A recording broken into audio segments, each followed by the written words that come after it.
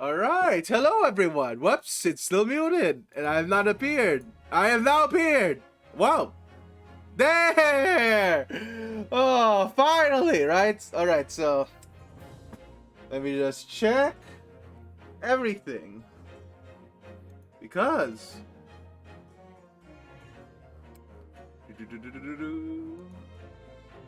in my stupor, I might have accidentally done something, you know? So let me see. Yes, alright. I think everything's set up. Everything is set up. Very nice. Oh my god. I have, I'm not not really at my best today. I have a very slight headache, but we'll make it work. So, press any key. What case? Wait, what? No crowds today? What are you talking about, Uber Dragon? But hello there. Welcome to the stream. Oh shoot. Alright, so third case. Holy fuck. I'm getting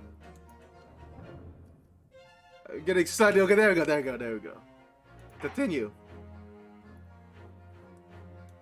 Just miss crowds, it's all understandable. Alright, episode 3 has to do something with this carriage thingy.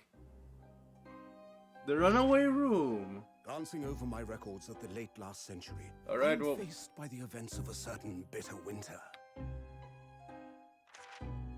A murder in a carriage as it sped through dense London fog in the dead of night. Interesting. Though the victim and the perpetrator were the only ones inside, there were multiple witnesses to the crime itself. However, none could have imagined at the time that such a seemingly obvious case as this would end in such a horrendous manner. My friend, Mr. Herlock Sholmes, once said of the incident, I believe that perhaps that case was indeed the prelude.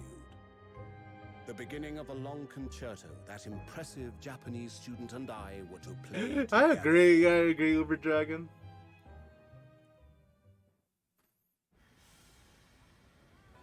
Holy crap. I'm not used to having animated sequences like this. Amazing. Is this really just a railway station? Railway station or not, I've never seen such an enormous building before. And look at all the steam locomotives. This country is incredible. Actually, you're right, Uber Dragon. It is like playing Layton. I wonder if I should replay the Layton games on stream. Maybe someday, right? Like, maybe I've forgotten enough of it so that it's fresh.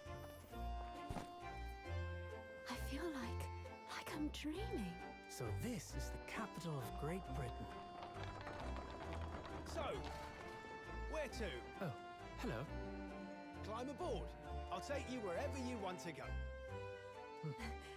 In that case, the Supreme Court in Whitehall, if you wouldn't mind. My pleasure. I suppose you're visiting students from abroad, eh? Yes. Thought so. Well then, I hope you enjoy your stay. And welcome to the centre of the world, Great Britain's mighty capital, London. Yeah, woo, London! Fucking yeah! And I can see that, Uber Dragon. I can see it being inspired. 18th February, 9:21 a.m., British Supreme Court. Lord Chief Justice's office. Got a suit of armor. Yeah, wow, there's fucking, you see, in London, every setting has massive gears everywhere. can't have a building without those. See, it's like instead of yeah, you can't have a building without these fucking massive gears. It's just impossible. They probably put these before they lay the fucking concrete.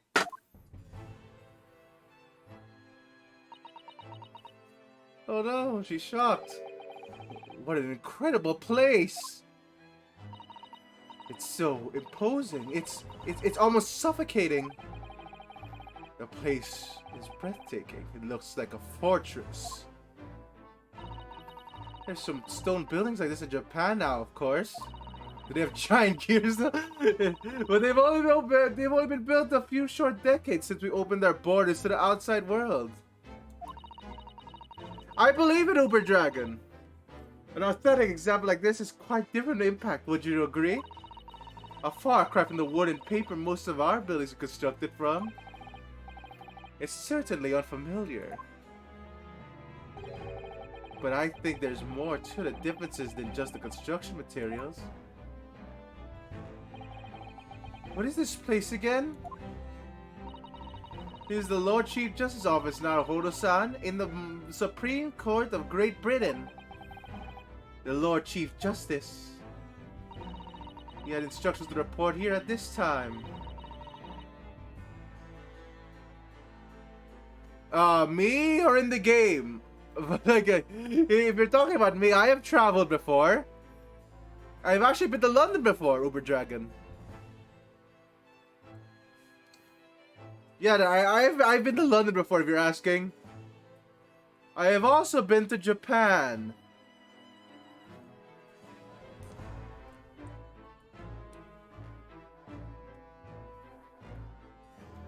Yeah, I've got the chance to travel.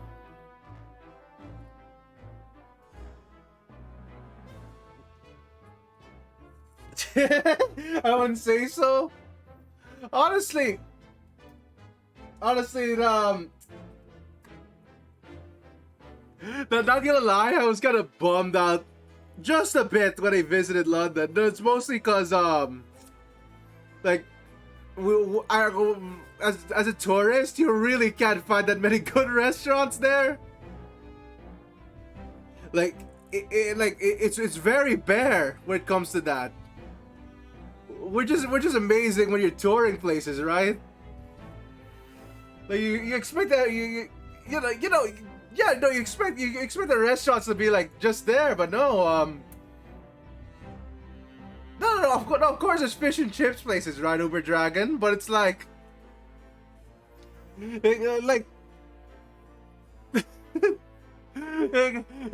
it's just really sparse is all. Like I think we need to search for about 3 hours before finding a suitable restaurant, and that was really unlucky. Yeah. He was supposed to let the Lord Chief Justice know when we arrived in Japan, but Kazuma can't. No. So instead, we're here in a different capacity, as envoys to report the news of Kazama-san's death. Yes. And having delivered his or her message, the envoy's duty is done. So we had to return to Japan. If we want to remain in here in Great Britain, I have to take Kazuma's place as a law student selected for the study tour.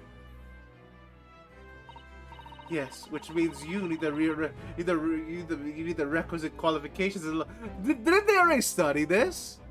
They're gonna be like, I'm going to put your brain to a blender, Naruhodo-san. Fucking study this book.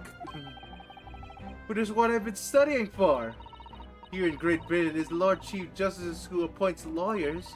So that's the second reason why we're here, to have you officially recognized as a lawyer. It's the only way that I'll be able to remain here in London. Okay, so any bets on what Chief Justice is gonna look like? Is he gonna look like the judge? Maybe. I hope I'm up to the scratch. Oh, good morning. Sorry for keeping you. Oh no! Wow, that's totally wrong. Oh, I trust you aren't too exhausted after your for a long voyage from Japan. You know, this guy's definitely not evil. Look at that. He has the fucking tri-beard. fucking, fucking anyone with this style, like, it kind of seems to be evil. And I trust you aren't too exhausted after your long voyage from Japan. Howdy, Mookie. We just started. Welcome to the stream. Sure thing. With your 50 breads, there's someone hungry, look. Level 1! Oh my god. Alright. Alright, it seems I am 1 hour, 12 minutes, and 47 seconds late. My apologies. Shit, wow, the biggest sin of all, being late. Oh, no, don't mention it. We're never happier when we're standing around with nothing much to do. How fortunate. So, introductions. I am Mael Strongheart, Lord Chief Justice of the British Empire. Ugh, and I feel a little mouse under an elephant's foot. I don't know, I feel like a little mouse under an elephant's foot. Come on, Mr. Naruhodo, don't be a mouse. What the fuck, Susanoo? Oh, are you a mind reader? Oh, it's an honor to meet you. There's a... I mean, you can be a bad guy and own a charity, Uber Dragon. That's a fucking Lex Luthor type character. It is an honor to meet you, Lord Chief Justice Strongheart. I am Ryunosuke Naruhodo from the Empire of Japan. Well, Mr. Naruhodo, welcome to London, the capital of the glorious British Empire. Ah, yes, thank you. Yeah, no, okay. Oh, you cannot move. I've you in my steel gaze. As long as you are here, you are made of stone. Wait, I can't examine stuff either. Yeah, no, you're made of stone, Naruhodo. You cannot escape me.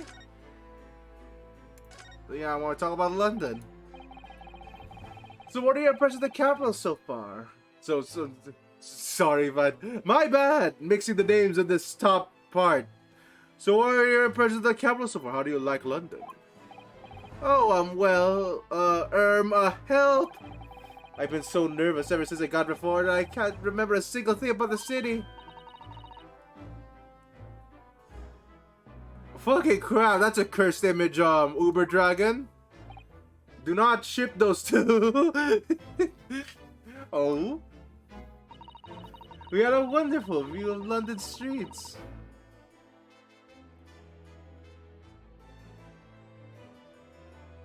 I never knew that, Mookie.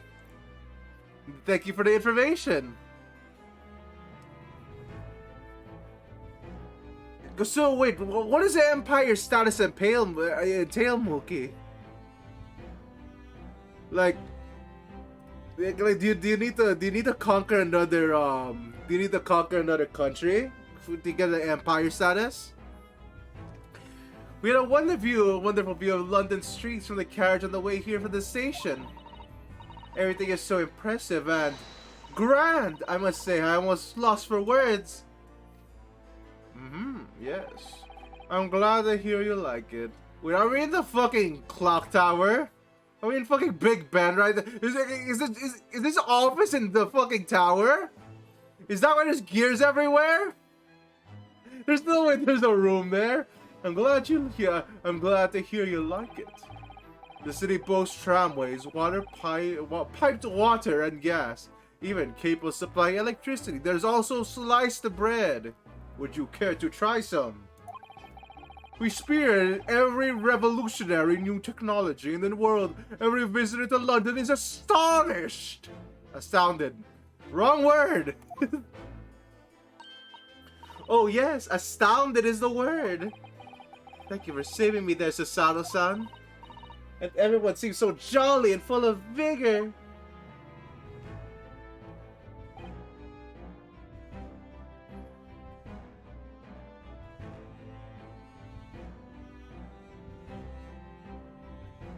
Ah, okay, I see now. Alright. I get the gist now. Yes. There's much excitement at the upcoming great exhibition we will be hosting here in London. Great exhibition? I thought it was gonna fucking hit us with that cane for a second there. Cultural and technological achievements from around the globe are exhibited here in our great city. It will be the greatest spectacle in the of its kind in history, and will make Paris' World Fair look like a toy shop. Oh, gosh, I can hardly imagine how magnificent it's going to be. Oh wow, yeah, no, this guy's definitely not evil. Fuck me. Great Britain's capital city is nothing but a magnificent lord. London is the center of the modern world. Congrats, Strongheart. Take it easy. If you do say so yourself. The sun will never set on our great empire. Yeah, sure thing, buddy. Perhaps it is fate that in these progressive times we welcome visitors from the land of the rising sun. Okay. Alright, so let's ask if we can actually stay in London. I mean, shit. Maybe we get the alternate ending where Naruhodo's just like, oh well, we can't convince this guy that we can stay. Fuck off, I guess. Back to the ship. It's like we have to be a lawyer in Japan. That does sound familiar, Uber Dragon. Lord Chief Justice? I think you were expecting a student of the law for this study tour, weren't you? Yeah, absolutely. Mr. Kazuma Asogi, if memory serves. That's right. The British government has been telegraphed a full report on the situation. I understand the young man has lost his life aboard the steamship bound for our shores. That's amazing. This news reached him before we even arrived. My country naturally extends its deepest condolences to yours. Oh, thank you. And you're honored of his appointment specifically to inform me of the news.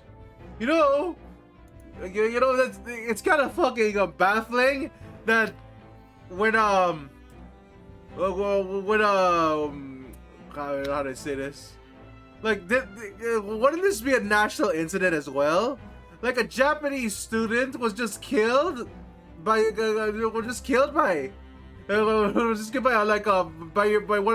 of your steamships, right? Like, yeah, isn't that kind of bad? In the first case, the British professor was killed in our country. I guess technically the ship didn't land, so it's not that bad in a sense. Like, oh, don't worry, we're not gonna have much of a tizzy over this. Yeah, no, Strongheart here can just say sorry about it. It's like, oh, well, I guess everything's fine. And you honored his appointment specifically to inform me of the news. Yes. I don't know if the incidents balance out. I mean, shit. That girl hasn't been arrested yet. Keep in mind, she's going to be tried in her own court.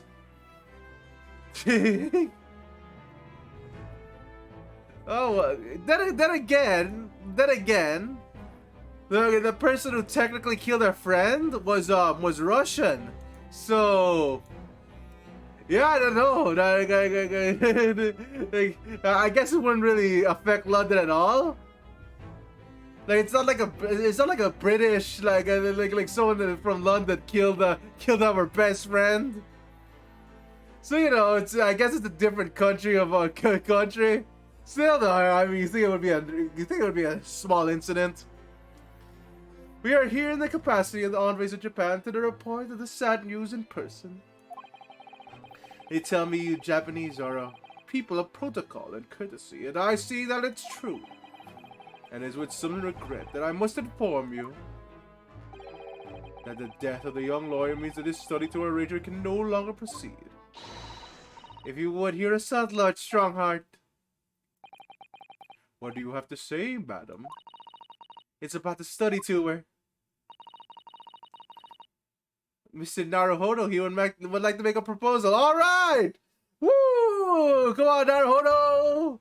You're not a mouse in the elephant's foot anymore. You can do it. Would he now? Well, Mr. Naruhodo. Yeah, Mr. Naruhodo. Come on, here. Come on, put on your big boy pants. This is it then. The moment of truth. Oh! Here we go. Continuing the study tour. The thing is, Lord Justice, Lord Strongheart. Look, I was wondering if perhaps you could consider allowing the study tour to go ahead. Don't misunderstand me. Britain would ideally like to see the tour go ahead. But without a lawyer from your country, there is nothing to be done. Well, in that case, what if there was someone else? Another lawyer from Japan, I mean. Oh, you piqued my interest, young man. I shall hit you with this cane. Is there something I don't know? Yeah, Naruhodo. Yes, being really suggestive in that. Only a single lawyer was invited to the Great Britain from our country. So, from your country. Imagine importing students from London into London. That would be stupid. And that was Mr. Osogi. At least that was what I've been led to understand. Well, the thing is, this really isn't going well at all. I just can't seem to find out the right words to say this. The citizens, man. Fucking crap. Can't say words today. Mr. Naruhodo. I could ruin things here if I'm not careful. What am I gonna say? Remember, Ryunosuke, you need to show evidence. Show evidence that you're a lawyer. Do you have a lawyer's badge? Do you have a lawyer's? I don't think so. Show him your armband.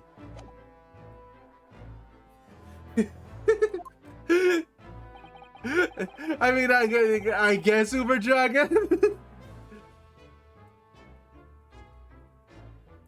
You know what, Mrs. Sato, I would think again, Mrs. Sato seems to be way more capable than us.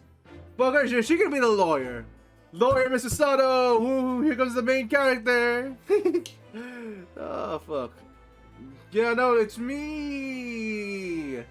Well, I'm not even sure what I was gonna say to this. Yeah, it's me! It's me! Fucking Mr. Justice!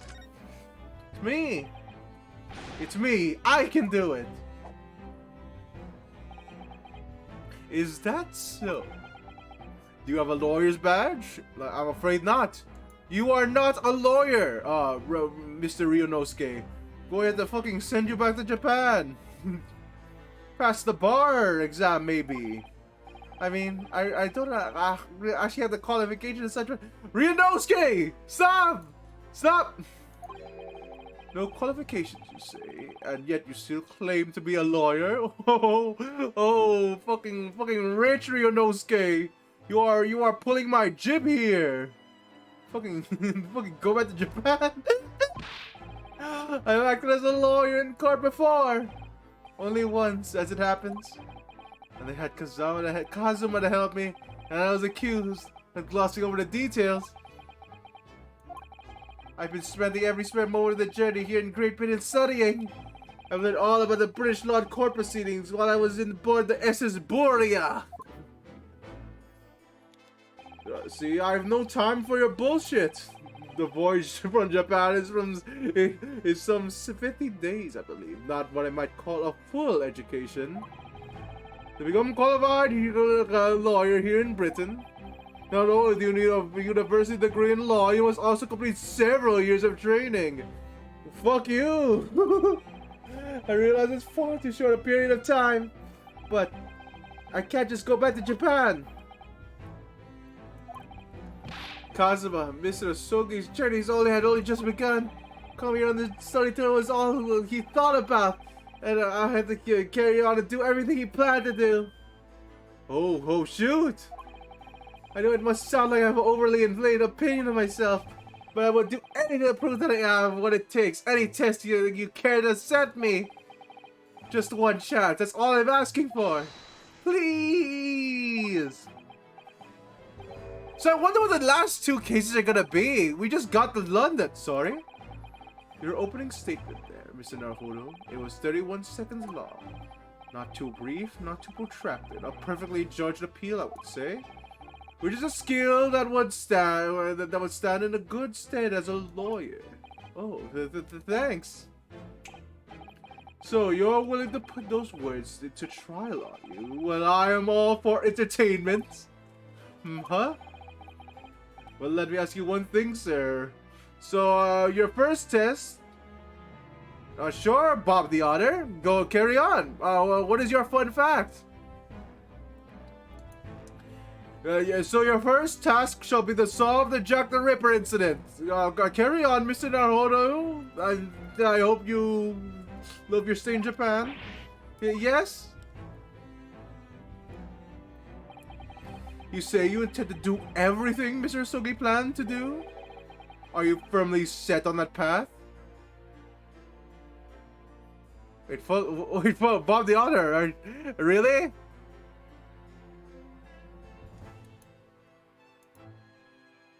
Because, I'm actually curious about that now. Well, welcome, Bob the Otter. Welcome to the stream. Are you firmly set on that path? Well, yes, that's my intention. I see. Am I imagining things? Or did his expression just alter a fraction there of all of a sudden? Very well. You have your wish. I'll give you a chance. You shall be my lawyer. I have murdered someone. You shall prove me innocent, or you shall go back to Japan. Attempts to become a specially certified lawyer. Whether you pass or fail is entirely down to you. Really? Alright, what's the test? So, what form of test will we take? Will the test take exactly? Tell me, Mr. Naruhodo, what do you consider the role of a lawyer to be? Well, defending people, of course. Well said. So, let's have you defend someone. No, what Naruhodo should have said? He should have said, I like prosecuting people. And this would have been way easier. He was like, yeah, look, I can be a lawyer now. Look, they're practically forging the evidence for me. So let's have you defend someone, huh?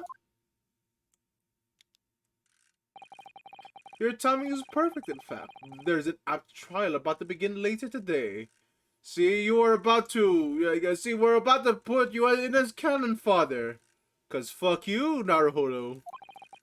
No advocate has been appointed for the defense as of yet, so this will be welcome news. You see, can you imagine defending yourself? Such a barbaric practice. No one would defend themselves in court.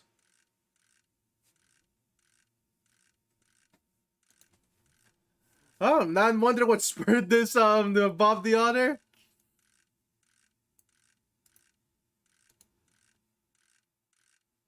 Holy crap. Huh. Well.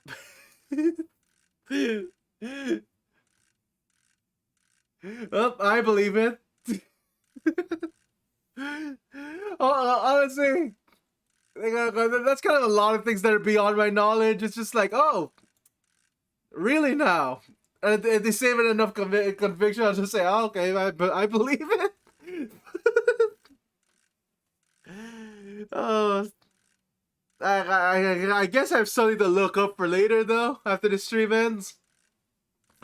No advocate has been appointed for the defense as of yet, so this will be welcome news. Today? Straight away?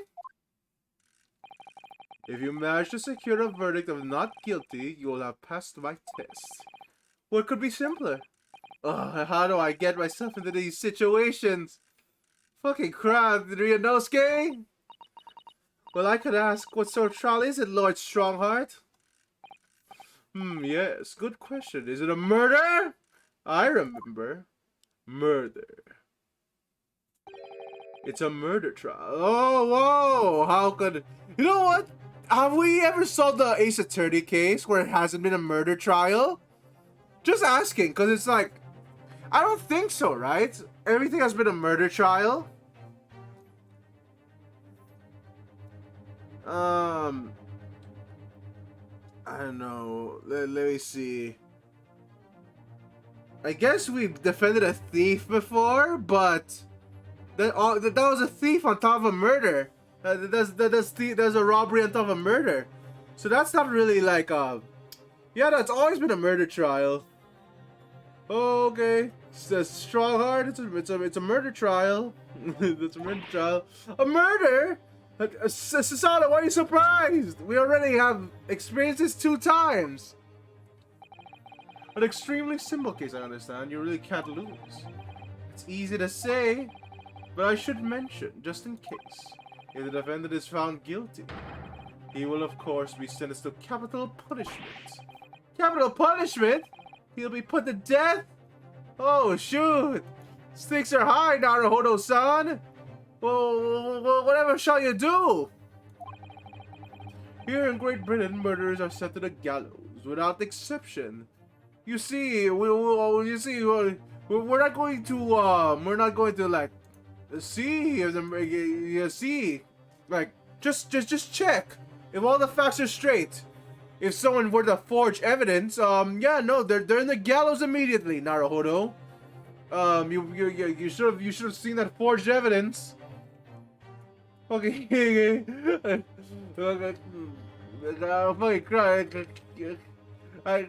I guess in Japan they're like I don't think Japanese have that, right? Where it's like they don't have put to death, I think. Unless I'm mistaken.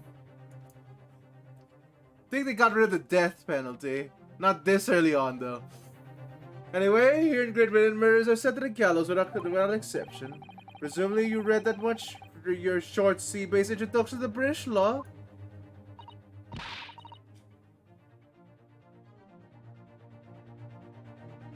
Oh, Darren, you bought the honor. I have played both versions of Minecraft. We would be toying with a man's life. I am Lord Chief Justice, and I decided it's acceptable. But you can't do that, can you?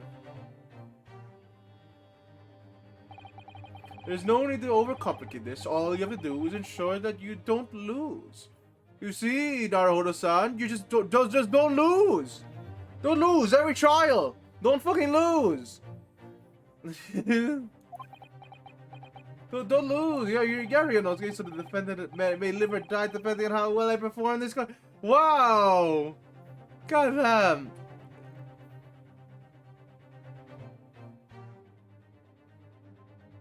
Oh, that I didn't know, cause yeah, I don't play servers.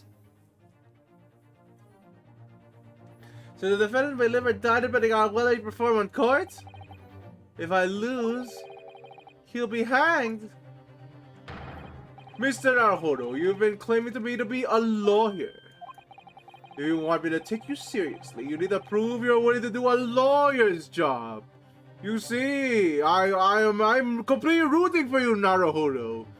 Naruhodo-san, you shall be my scapegoat. You should be my pawn in this situation. You a complete newbie. Shall be. Who's gonna be our enemy? Is he gonna be another version of Pain? Is British Pain gonna be here? British Mr. Pain? Maybe with a full set of hair? And you say you intend to see through the will of your compatriot, Mr. I'm sorry. And you say you intend to see through the will of your compatriot, Mr. Asogi. I would like to understand just how far you're willing to go in order to make that happen. He's testing my resolve. What's the matter? You've fallen silent. Don't tell me there's the will of your resolve. I'm sorry, but the time is pressing. The trial begins shortly, and I need an answer from you now. What's it to be? Well, shit. I mean, you gotta accept that. What do I say? Do I agree? Yeah, no, fucking agree. I'll do it. Look, what do you take me for? Some kind of puss? Alright then, I've gotten to give you a decision now. I can't do it. I can't get the words out. Do it, really. 15 seconds. Your decision making needs work if you want to be a lawyer. That was way too slow. So, it's as I suspected, is it? Sorry? You have the noble intentions, but lack the resolve to see them through. Do it! The test is cancelled. Thank you for stopping by. Away with you! We'll go and acquire your tickets for the passage back to East tomorrow. This conversation is over. Oh, wow! Yeah, no, glad to hear it. I think I mentioned that in another stream, Bob the Otter. God, if it didn't heal after a fucking week, I wouldn't know, yeah, you would definitely need that check. Yes, Lord Strawheart. Thank you for offering me a chance. Mr. Naruhodo, I'm sorry, Mr. Sato, but what can I do? It's alright, I understand. You do? It's not easy decision to choose whether to defend a man in these circumstances. For resolve has absolutely nothing to do with it. What are you trying to say, madam? I think what Mr. Sato means is that no matter how bad I'd like to be recognized as a lawyer to stay here in Great Britain, to risk another man's life by treating his one and only chance of a trial so trivially would be utterly unforgivable, and I feel exactly the same way. And I'm sure the defendant won't see this trial as a test, as some kind of experiment. Oh, I misjudged you. You have balls after all, Mr. Naruhodo. A lawyer may fight for his clients in the court day after day, but for each one of those clients, the particular day they stand in the dock may be the only chance they have to fight to prove their innocence. No, I was wrong. I'm not qualified to be that job yet. I'm sorry for wasting your precious time, Lord Chief Justice. Wait, Mr. Naruhodo? Oh, whoa, no, was it something else? Well, fucking Lord Justice is gonna... It's approximately 20 minutes by carriage to the Old Bailey. If you leave immediately, you should still be there in time. But I just said that I was quite serious in what I told you. The defendant in this case has literally no one to advocate for him. You wanted to defend himself, Mr. Naruhodo? What? At this point, he can't hope to find someone to represent him. The trial will begin without a defense. And if that happens, there's only one possible outcome. He'll receive the most severe sentence the judge can pass down. Wait, what? He can't even defend himself? Oh, shit! Oh, shit! Well, that's awful! Well, that is the truth. Why does it have to be like this? Please don't expect the answer to every question. The cold, hard truth of the matter is that there's only one person now with a chance to save this man from a very miserable end. Ah, he had a gauze. Okay. And that is you, Naruhodo. And really his only hope? So, what do you say now, madam? Me? What do you mean, Lord Strongheart? You said it was an easy decision to choose whether to defend the man in these circumstances. And I agree. But my estimation is purely and simply a matter of resolve. Oh. My time is up here. I have a meeting to attend. I was leaving 2 minutes and 16 seconds. So, venture into our great city and enjoy yourselves. Yes. Yes, enjoy yourselves. Do not mind the trial. He's gone. The Old Bailey. Oh God, here it comes! Here it comes! Fucking crap though. Like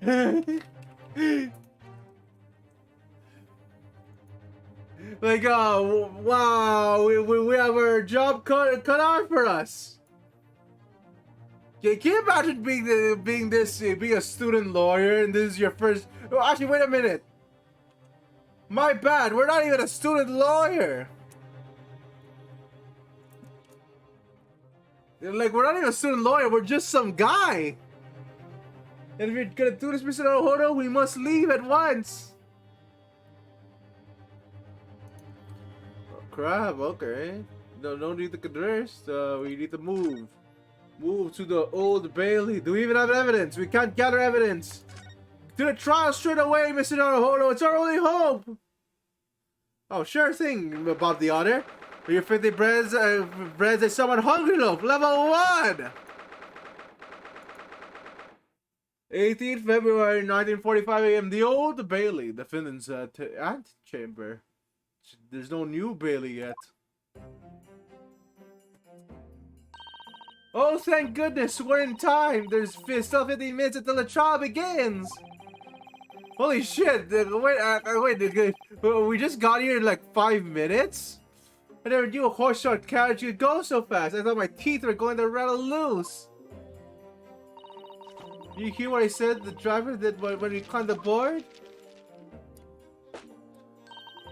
Get us to our destination in 5 minutes, driver, and there's a guinea in it for you. Okay, so I'm confused. What's a guinea? I know what a guinea pig is, but I don't know what a guinea means in this context. I guess I'll Google that.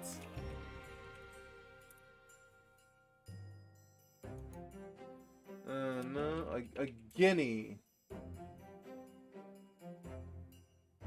Okay, good. So, so it's a sum. It's a sum of like 1.05. Why is that? That's really specific. Holy shit. Okay. Sure. So that's what a guinea is. Alright. It's one of the favorite lines from Herlock Sholmes stories, and it worked quite perfectly. I'm sure why you're so pleased. I thought we were going to die, and we had to pay gold for the privilege. Well, at least we arrived before the trial started. Yes, I suppose there's that.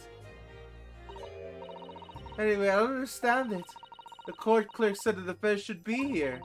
I mean, what's it gonna... Oh, alright, here comes British Larry Butts.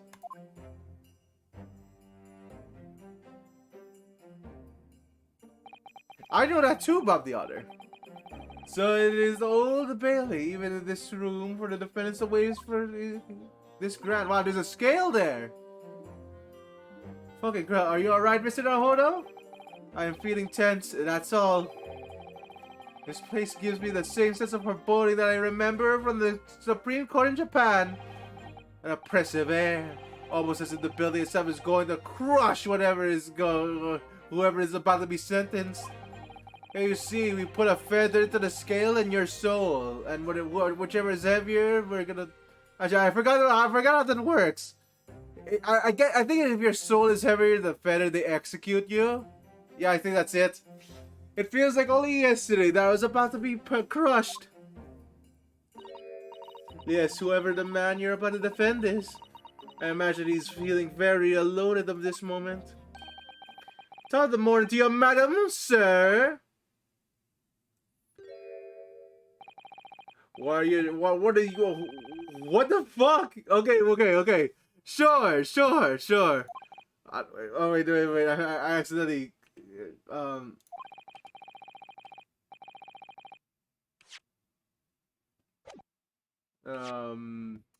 Okay. A preserver. Yes, sir. Top of the morning, dear madam, sir. What are yous doing following me here? Things are fair disparate, are they? For fucking crap. God, what the fuck? Limited life? What do you mean? Bob the Otter. Would you look at the expressionless faces from the east, are yous? It's fucking crap. They really typed it out this way. We're from Japan, yes? Ah, Japan, Japan, is it? Right, say no more. So, how much yous need?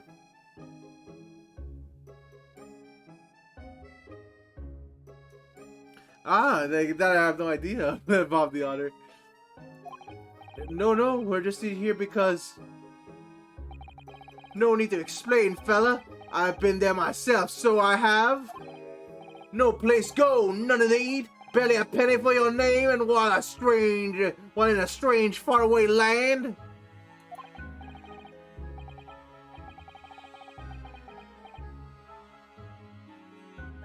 Oh sure. Welcome, Devil Plated. Thank you for the sub.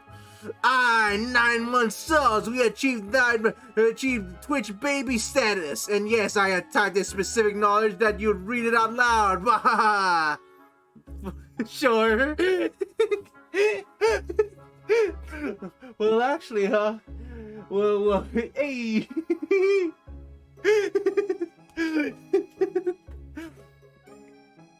Well, actually, we haven't found a place to stay yet, no?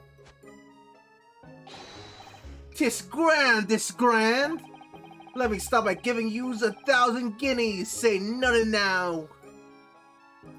Why is it typed this way? Well, what are you going for?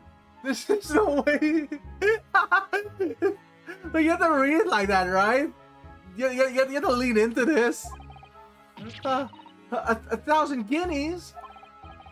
Please, Mrs. Sato, you don't have to shout.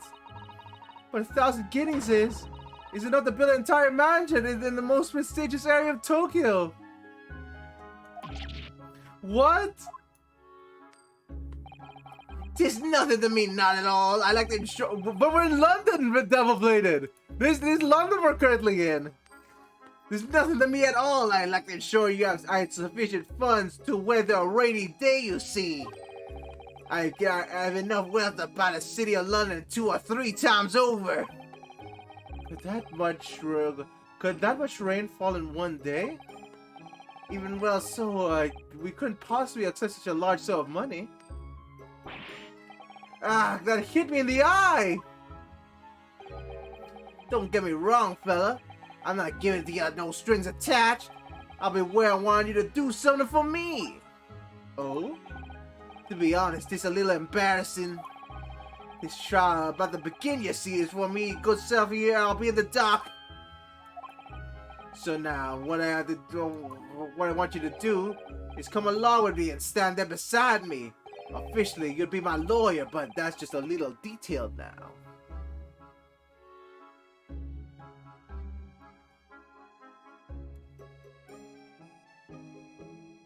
The Bad Boys Bread Bridge? Ah, the 4 B's. B4C. Oh. Well, the thing is... Don't worry about a thing. All you have to do is stand up there next to me. Nothing more. Otherwise, you see, the trial is going to start without me having any kind of representation at all. So it was true. The Lord Chief Justice wasn't just making it all up. I'm terribly sorry to have asked, but does that mean you're the defendant in this trial? You're the defendant in this trial? Plus, in places, do yous not know who I am? I mean, me, one of London's biggest names? You think someone from London would talk like this? You talk like this? I'm talking like Joey fucking Wheeler over here? Using my fucking Joey Wheeler impression. No, sorry. We've only just arrived in the city, you see. I see. I suppose it isn't altogether impossible. Well, just next to Hyde Park, there in the center of London, is another beautiful park. Sorry, a park? What? It's called McGilded Park, full of blossoming flowers in the spring and singing birds and whatnot. I donated to the city, so I did. An entire park in central London? A city of smiles, that's my vision for London. There's nothing Magnus McGilded wouldn't do for the city in this quarry. Quarry of old... Well, how do you fucking read it? Quare? Oh my fucking god, what does quare mean? Remarkable or strange? A queer fellow.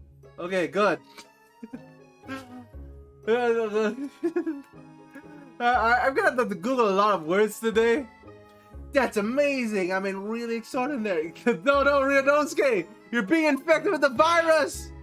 But now they have the gall to say I'm a good-for-nothing criminal. Me, Magnus McGilded. What is the matter with the London police, I ask you?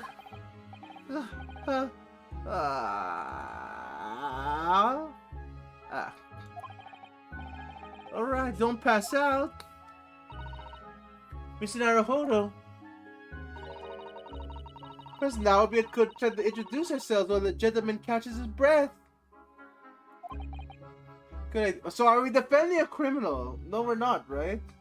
This guy seems pretty shady. Like, he just tried to bribe us, but like, yeah, I don't know. Oh wow, Bridge 5C. Bob the Honor. So, let me see. Yeah, this guy seems pretty fucking 5B. Something seems really odd about this guy.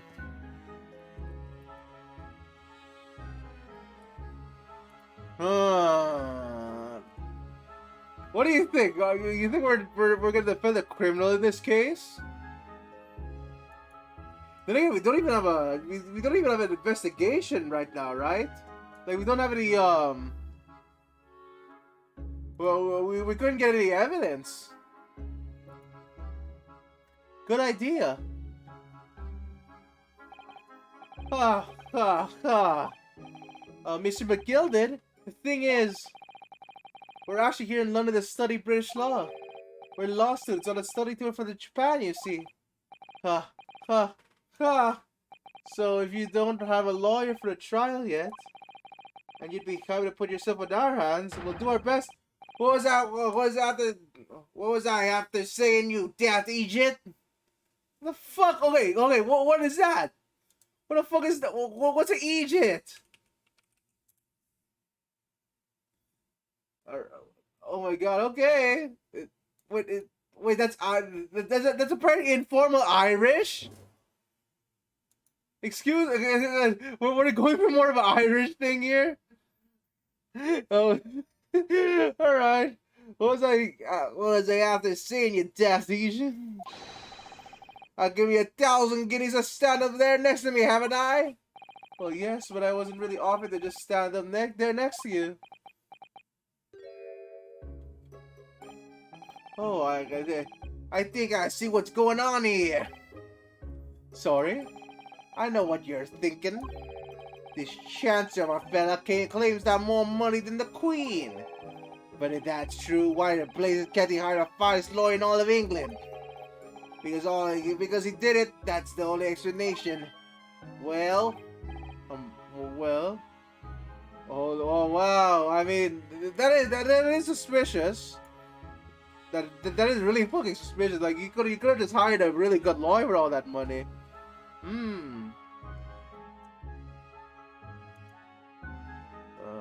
Sure, exactly. That's exactly what I was thinking. Mister. Yes, exactly. What now? Well, like you said, if you have all that money, but you don't have anyone to represent you in court, there's no other logical conclusion that you're the guilty of the charges.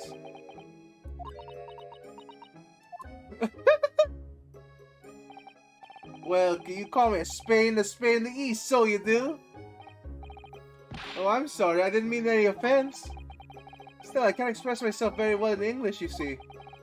And I'm not sure what's acceptable to say and what isn't, so... I mean, he just called you an Egypt, so... He's calling you an idiot.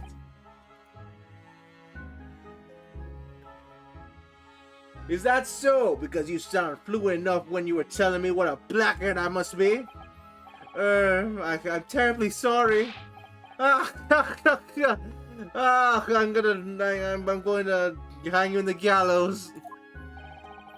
Can't say that I blame you for thinking it, fella. It is a little strange, to be honest. Why you don't have a lawyer? I mean, that would be the fault of the Reaper. Sorry, did he just say the wait the Reaper? All right, what's he gonna talk about? What's McGinnis gonna talk about? Sorry, McGilded. The Grim Reaper of the Bailey, Lord Baroque Van Zykes. He's the prosecutor. The prosecutor. Wait, what? Oh, whoa! How cool is this guy gonna fucking look? How cool is how cool is this Barry gonna look? I need a good design here. When Zach stands for the prosecution, they call the accused his sacrificial lambs. You see, he often does the tombstone pile driver to them, and to this day, in every single trial in which he stands, in which he's been the prosecutor, the accused has been damned. What? So it's reached a desperate situation. It's reached a desperate situation where there's no one willing to stand in defense against the fella at all. You could say he's a living legend of the Old Bailey. Goodness, Lord Baroque Van Zykes? He must be an exceptionally talented prosecutor then. Oh yeah, looks like your talent isn't the word you're looking for, madam. It's cursed. Cursed? What on earth? Dude, this fucker better look like have a great design to him. Fucking swear. And the defendant is summoned and his counsel. Please make your way to the courtroom. The trial is about to begin. Right 5. Holy crap, Bob the Honor. They're just trying to use all the bread related puns, are they? Oh, 'tis Tom. Well then, fella, don't let me down. But I don't know anything about the case. You haven't told me what happened. Until you showed your face here. I made me up my hand, so I had. Sorry? I decided I'd have to defend myself in there. How would that have been worked? You see, I have a ton of money, so it's useless to try me for murder. Fuck you. Get out of my face. But then you made an appearance at the student of the law, wouldn't you know? This no accident, I can assure you of that. This fate. So don't get cold feet now, please. Oh, see, I'm a gilded. I literally know nothing about the case or about this man who stands accused.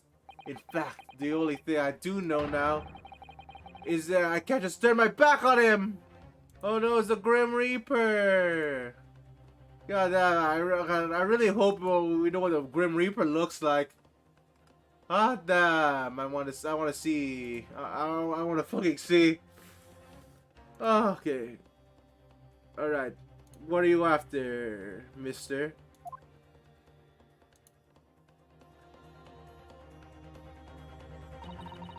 Mr. Naruhodo.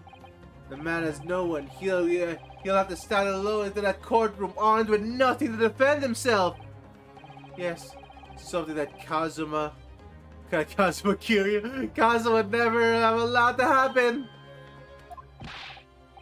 Counsel for the defense, what are you doing? What are you doing? If you're late to stand the trial, you'll lose your right to stand. Get in here! Get in here, Naruhodo! I'll be right there. It's happening then. My first trial in the British courts. I hope you're watching over me, Kazuma. Because I have no idea how I'm going to manage this! Ah!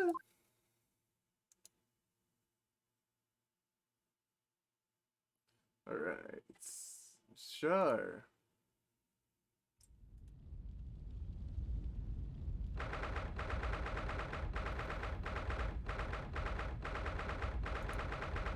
Okay, it's 10 a.m. The Old Bailey courtroom. Come on here. They even have these fucking skills. Are we in a church? Where's stained glass windows here? Okay, here we go. So this is the highest court in the Great Britain. The Old Bailey. Centuries of history in this place. It's palpable, isn't it? It's so different than the Supreme Court in Japan. It feels both imposing, serene at the same time. The atmosphere almost makes words redundant. Whatever the country, determining a person's guilt or innocence is always a solemn affair. Alright, what's the Grim Reaper look like? May I say something, Mr. Naruhodo? Oh yes, what?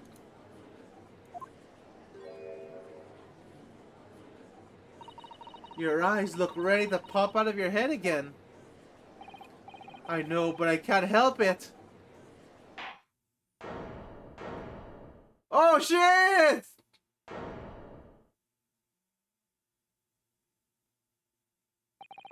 In the name of Her Majesty the Queen, I hereby declare this court to be in session. We are here today to deliver the guilt or innocence of Mr. Magnus McGilded. I now call upon the counsel of the prosecution and the defense to declare their willingness to proceed. Fucking crap! Well, you're really going for the fucking vampire look here. The prosecution is fully prepared.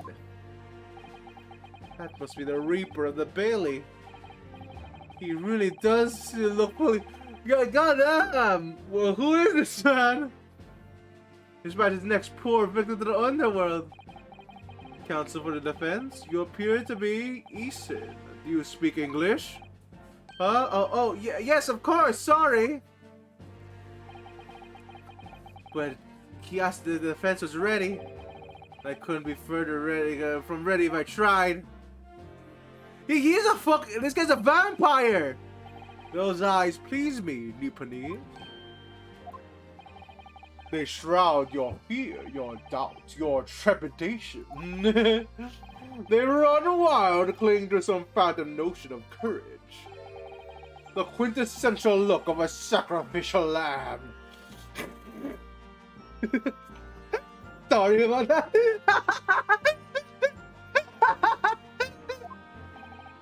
Oh, a cold shiver just ran down my spine all the way to the tips of my toes. Now, Mr. McGilded. Yes, my lord? You stand accused of murder, a capital offense. You could be sent to the gallows if found guilty. Are you quite sure you wish to entrust your defense to this foreigner? As I always said, my lord, this is a grand opening thing, giving opportunities to the young. It doesn't come there, but you and the fella is a student from some little island off in the Far East. It is not a British way to ignore the dangers of the East self and give those less fortunate a fair chance. Fuck, I forgot. I can't do it anymore. I like to think that the accent shit were into the greatest British empire.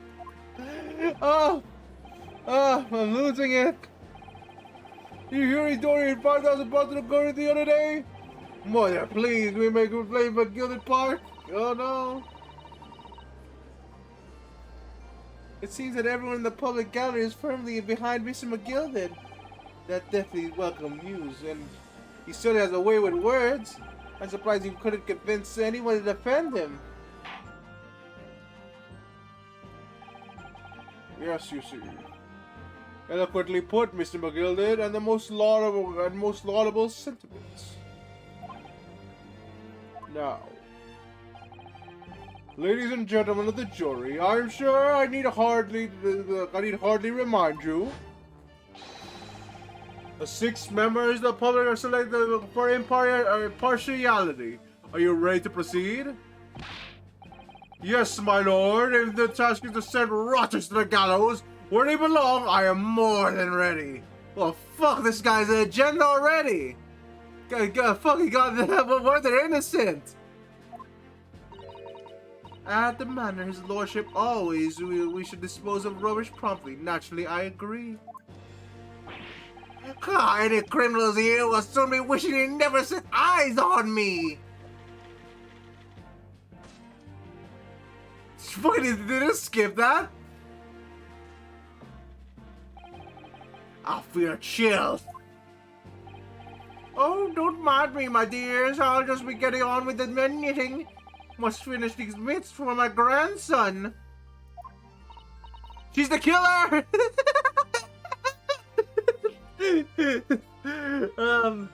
Mr. Harold, those people are... The jury, yes. That's something we don't have in Japan yet. That's right, I've only ever read about it. But here in Great Britain, the court's final verdict depends on the opinions of the 6 jurors. The judge passes sentence according to the law, but the jurors determine guilt based on common sense. So the defendant is ultimately judged from 2 completely different points of view. But how exactly did the jurors give their verdict? That I don't know, but it shall become clear as the trial progresses. Yes. Alright, here we go. I'm the judge. Prosecutor Van Zykes, definitely not a vampire. My lord. It's been a number of years since we've seen you here in the courtroom. I thought you'd renounce your fame. I know as a reaper of the Bailey, my lord. Infamy rather than the fame, I would say. But yes, 5 years have passed since I last spread my wings in this capacity.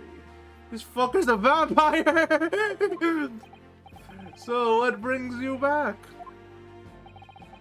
Is there some circumcision which court should be aware of? Are you ready to sink your fangs in another sacrificial lamb?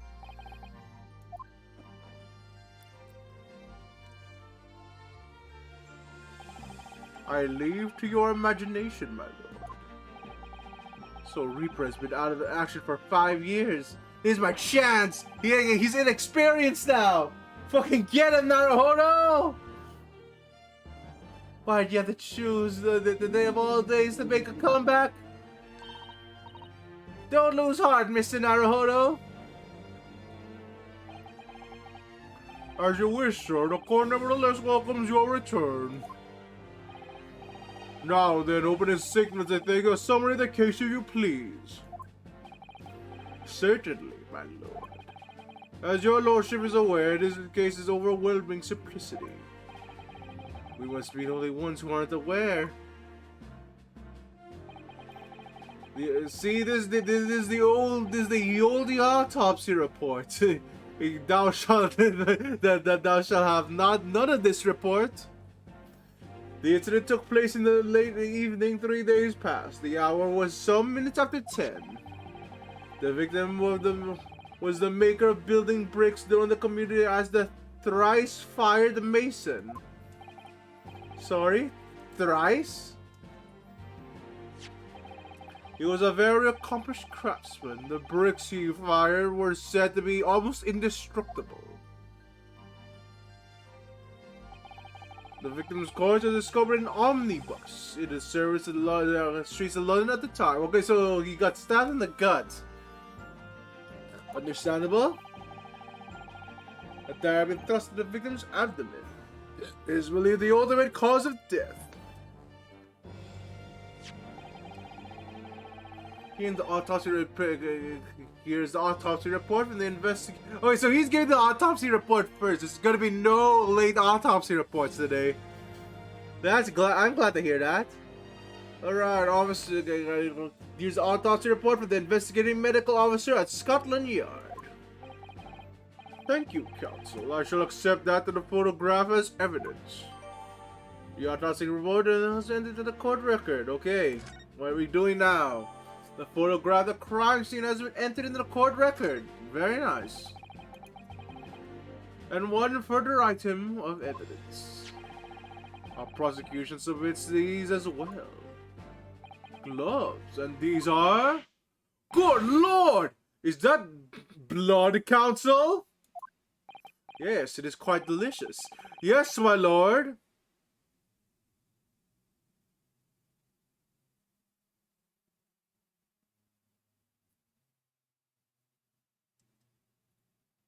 I mean, shit, Bob the Otter.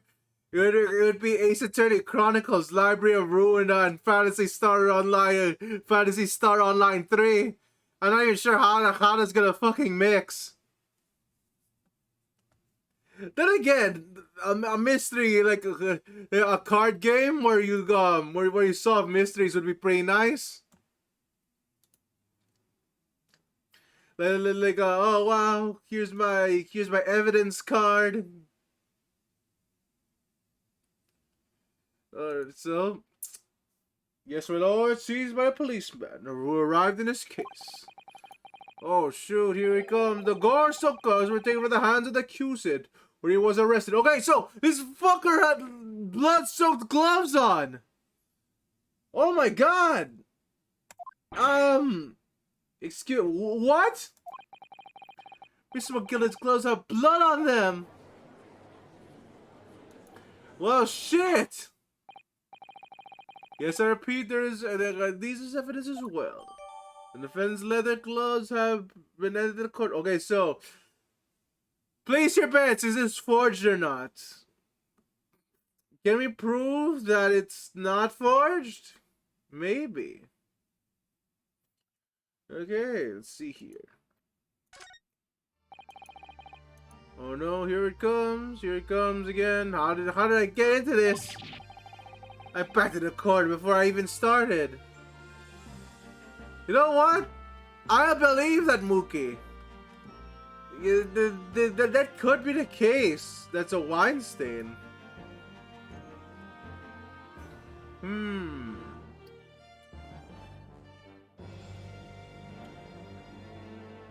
Okay.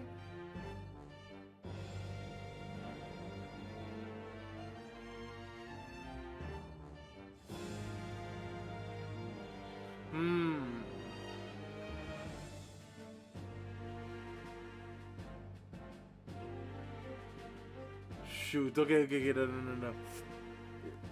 So, this might be the first case where there's fake evidence, I think. What am I gonna place my bet on? Bloodstain. Okay. There's gotta be something here. Continuing. According to the driver of the omnibus, there are only 2 passengers traveling inside his vehicle at the time. Only 2?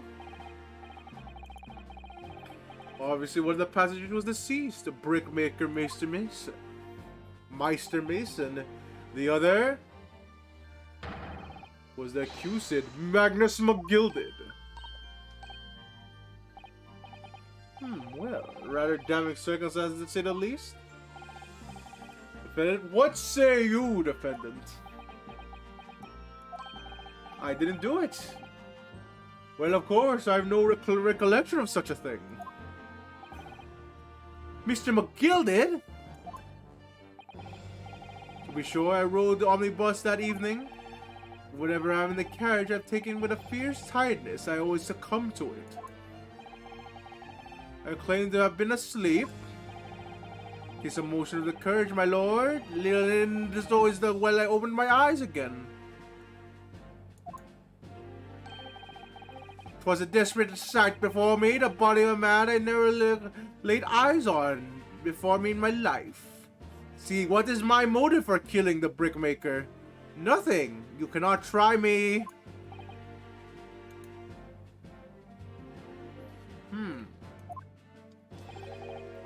Now I ask you, what a good-hearted soul would have rushed to help a felon bleeding from his stomach. Was that about worrying about me? The gloves now was I reached out to give a man a hand. So the plot got the gloves and after the man had been killed. Unfortunately, that stay with the driver is only the beginning. What? That's not all of it? There were multiple. Okay, how many witnesses are there? The precise one in which the brickmaker was fairly stabbed. Oh shit, even Granny's in on this! Order! Order! Order! When killing took place, only the victim and the accused were inside the carriage.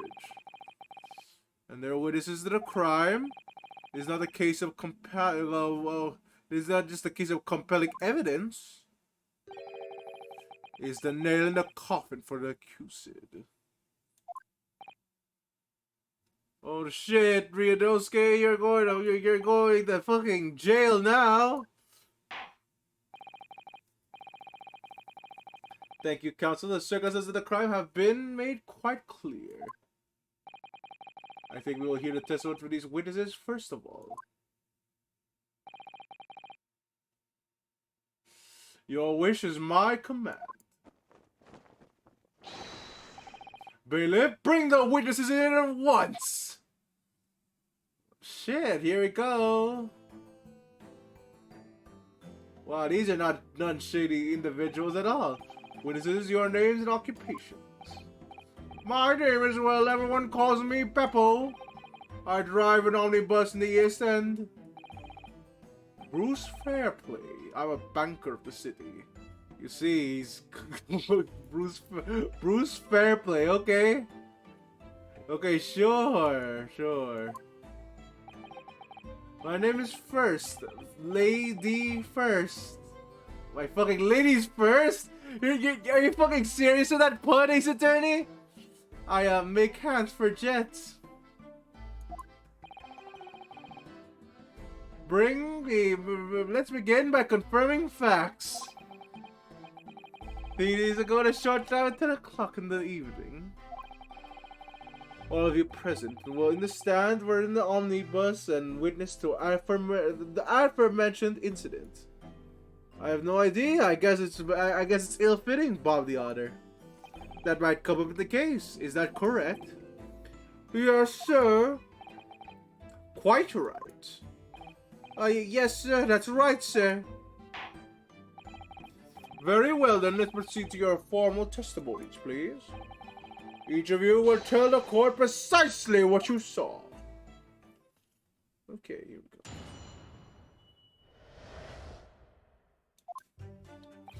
Oh wait, are we doing 3 witnesses at once? Holy shit! Okay. It was the last bus of the evening, so I had a few customers. I remember it well. The victim was a good man, a cursor of Killian, were sat next to each other inside the bus. Then out of the blue, the accused just reached over and plunged a knife right into his guts. Yeah, it was fucking scary. That's right, he stabbed him. I screamed, I did. I couldn't help it. As soon as I heard the scream, I stopped my bus and then I saw it too.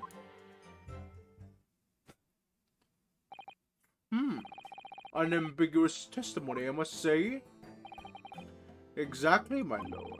These 2 men witnessed the incident of the omnibus with their own eyes. The wrong voice. Oh no, it's Naruhodo.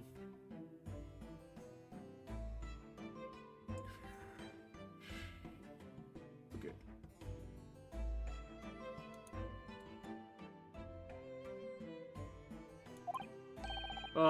I'd like to say a question if I may. Yes, counsel?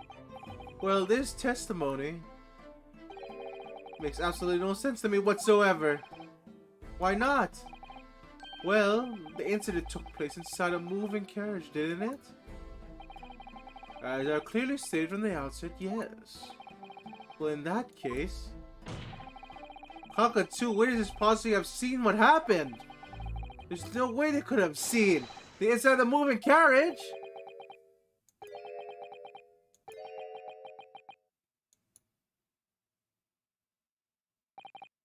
How? Quaint. I read that the civilization of the Eastern nations was a good century behind the road. But you're here in London yourself. Are you really so ignorant about omnibuses? Huh? Tell me, my Nipponese friend, have you even traveled in an omnibus? Well, no. Well, I only arrived in London this morning. No matter. I have arranged for us all to see for ourselves the actual scene of the crime. Then. What do you mean? Yeah, the actual scene? How? A carriage is on to be moved, after all. Presumably you understand that much. Yes. The only bus in which is bloody crime took place here today, in this very building. Here? What? The entire carriage? Bailiff? Bring it in here! Ram Naruhodo while you're at it! Yeah! Holy crap, if they managed to fit all this in the bill, that door must be huge! So that's the omnibus. The omnibus? The battle bus? I can't believe they could bring something so enormous in here. Great Britain's courtrooms are amazing. As you can see, the omnibus is pulled by 2 horses and they can carry up to 8 passengers.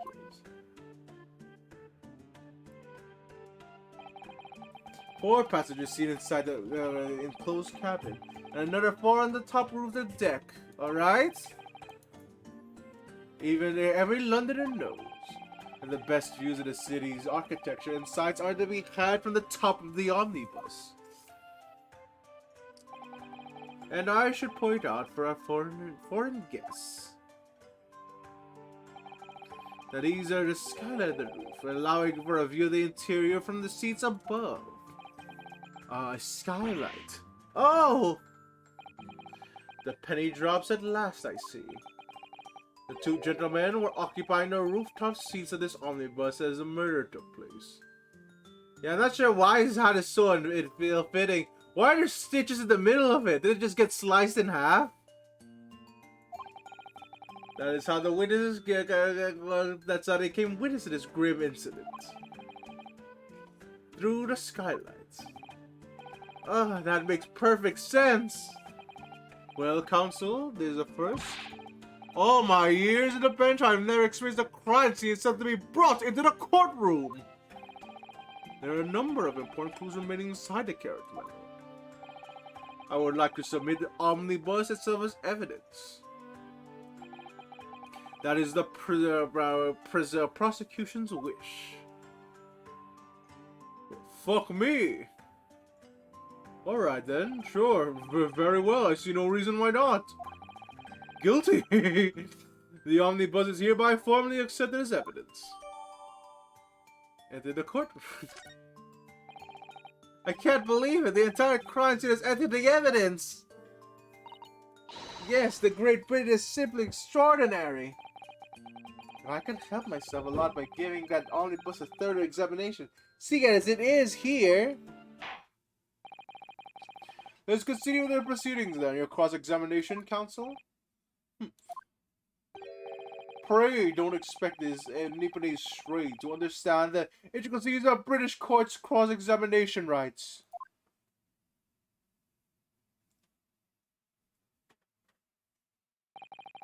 Alright, my first cross-examination, British court. Focus, Ryunosuke. Focus! Alright. Cross-examination. Let's go. Let's do this. What the witnesses saw. Oh dear, it was the last bus of the evening, so I had a few customers. I remember it well. Alright.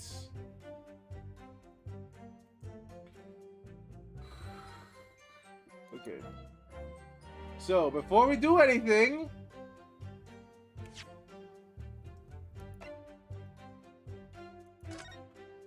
Alright. Oh, whoa, we can turn the bus around.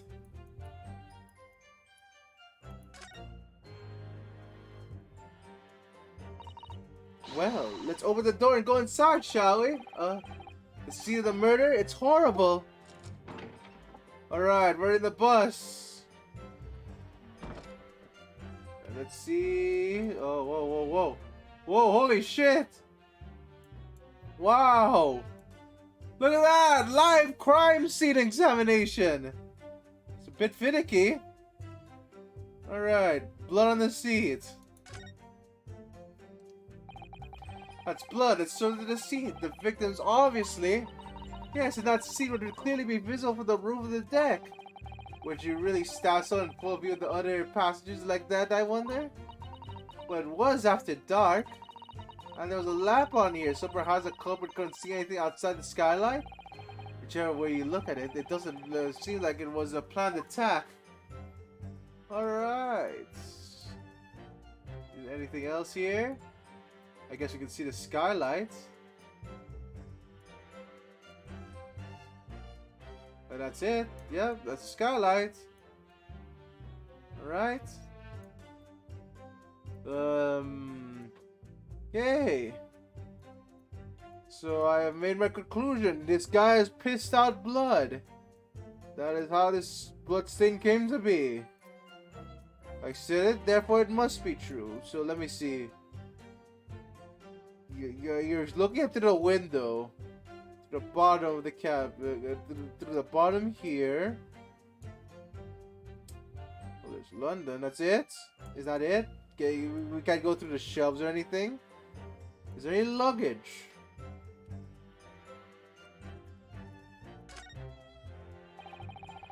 The sea handle, it seems. Oh, there we go, baby. Anything in this chest? Look at that. You look at that, a Vorpal sword. Well, how about that?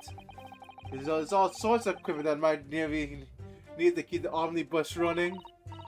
Feeding tubs, the tools to repair the wheels and blankets, horseshoeing tools.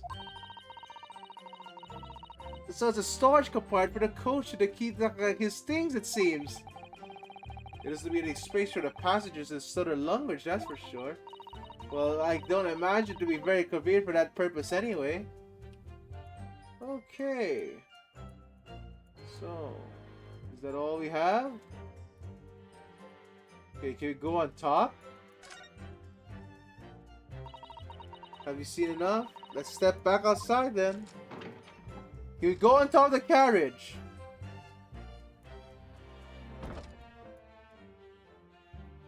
You check the undercarriage. Okay, no.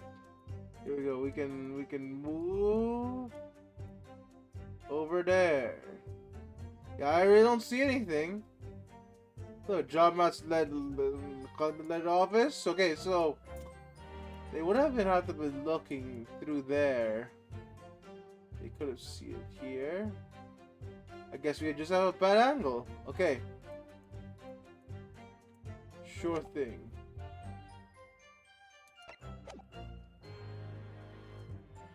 Alright, that's it. There was a bus evening last night. The victim and the man accused of killing him were sat next to each other inside the bus.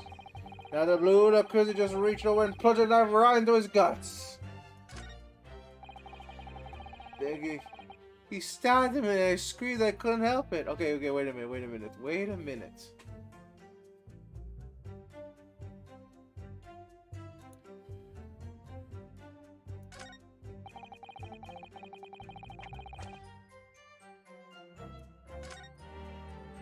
Okay, wait a minute. Alright, so when it happened, only 2 people in the closed cabin area were victims?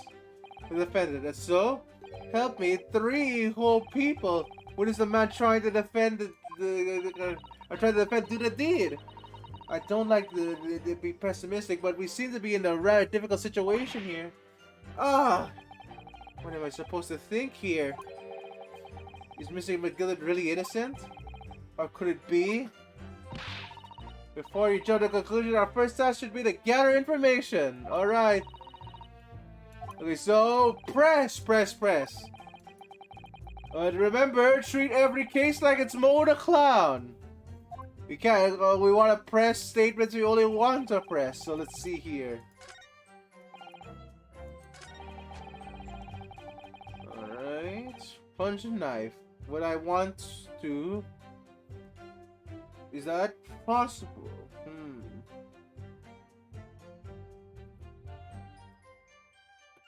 Alright. You know what?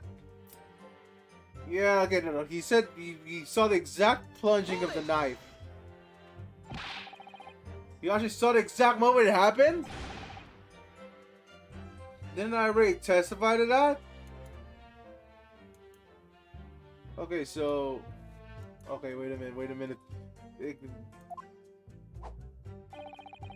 On a fair take over, a hard-working city packer is not considered trustworthy these days? Oh, no, I didn't mean that. is no good. I've really got to back this up. Perhaps you could tell us what you saw in a little more detail of that? My lord! Jury number 3? What is the meaning of this? My mind is made up, my lord. Completely and utterly made up. Made up about what? I don't like this. I don't like the stinking rich. Never have. They're always up to something other than they really should be. Every one of them. You know, the jury is supposed to be impartial. You clearly have a fucking agenda here. You can't do this. And that little leprechaun of a man is no exception. Well, he can't fool me. Oh shit. Quite the elaborate skill set. There's no point in wasting time listening anymore. That's my opinion on the matter anyway. This is precisely what I was about to say. Fuck that guy. Former of the jury, it is my duty to set a good example of my film. What the fuck? You can't keep doing this thing. Wow, this court system fucking sucks. We barely just started.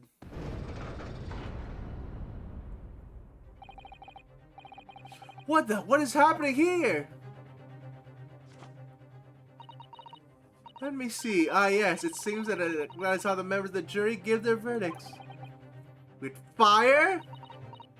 Apparently, yes. While for innocent, black fire for white for innocent, black for guilty. 6 members of the jury make up their minds about the case.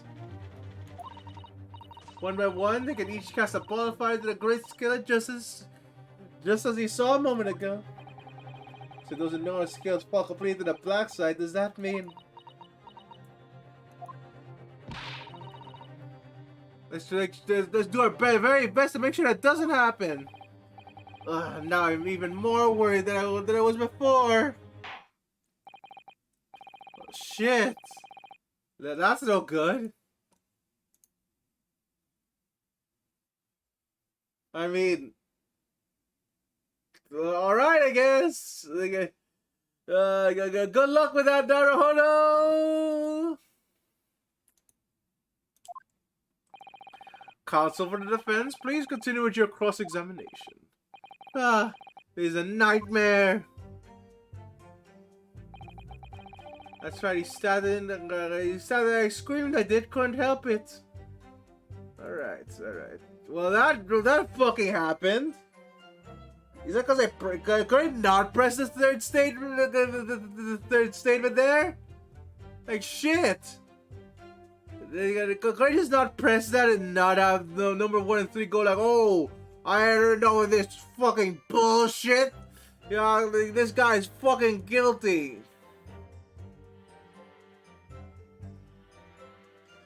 Yeah, let me see what he first says. He said I screamed, I couldn't help it. Okay, so what do you see? He stabbed him, you say, and you were sitting up at the roof deck, were you? Yes, that's right, sir. I was up in the roof seats. I remember seeing the little gent sitting next to the fellow that was stabbed.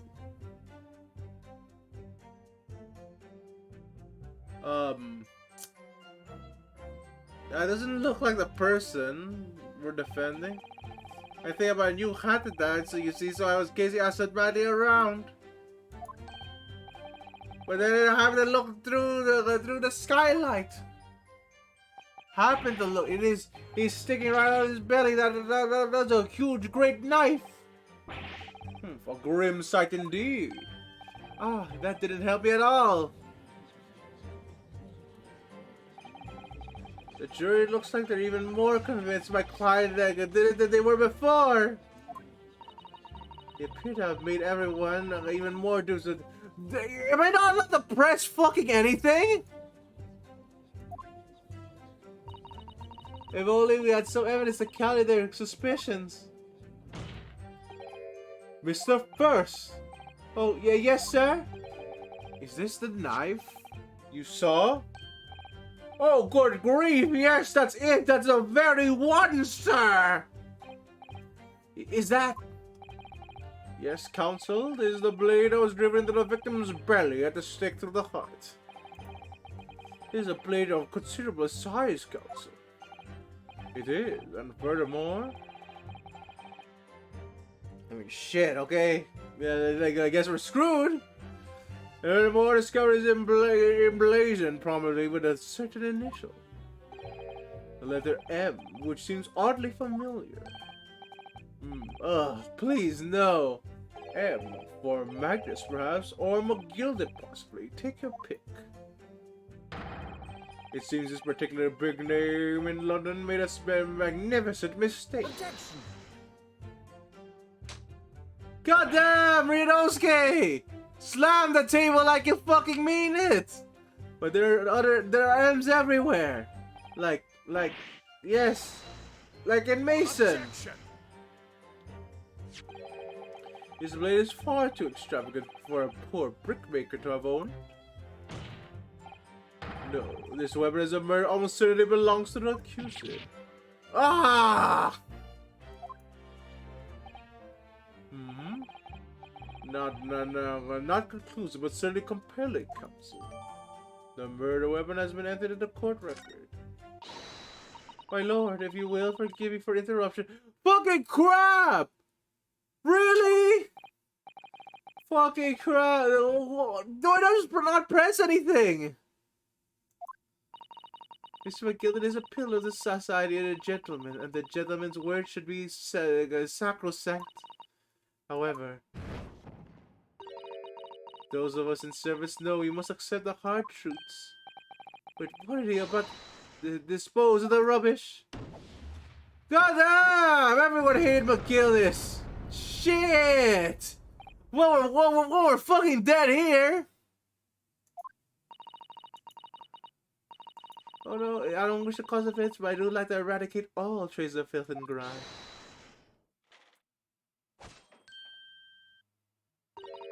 I have painstakingly typed every other word uttered today and cross-referenced all the facts. Wait, we haven't finished our crossings. We asked 2 fucking questions so far. Could you please just let us finish? Just a bit. I am not wished to draw the only logical conclusion. Fuck you, Naruhodo. You're going back to Japan. You're gonna get a man hanged. Not again. That's 4 out of 6 jury members who propose a guilty verdict. There are only 2 left. We've had it every time I press these windows for more information. Oh my fucking wait! What the fuck? Is this really Mo the Clown? But I needed that knife as evidence.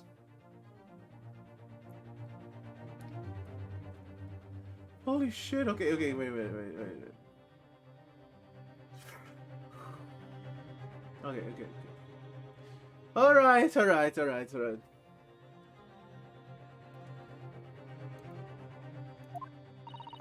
Nevertheless, what we need more than anything at the moment is more information. We're still very much in the dark.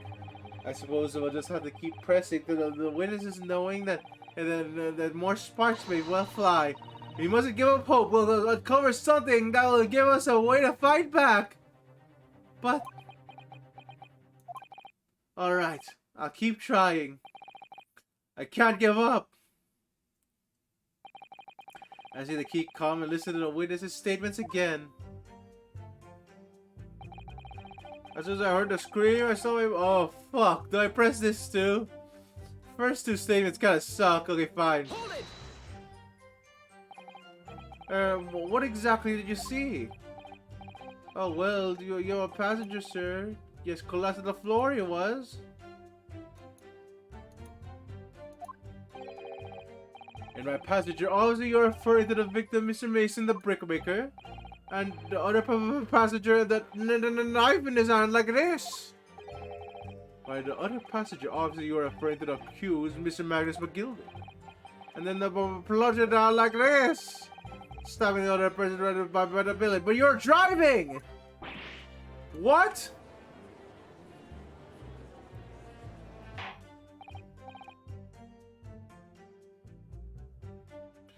Okay, order! It is hard to believe that one of London's greatest philanthropists but this damning deed indeed. This is a damning deed indeed. The law knows no philanthropist, my lord, only the innocent and guilty. Good deeds mean nothing when overshadowed by evil. The truth is everything. Could agree more, sir. The truth. Okay, wait a minute. All right, so he couldn't have seen it. He was driving.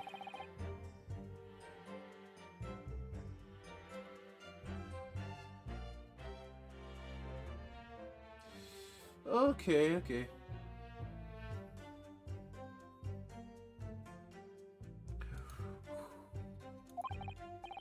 And so help me, 3 whole people witnessed the man drug. I tried to defend it to do the deed. I don't like to be pessimistic, but we seem to be in a rather difficult situation here. Oh, what am I supposed to think here? Is Mr. McGillen really innocent? Or could it be? Before we jump to conclusions, our first task should be to gather information. Alright, so what are we trying to do here? We need to understand the case much better than we do at the moment. Yes, you're absolutely right. Let's listen to those witnesses' statements again, a little more carefully this time.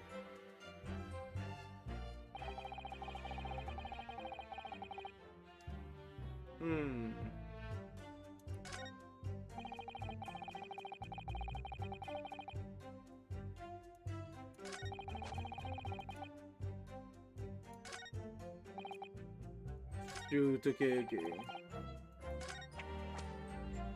No. Okay, so I'm not sure what to press anymore. I guess I'll try pressing the other 2 statements in that case. Oh, this really is Motor Cloud and we can't press everything. We pressed 3 statements so far though. Like what? I think it was sometime after 10, was it? Oh yes sir, that's right sir, yes, ever so cold. It was freezing in fact. You had 4 passengers on the time, is that correct? Yes, that's right sir, not all traveling the same parts of the bus, of course, no. And there were no passengers when the incident took place. No one alighted, for example. You're right with that, sir. No other passengers like that. None. Nope. So nobody fled to see the crime then. I have to say the boss insists on running, or he does every evening. That last bus of the day. But I do wonder sometimes it was altogether worthwhile. Yes, sorry to say. What do you mean by that? Well, would it be so cold and everything? Or only make it 20 pence a run, you see? Yes, I spend that much at the pub on the way home, just trying to warm up again. I just can't believe it, sir. Can't believe it. A murder on my own bus. It's too awful to think about. I haven't been able to shake this cold ever since that happened. My lord, I was just big. I'm going to fucking kill this man. Yes, juror number 5. Did I take it? Oh, wow, here we go. Oh, the Martin Guild of Coaching. The idea of murder being committed in one of the city's characters is already abhorrent to me. I would make it right to make a decision before hearing all the facts, though, I said to myself. Well, I'll do so anyway. Fuck you. You see, I was gonna be a reasonable juror, but this fucker is obviously guilty. Who else could have fucking done it? No one. Gee up now, Silver Blaze. The finish is in sight. Fuck you, I don't want to be in court anymore. Get out of here. Whoa. Peppo is a long-standing member of the guild, and I trust what the man says. Oh, thank you, sir. You're too kind, sir. Oh, this is too unkind, sir. Which now means that 5 jurors agree to condemn this man. Oh no, lady, your only hope.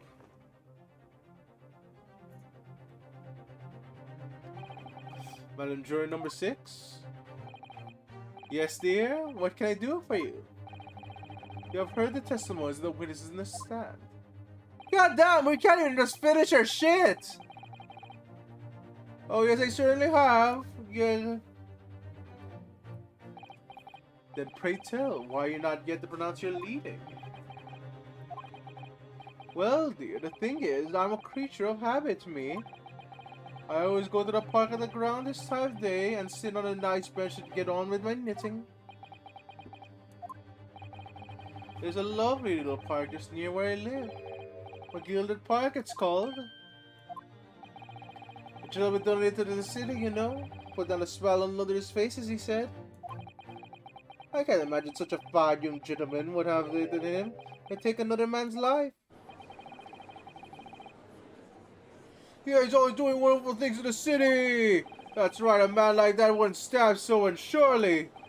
Mother, may we go to the Gilded Public Library later after to borrow more books? Make a life Gilded brand shirts as well. They have a giant M on them. How many loners live with their hands in the clouds? Sorry, not hands in the heads in the clouds. Do your people not know? What kind of man Magnus McGilded really is? What kind of man is he?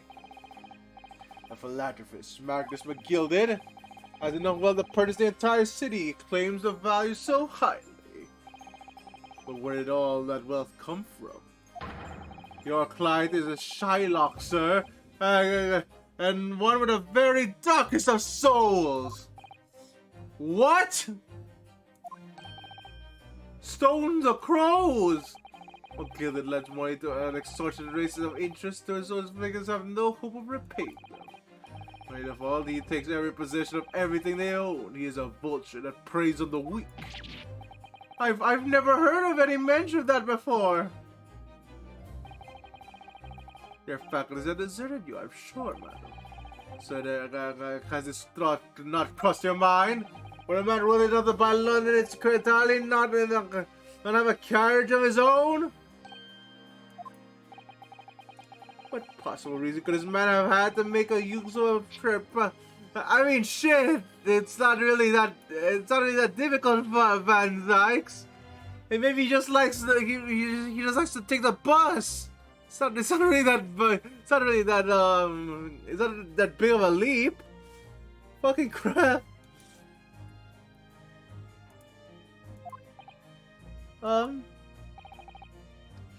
You're not saying that the victim, a poor bricklayer, had next to nothing in his name save considerable financial liability. It comes to no surprise that his creditor was the accused Magnus McGilded. But let it be known that the very day Mr. Mason was killed was the final repayment date for his debts. Good gracious! The brickmaker was destitute. He had lost his house. It was not a shilling which he got to repay his debts. And in the end, the pitiful soul was the very last thing he owned ticket to live, his life. By the merciless philanthropist pretender Magnus McGilded. I don't believe it. If I might ask something briefly, Mr. Sato? Mr. Sato? You claim to be the victim that lent money by the you claim that the victim had been lent money by Mr. McGilded. But where's the evidence to support your claim?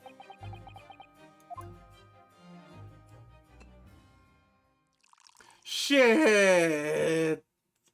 You can drink while in court? Pray forgive the discourtesy of filling my hallowed chalice in a court of law. Ah, there it is! Lord Van Zyke's hallowed chalice! Fucking crap, everyone loves this fucker! How can that be considered acceptable? When I find myself in there, I'm like, God, wow, the fucking bias in this case! When I find myself in unacceptably good humor. I had heard ladies by the Far East show great courage, but I didn't expect to experience it myself. Ah! As a judicial assistant in the defense, I'm simply doing my job! What a pity that you display such courage is in vain!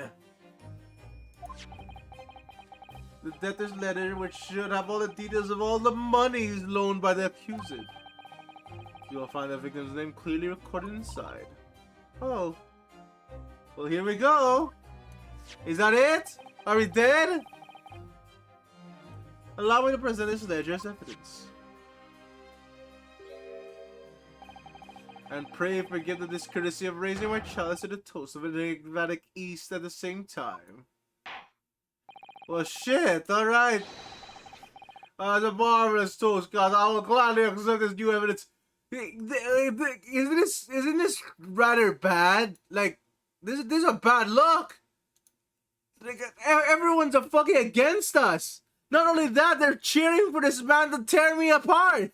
Like, I'm sorry. Aren't we supposed to be all impartial in this fucking case? What is going on here? Alright. Sure thing. I'll gladly accept this new evidence. So, I'm fucking guilty.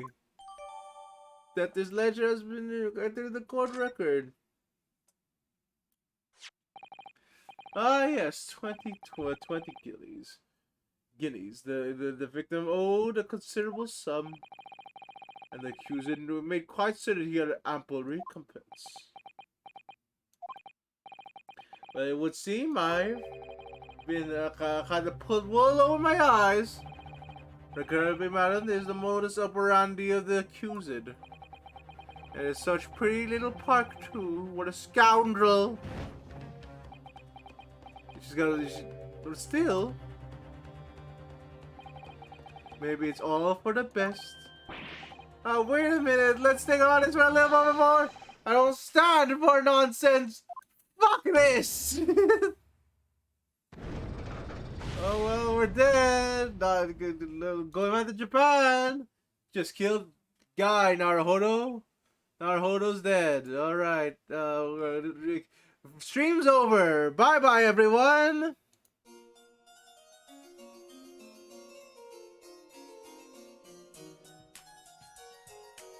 And fuck this. Can't be over fucking here. That was it, the last year's decision.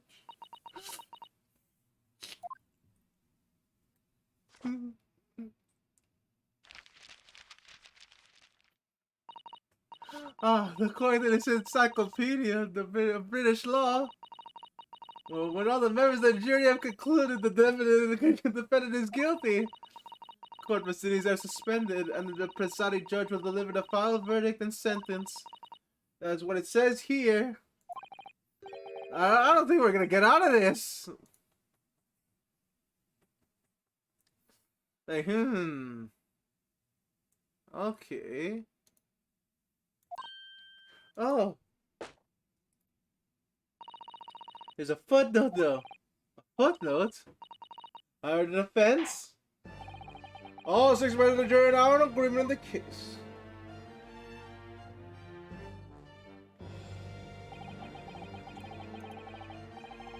Allow me to convey my respect to your swift and righteous decision. According to the law, I'll now conclude the trial. By delivering my final verdict, I trust there are no objections.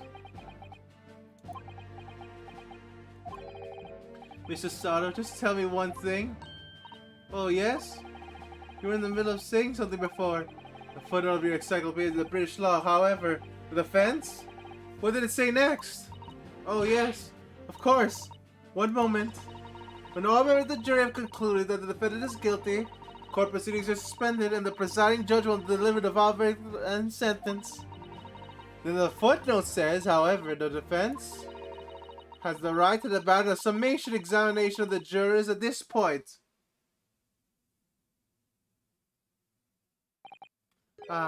Summation examination? Objection! A summation examination? From which century has a tone you have there? Has a tone you have there been resurrected? Judging from the binding, I would say that book is at least 50 years old.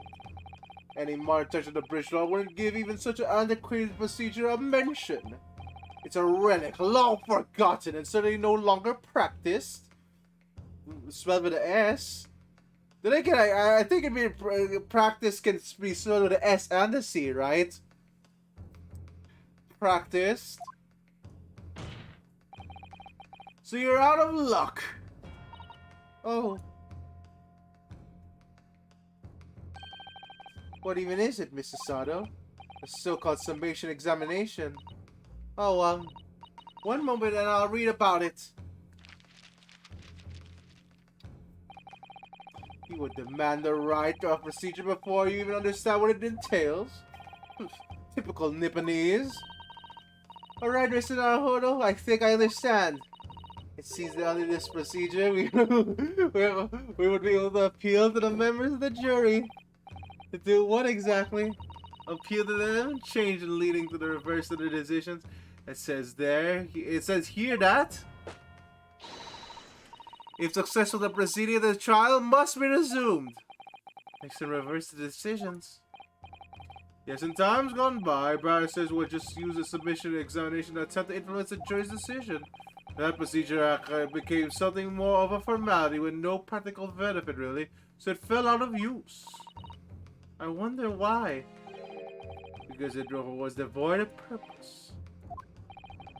Truly, just one member's jury mind would go hard enough, let alone several. No self-respecting defense barrister would even assert his right to try this in this. I mean, you might as well try it. Still, I don't see any mention of the procedure actually being informally revoked. What are you suggesting? I'm suggesting that although it may be antiquated and largely forgotten, it isn't yet extinct. What do you think, Mr. Naruhodo?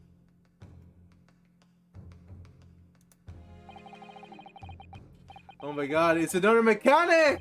A summation examination, our last possible option. You forget it! Yeah! Yeah, I can't do this! Sure, forget it! I guess that ends the game! Okay, no, I'm not gonna do that joke twice! Sir, you're right! Fuck! Fuck! The defense is gonna assert its right to a summation examination, my lord! Objection! London in the capital city. I mean, you're not wrong, Devil Bladed. But fuck, you can't do that too many times. We have a duty to the world to exemplify the very standards of the judicial procedure. Summation examination are an embarrassment that remained buried. Yeah, because it doesn't have my position. Oh, fucking crap. But if it's our right, it's our right. I believe it proved vital to this trial. The defense's petition is perfectly valid. The court will proceed with a summation examination. This is madness. Foreman, are you sure the remainder of the jury is ready? Eh? Oh, well, I'm not, there was no mention of this in the letter I received, you see, so... All members of the jury will be asked to explain on what grounds they have reached a decision. On what grounds? You must all justify the decision and explain why you believe the defendant to be guilty. Oh, yes, my lord, you're right, putting us on the spot. You see, I wasn't prepared for this. I fucking hate the fucker. You... It is most irregular, not to mention, no mention of this was before. I don't really hold all this justifying malarkey.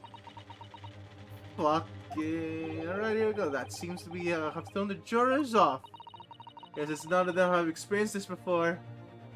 Alright, there we go. Alright then, the summation examination. A defense procedure no practicing lawyer has attempted for years, is it? Well, just maybe. It might be the opportunity we've been looking for. To turn this trial around, baby! Oh shit, okay. I mean, shit. Here we go. To the state grounds on which you find a defendant. Magnus was guilty of his own serious crime. Okay, so how does this work? Okay. There was no one else inside the carriage at the time, so it must have been him. Oh, shoot, that rose is fake. I trust the driver. He has excellent memory, it seems. 4 passengers with fares totaling 20 pence. He stuck a chef next to him just like this. Brazen, I must say. Absolutely brazen. Juror number 3, that's not a fucking reason. I see you typed and collated all the statements made thus far, drawing the logical conclusion. Who can trust the guild? Fair is our motto. We haven't raised the price about 4 pence for years. Scoundrels started the apartment on the floor. It beggars belief. Okay, sure. I'm starting to wish I had pushed for this now. It's not too late, Naruhodo. You can just not do it anymore. So the jurors don't seem to be wonderfully formed arguments, though, do they? Well, let's see what we can do. We need to get these 6 people to change their minds. Throw everything I can at them. Use some very persuasive language. Just a moment, Mr. Naruhodo.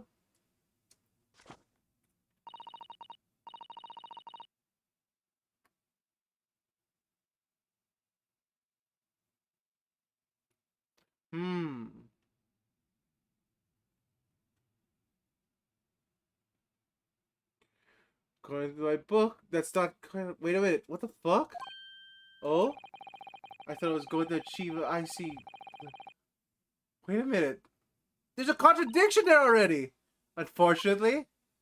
Let me see that right. Once the jurors have decided to defend his guild, they're unlikely to heed anything the defense says. But then, they have reached their conclusions by their own reasoning, you see. Your pleas will sound like excuses. In fact, it's a recall on you. The more you try to persuade them, the more entrenched they may become. What on earth am I supposed to do? Oh dear, I'm deciding what I've been reading about in British law, Mr. Naruhodo. Right, I'm sorry. Do you have any idea how to make this work then? Well, from what I can understand, the key to this procedure is using the juror's own words to make your argument. What do you mean? Shoot, I see the contradiction! I wonder if you guys see it too, but don't tell me. Yeah. They appear to present the unite from, but the truth is, they are complete strangers who just happen to find themselves here in the courtroom together. And that is the way to break them down, you mean? Yes, exactly. Let's first listen very carefully to what each member of the jury says. If we can identify any contradictory statements, we can then contrast the statements and pit the corresponding jurors against each other. Alright, that's what I like to hear! And so, the contradictions in what 2 or more juries say, or that 2 or more jurors say that they were looking for. Okay, so we just need that mix and match. In that way, then, this is similar to the regular cross-examination. Oh yes, I suppose you're right. Alright, let's do it. Find contradictions in their statements and pit the jurors against one another to break them down. Alright, I might be able to pull this one off. But that's not right. Okay, I see. I know the contradiction. I have to pull this off. There we go. Here's all the proceedings, counsel. I would ask to take a stand for this. I'm expecting a clear and concise rebuttal. Yes, my lord.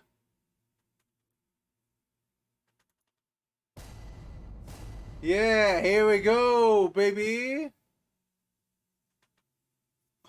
Francis rebuttal. Oh, you already see the contradiction. So here we go. 4 passengers with only 20 pence. You see? You already know this. Pit. Ooh, tough luck there, buddy. Simple math would dictate that's 5 pence they spent. They didn't change the price. So then, what say you, Guild? You've been Pit. Objection. Those statements clearly contradict each other. They do. Wait a minute. No. The price is wrong. That means there could have been 5 people in the carriage. Me? Oh dear, what have I said? Well, I swear, Sewer Blaze's name and I have a maiden name. I haven't first idea what you're talking about. According to the group testimony we've heard so far, there are 4 passengers on omnibus in the night in question. And according to the coachman, Mr. Beppo, he took 20 pence in fares. Quite right, I have 2 precise details neatly in front of me. And you missed them, lady? You missed this fucking detail? Lady, you should know how much you should know how much the omnibus costs in your facts. You don't? Well then, all right. The fare of the omnibus is always 4 pence. That it is a fair, convenient single price, just the way London's carriages should be operated. But that doesn't add up at all. In fact, it leaves a glaring discrepancy in the facts. Why, man? Why? Yeah, well, why, man? Can you do multiplication, sir? Can you multiply? Actually, can you divide in this case? Holy shit, what? What's going on? Hello, Paperback. Welcome to the stream. Thank you for the raid. Hello, I'm Biscuit. I'm a dual spin from another dimension. Usually play card games, but we're playing Ace Attorney. How do you do?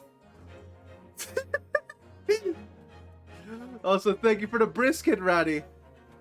Yeah, welcome Cute Slime Girl, Ratty, Marshmallow, Megamook, GTA1, Paper Bag, Jimmy Map, and Luri Lou. How do you do, everyone? Oh god, alright. So this means because you're cool. Oh my god, I'm not sure what to think of that, Auxiliador. I've never been called cool before. Thank you for the compliment. Welcome to the Two-Fate channel. So, oh sure, with your 50 breads and someone hungry loaf, level 1. Oop. Oh shoot. It'd be 16 pence. Oh no, none of the jury can do basic multiplication. Very nice so far, Paper Bag. We're just finding out that no one can do multiplication here, so there could be a potential 5th suspect. Exactly, as I said, it doesn't add up. The figures are different. Okay, Devil Blade. With your 50 bread and someone hungry loaf, level 1. Oh wow, almost at 5 again. By 4 pence, in fact. Or precisely 1 person's fare. 1 person's fare? Yes, in other words, on the omnibus at night? It's distinctly possible. There was another passenger we've heard nothing about. Well, shit, I mean, Let's see. Yeah, no, that... One of the testimonies did seem very different. Goodness gracious! This can't be right. The Coachins Guild are good, honest men and one and all. Trustworthiness is our watchword. These figures your Cochin claims most certainly do not add up. Your watchword, good sir, is a fallacy. I beg your pardon? Oh, hello there, Ruina Bigby. We have 50 beds and someone hungry loaf, level 1. I've assembled all 5 monsters.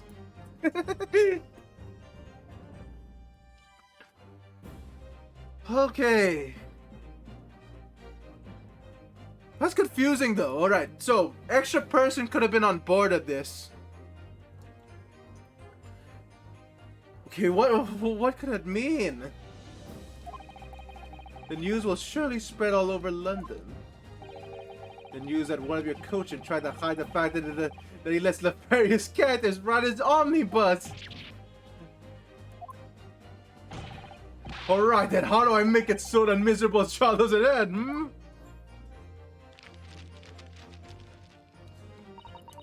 Well, according to my book here, you simply launch a ball of fire to the innocent side to set the scales. The innocent side of the set of scales. Now hold your horses there, Cochin. We were all in agreement. Why would you have to go and... Wait till I get my hands on you, Beppo!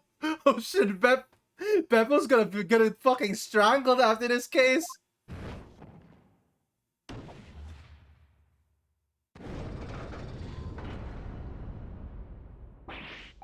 Oh, this is very irritating. I don't want to be. No one wants to.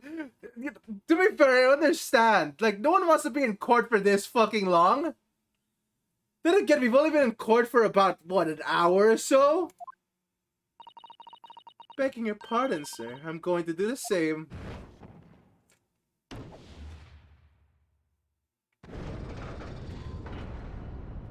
Alright. For the love of Mike, not you as well! This case is gonna take fucking forever. A penny can be the difference between a smile and a tear, after all. I certainly can't put my trust in someone who doesn't follow my exacting standards in financial matters. Oh, really? I, for one, think it's only proper that we hear from the witnesses again. Alright. Is that all we need to reverse?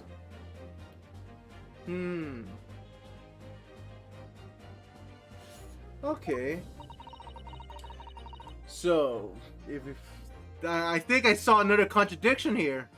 If we can manage to change 2 or more jurors' minds, we could force the trial to continue. 2 more, actually. Okay, something's weird here. Okay, I saw another one. I saw another thing here. There's something else bothering me about a couple of their assertions. Then there's that's where you must strike next. So I need to put 2 jurors against each other.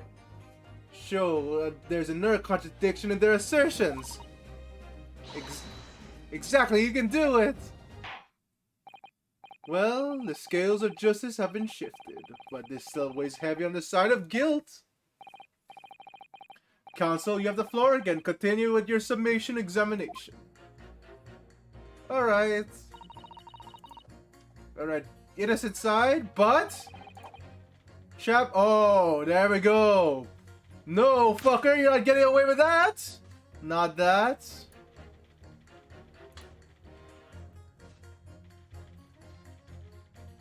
Next to him, just like this, on the floor.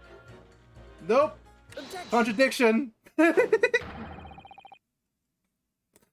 Those 2 statements are completely contradictory. What? Explain, counsel, post haste. Oh dear Amy, I was only needing a jumper for my other half.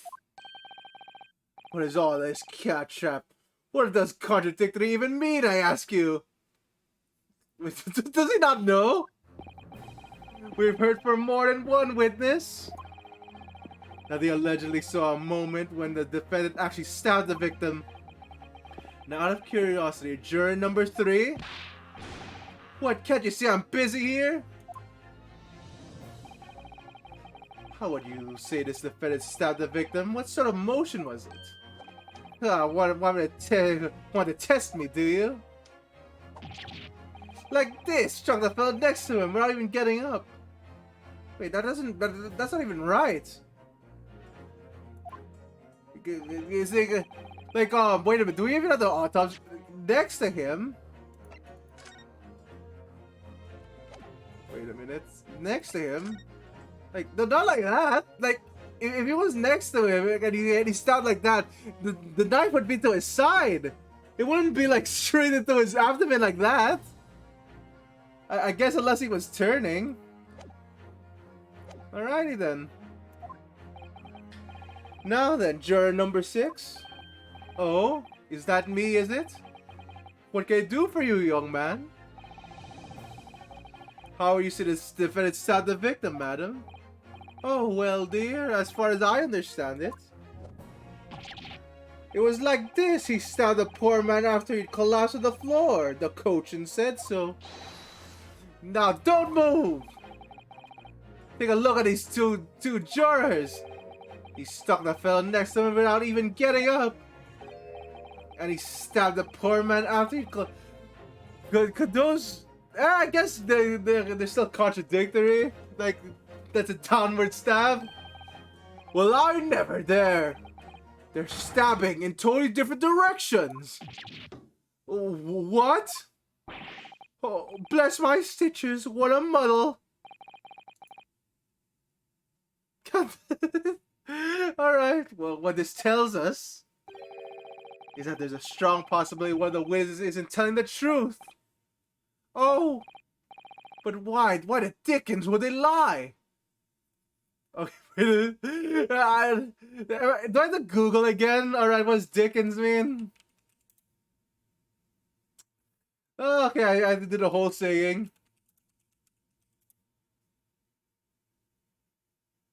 It was Mo the Clown. I mean, it could be. Fuck if I know. I am British, Mo the Clown. I've come here with a fucking time machine. Holy, but like, yeah, that seems about right. I wouldn't mind blaming Mo the Clown for every case. I don't know that yet, but what I do know is that the trial ends at this point. We may never find out. We may never know the real truth. Ladies and gentlemen of the jury, can you really let that happen in all good conscience? Lies, you say? Oh, dearie me. I can't abide people telling lies.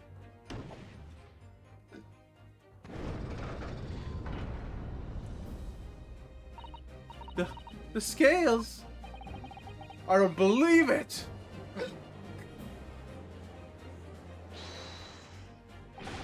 What? Wait! Now hear this, my fellow Joe. I warn you, cannot listen to this man.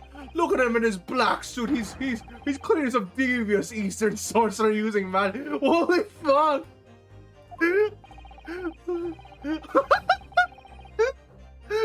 Whoa! Don't listen to his man, his Eastern magics. Don't let him hypnotize. What the fuck?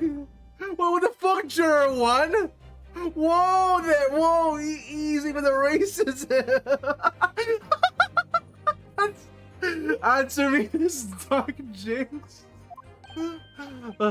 Me? What exactly is the problem? What if the two witnesses have slightly different recollections of the events? What of it? Let's say the Shylock did sound effective as he sat next to the omnibus. And this young dandy saw him do it. And now let's say the victim collapsed on the floor and then the Shylock stabbed him again. The old lady saw him do it. Well, what do you say what happened? It's not two stabbings! Oh, fuck, it's not two stabbings! You can see in the evidence! It's right there! In the fucking picture! It's one stab. There would be two stab wounds! Like, it's not. The knife is still on the fucking corpse! Oh my god! Who are you calling a dandy, sir? Why should I take this knife next to you? After you. Who are you calling old? Why should I take this needle to you? Wow, here comes another murder. Oh, they're ready to kill each other now. But could the foreman of the jury be right? Did the two witnesses see two different moments of the same crime? Oh my fucking god, alright. No! That's stupid. It's out of the question.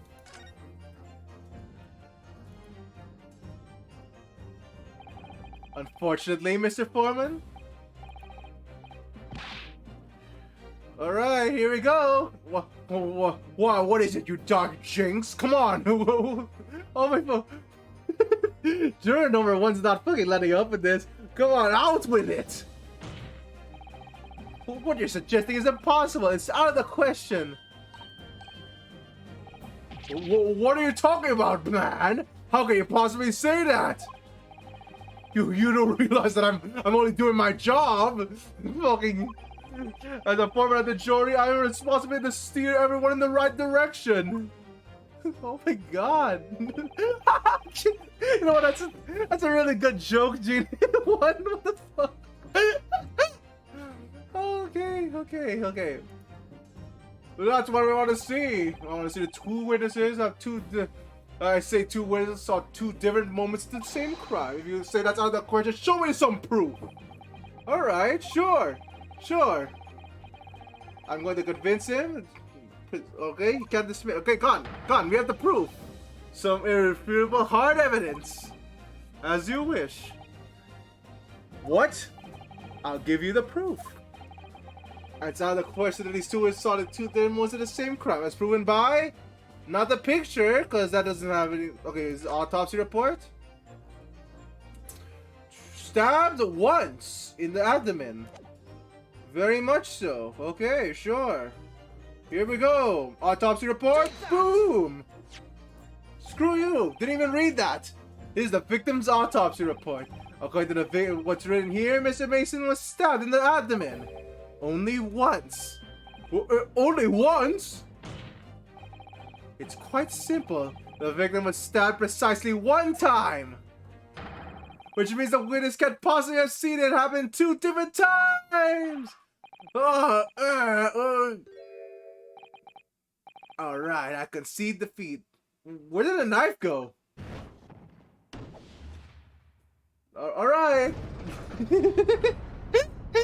Well then, are we done here? Wait, that means 4 jurors and all leading to not guilty. We've done it, Mr. Naruhodo. We've won. Why are you playing at, you dandy fool? Shut your trap, sir. No one deceives me. But we had a consensus. You see, this is how it works. We have to vote for the criminal being guilty before he even has a say on anything. Like what if he hypnotizes us? I said, shut your trap. I know a lion when I see one. And if that chap ever dares cross my threshold of my shop, I'll take a razor-sharp blade and shave every last one of his hair off his head. Fuck, that's a really bad animation. Well, not a bad animation, but you know what I mean? Please tell me he's a barber. Well, in a quite remarkable turn of events, the defense submission examination has flipped the balance of the scales of justice. The jurors now stand at 2 for guilty and 4 for not guilty. Accordingly, there is no longer a large enough majority among the jury of me that abdicates. And the trial must continue.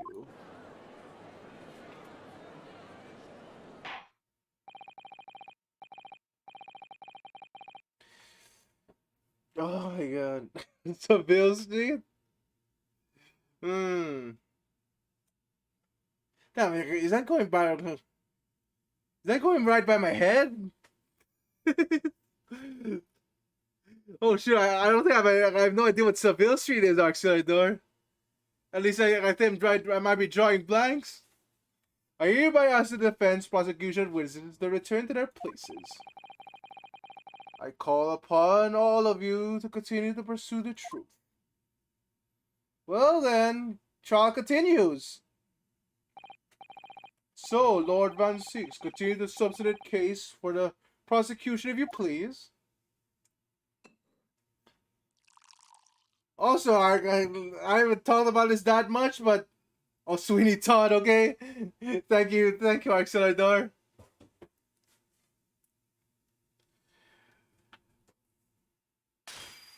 Oh, shoot! Oh no! I have saved the rich aroma of the carmine contents of this hallowed chalice. Shit, this guy is a vampire! He's after us!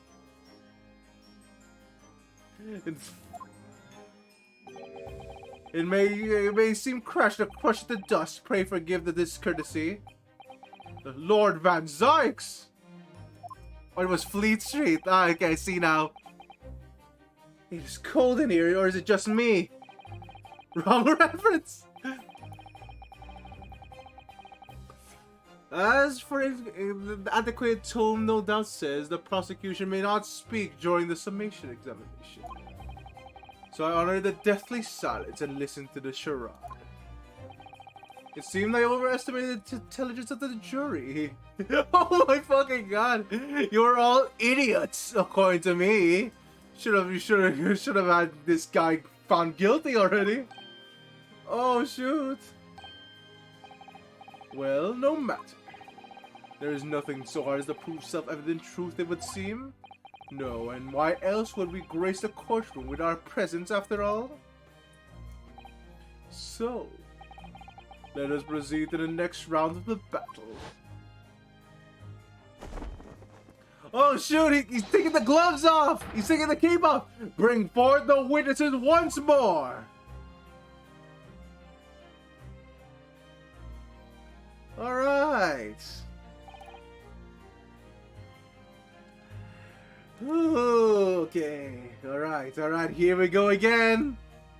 Witnesses? I trust you heard the summation examination we have just had to endure. Oh yes, sir, I did, sir. Of course I heard it. Oh yes, sir, I heard it. You, sir, on the end, the coachman. I believe it's Beppo. Yes, sir, my lord, sir. It is transpired that in the previous testimony, you are attempting to veil the presence of a fifth passenger on your omnibus. You will be found guilty of perjury. You are advised to bear that in mind, sir. Shit, Beppo's going to, oh, mio dio, oh. Beppo's gonna get the fucking brunt of this case. Now then, witnesses, I hereby recall you to testify before the court again. You will explain the various misgivings brought by the attention of the defense's summation examination. Oh, shoot, okay, again! Here we go again! Okay. Let's see. I only carried 4 passengers tonight, I swear it, but, well, I, for one, was told I paid to pay 5 pence for the bus. Fair play? Are you lying? You filled us on the ferry, did, and I saw that blood-curdling sight as well. It's all too much. I tell you, I saw McGilded stab that man. Everything I said before stands. You know what? Fair play? I doubt that. Yes, he stabbed him. Yes, he did. I think so, yes. All right. Really?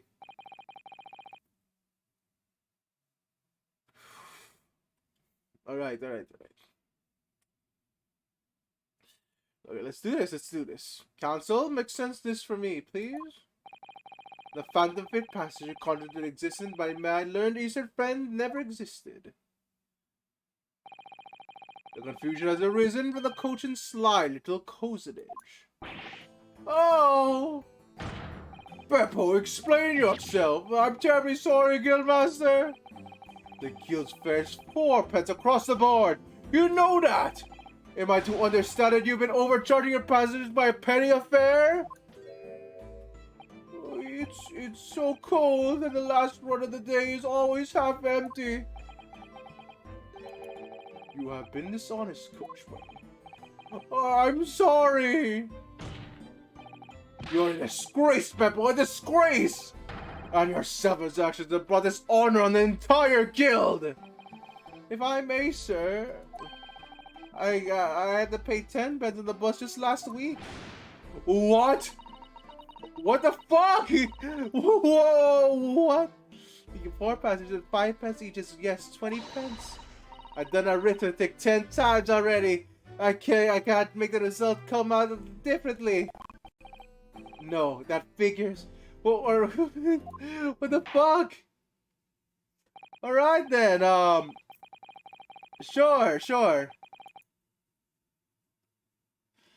Sure, that's going to be it.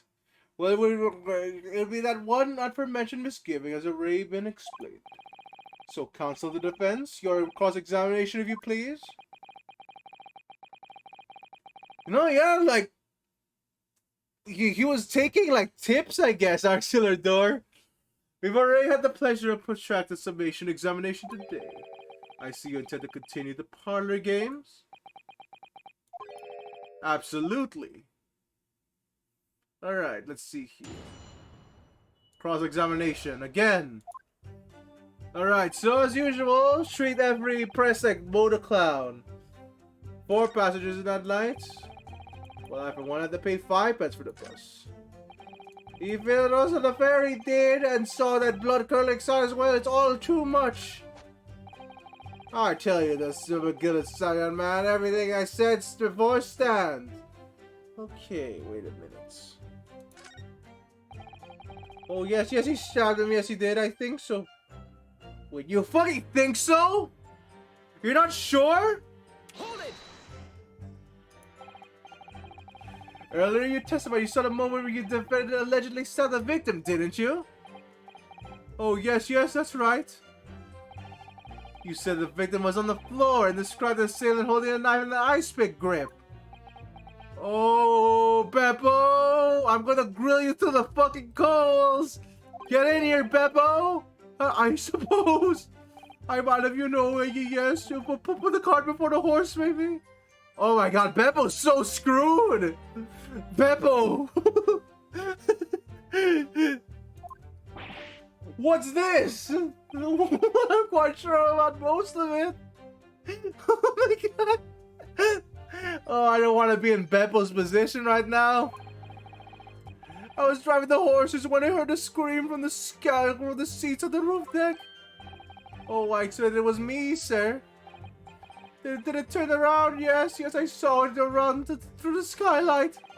The gentleman was on the floor and the knife was sticking out up his mid. He didn't see the moment! That's way farther than the moment, Beppo! And you're right, yes, the man was holding the was a famous man, yes. So in short, you didn't see the moment the victim was actually stabbed at all. Oh, Beppo! Yeah, someone get this man. He's wearing a scarf inside a building, and somehow that's not somehow that's not hot enough for him. It's not even winter. I only thought that I did, but when I go over to get my head, no, I suppose I didn't actually see the precise. Holy sh! Oh my god. Oh god, alright. Alright, okay.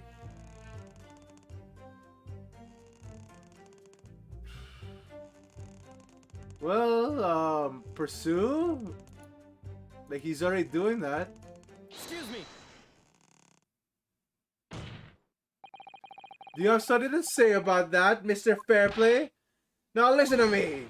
I know what you're thinking. You didn't really see the exact moment the film was done. What are the chances of that? Eh? Are you asking me or telling me? He's getting flustered. I might be able to extract some information from him if I answer it cleverly. Could he have no chance! Yeah, no, he's eating his K-Dark Door. Well, it seems a little hard to believe, certainly. Unless you spend your time peeping through a skylight at the top of the omnibus, that is. Peeping? I'm a respectable city banker, I'll have you know. I know what I saw. I remember it as clear as a Ballarat day. Okay, what does Ballarat mean? Fucking crap. Oh, the Ballarat? It's Ballarat. Okay, it's just a place. I think. Oh my god, okay. Oh, no, it's just a place. Okay, sure. It was a grim scene, I don't mind telling you.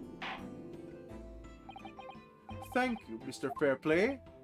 Oh, excuse me if I'm getting a little hot on their color there, my lord. I will ask you to supplement your testimony with a clear statement that is about what exactly you saw. All right, Fairplay, go on. What's the? Well, give me the scoop.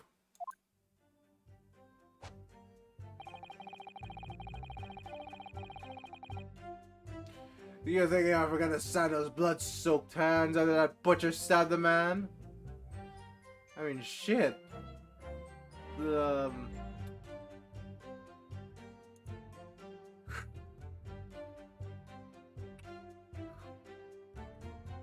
wait a minute.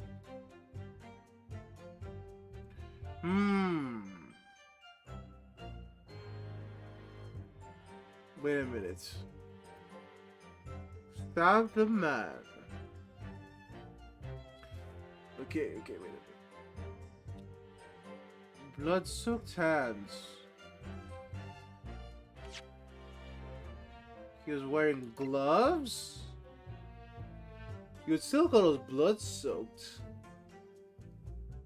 Though I guess he would say, if he's saying hands, then he's not saying gloves, right? That's pretty weak. Then again, I don't think I have any... You know what? We're just gonna lose one crest anyway, right? Like this thing? Sure. Why? Gloves?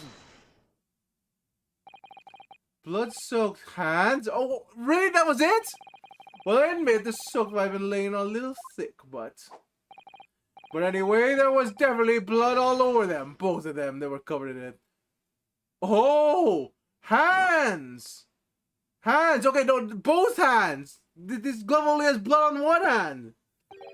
Well, I'm very sorry to disagree, Mr. Bentley, but that's a little more than a little peculiar. Peculiar. I have trouble saying that word out every time. I'm not sure why. You know? What?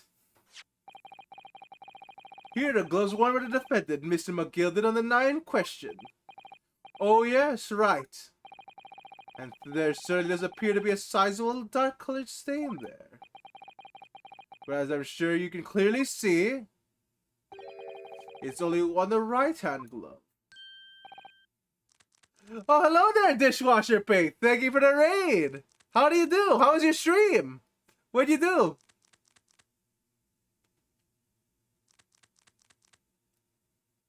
Thank you for the follow, Call out Don Jr. Oh, fuck. This guy's gonna break his teeth. Hello there. I'm Biscuit. I'm a dual spit from another dimension. Usually play card games, but yeah, we're playing Ace Attorney. Pretty nice. Oh shoot! Did I forget to use the shout out function? He's eating his own cane. Call not Junior. Seems to be a common custom in London, apparently. In short, Mr. Fairplay, your testimony is inconsistent. Yeah. Oh, okay. To catch up, everyone, we're just trying to solve this guy's murder. This guy. Yeah. No. So yeah, this guy's been stabbed, and this guy just did a big boo boo, and he lied about something. Not sure what yet. But no, that can't be right. You're a liar. Here then. Oh shit. Oh my fucking god. Well, he's really gonna break his teeth in this case. That's right, you're quite clear about it. You said, yeah, it was both hands. Oh my god, he's escalating this. Holy shit. Mr. Fairplay, if your last name was a lie, it calls your entire testimony into question. You saw that the moment the victim was stabbed, but was it really the truth? Oh God! Objection! It was a simple mistake. You can't justify accusing this man of lying, even though he did. Yes, it wasn't both hands. It was only one, but the fact remains. The victim's blood was on the accused. No, Mr. Fairplay can't only state that he saw blood all over the victim on both hands. Which means there's a strong possibility that this witness was deliberately trying to mislead the court. God! Why? I'm a city banker, for pity's sake. My word should be the gold standard. I'm a gentleman and not some gutter trash. And gutter snipe? What is that? Oh my god, I'm googling everything. What's gutter snipe mean? Scruffy and badly behaved. Child who's okay, scruffy and badly behaved. Alright, sure. Upstanding members of society does apparently it's a badly behaved child dishwasher paint, basically. Upstanding members of society don't prevaricate. He's claiming that no reason to lie. But is that really the case? Mr. Naruhodo, if you had evidence to explain why Mr. Fairplay might be lying, you'd turn this child completely. Wait a minute.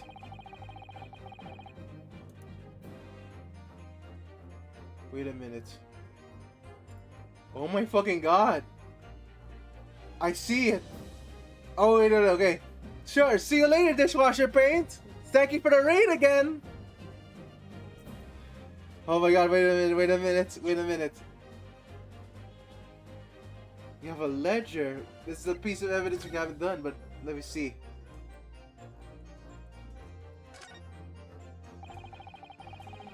The portfolio must contain all sorts of the secret. Oh dear, do you really think we ought to look inside? Well, it's not as though we know any of London's gentry personally, is it? May I have a nice rest, rest, dishwasher paint, unless you're going to work.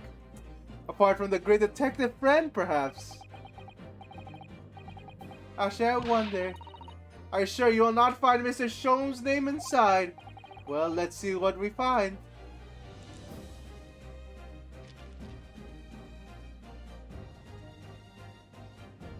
Okay, I can't read it. Gosh, it's crammed full of gentlemen's names, isn't it? Well, I suppose they're probably not all gentlemen at all, are they? After all, like, what kind of writing is this, by the way? Come on, I can barely read this. I know it's cursive, but damn! That's a messy cursive. I know not everyone in this country is this well off. Oh, goodness! What is it? Look at this! Do you see this name here? Bruce. Holy shit! Okay, how much do you owe Bruce Fairplay? Should that mean something to me? It does sound strangely familiar, actually. The witness testified this very moment! Oh yes, of course, the banker! What is his name in here? Oh, he borrowed 20 kids. Holy shit! Whoa! Whoa! Alright! We caught you, Mr. Fairplay. It's just coincidence, of course, but it's very useful information. Well, damn, I guess Bruce Fairplay is going to... He wasn't playing fair after all. Yeah, I have evidence, fucker! You owe so much debt! My lord! Yes, counsel? The defense is ready to present evidence! By Jove! Are you sure? Yes, evidence will clearly demonstrate why Miss Fairplay had a reason to lie in his testimony. Oh! Very well. I hereby call on the defense to present this evidence. The evidence demonstrates a motive the witness alleges deception of the court. He owes way too much money. Get in here, Ledger. There's a list of debtors who owe money to Mr. McGilded. Yes, a list of innocent victims crippled by the accuser's extortion. The point is, among the names of these debtors is your name, Mr. Bruce Fairplay. Oh, shit! Well, okay, I guess. Well, this guy's going to jail. What? Mr. Fairplay, are you currently indebted financially to the accused? Oh, no, well, it's barely worthy of being called a debt. According to this ledger, you owe 20 guineas. Not considerable sum of money, wouldn't you say? Oh! What of it? Let's suppose Mr. McGilden were to be found guilty of murder. What would become of your debt in that case? These documents say that a loan agreement is forged between two individual parties. Therefore, were accredited the defendant here to be sentenced to a capital punishment.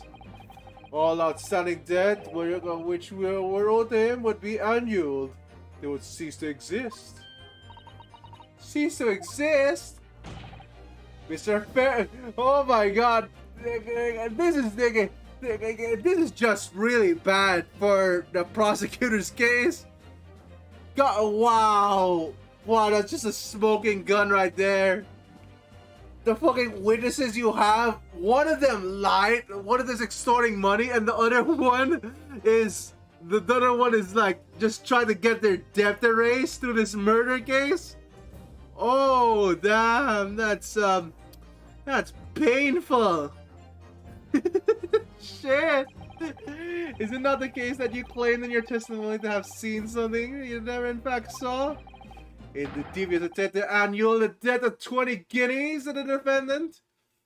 I wonder how much is 20 guineas in today's money?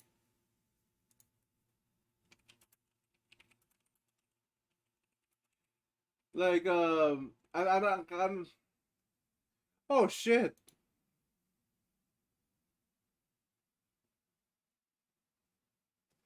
Oh wow, it's worth at least $400. But that can't be right. Okay, no, it's 7.5 grams of gold, but that's not that's not the thing. Let me see. Yeah, no, I can't really find it. Oh well, I'll search it later. God damn though. Here we go. Yeah. Yeah. Lord. Well then, Mr. Fairplay. Looks like order by Mr. Bruce Fairplay. Yes, my lord, my lord, my lord. Let me ask you again, and be aware that your answer may have most serious implications upon the future, sir. Gah. Did you or did you not see the precise moment in time which the defendant is alleged to have thrust a knife into the victim? Oh shit, Fairplay! What are you gonna do? Oh god, no, oh, come on! Your silence speaks volumes! You did not tell the truth in your testimony! Alright, now let me make let's not make melodrama out of this! Because I did oversay the truth a pinch! A pinch? But it makes no difference! I definitely remember seeing blood in Mr. McGilden's hands, both of them! Objection. And yet only one of the defendant's clothes which we have yet here is evidence is stained! So you keep saying! I wonder if I might be allowed to speak, sir. Alright, sure. How's this fucker lying?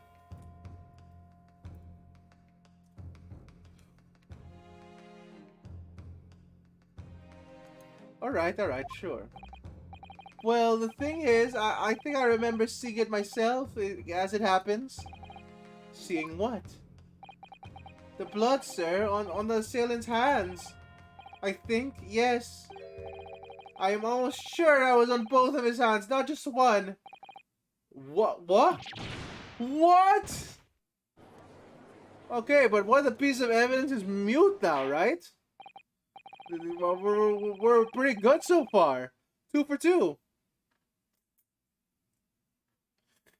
Oh my god, though. God damn. It would appear that we're going to need further testimony from all you witnesses. The time I would like to know precisely what you did and did not see. Do I make myself perfectly clear? No more lying! Holy fuck, no more lying! Seriously, fuck! What, are all your names on this fucking ledger? You yargs! Okay, perfect, I can't even say complete words anymore. Oh, that was just brains fried. These are all destroyed by this thing. What the fuck? Yeah, everyone is guilty. Fuck off. Mr. Naruhodo, it's good news. The course of the trial seems to have shifted slightly at last. Yes. I might finally have a chance to turn things around here. Okay. Okay, what Miss really saw. Alright, let me see here. The blow in both of Salem's hands is a steady to stick. Remember that. Okay, so both hands.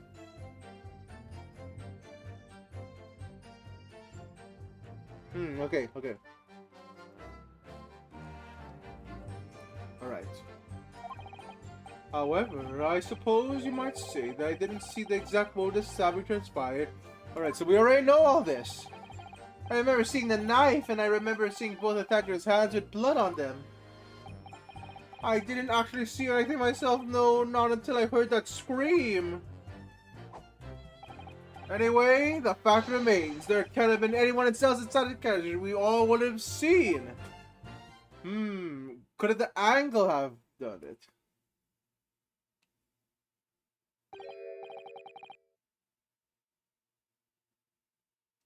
Like shit? Okay, wait a minute. Well, lo and behold, in truth of fact, not one of you I was witness to be the crucial moment the crime was perpetrated. These witnesses fucking suck! I apologize, my lord, but honestly...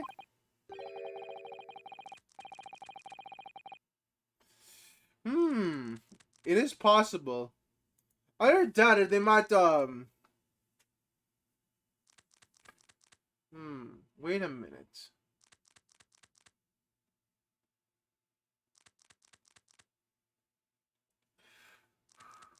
Okay, wait.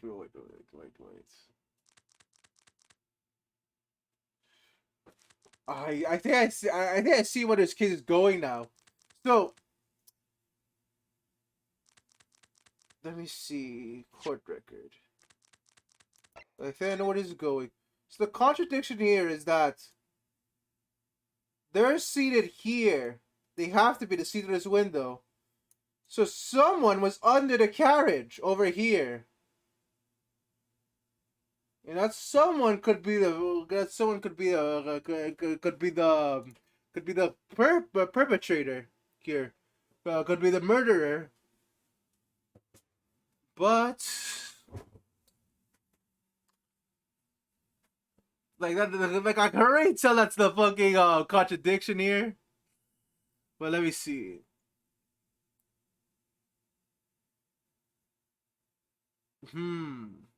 That is possible. But again, the body was moved like this. There is that skylight. There is that skylight.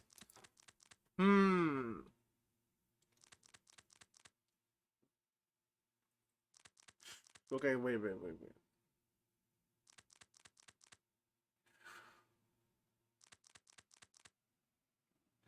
Okay, so I believe. Okay, the defendant was wearing at the time.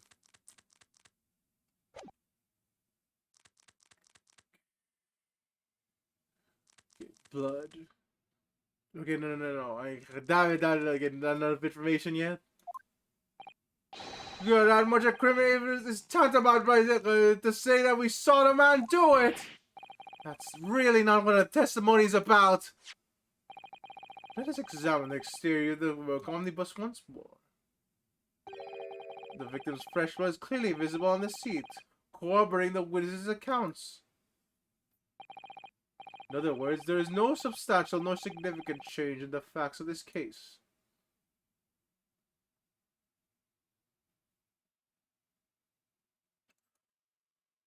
Okay. There's something here. There's something here.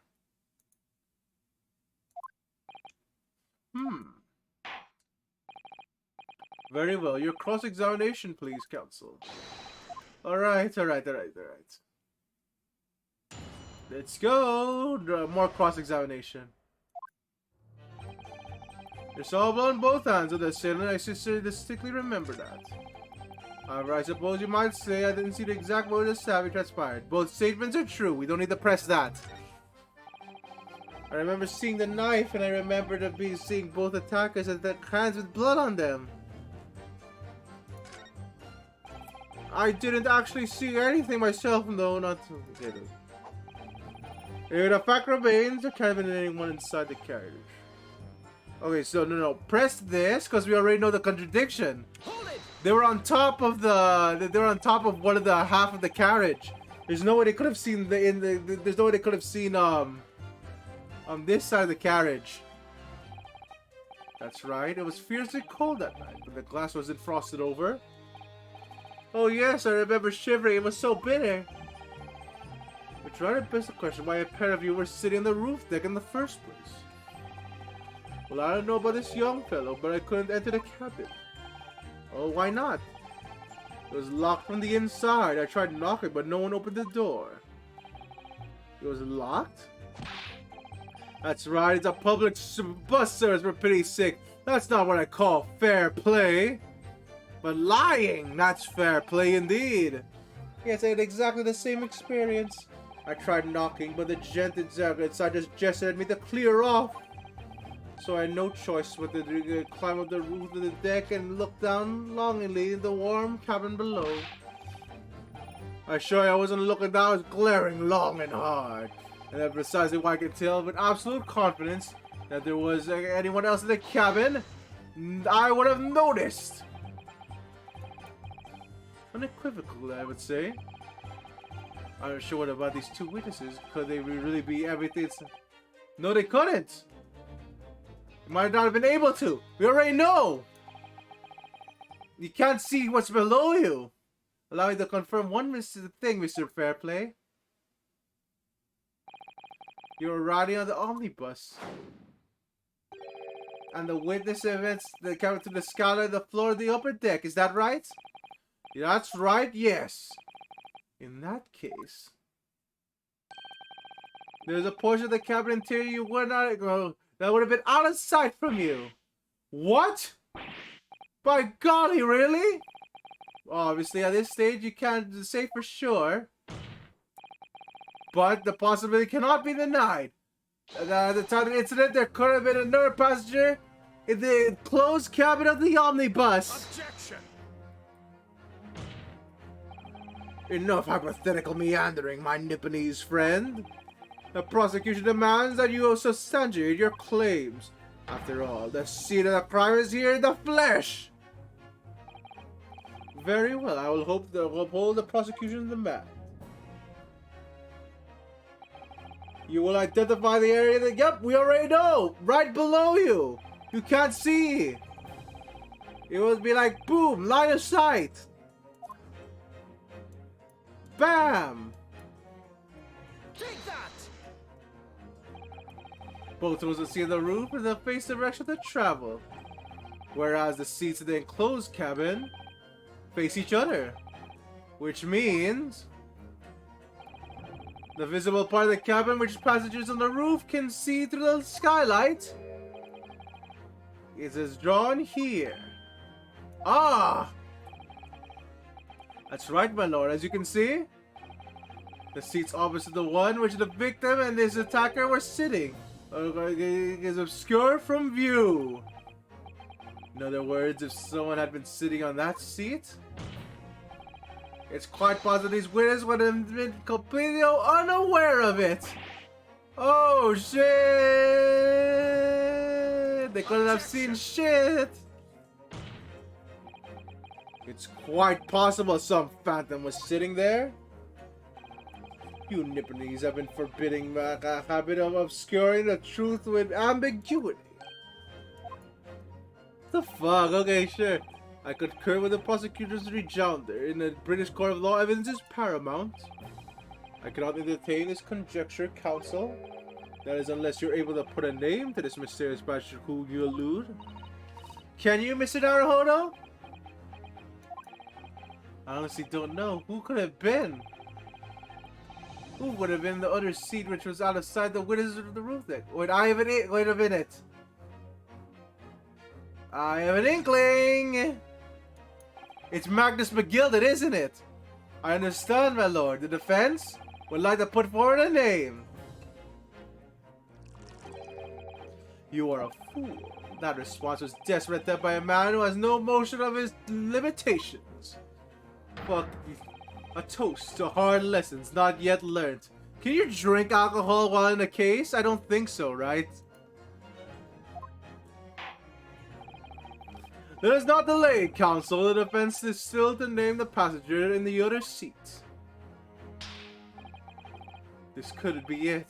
This could be a chance I've been waiting for to turn this trial in my favor.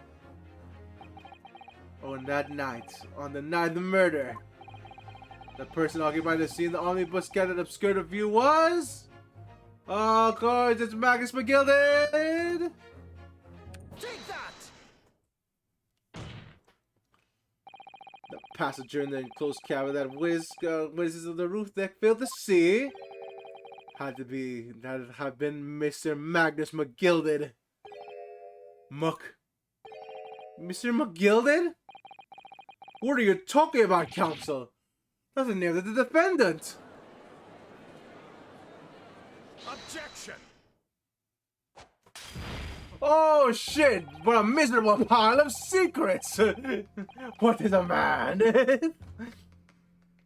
Oh, so like, well, I'm glad I counted didn't break or anything.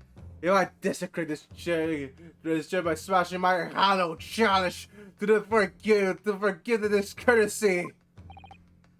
Lord Van Zykes! People talk of those tiny island nations in the Far East as a learning of culture of their own. Having a learning of the culture of their own. But I see they use terms of ill-advisedly. Fucking crap! This kid, they go, wow there, Van Zykes. You might want to take it easy. Let me explain the term that even a student of an artless backwater such as you yourself might understand. When the bloody scene unfolded, the victim and his assailant were sitting side by side. Multiple witnesses have attested that fact. It is in the very premise in which this case is built. But that's the premise. Maybe wrong. What? The case of yeah, I have a feeling that this game is just gonna keep on going like this. The R turnabout.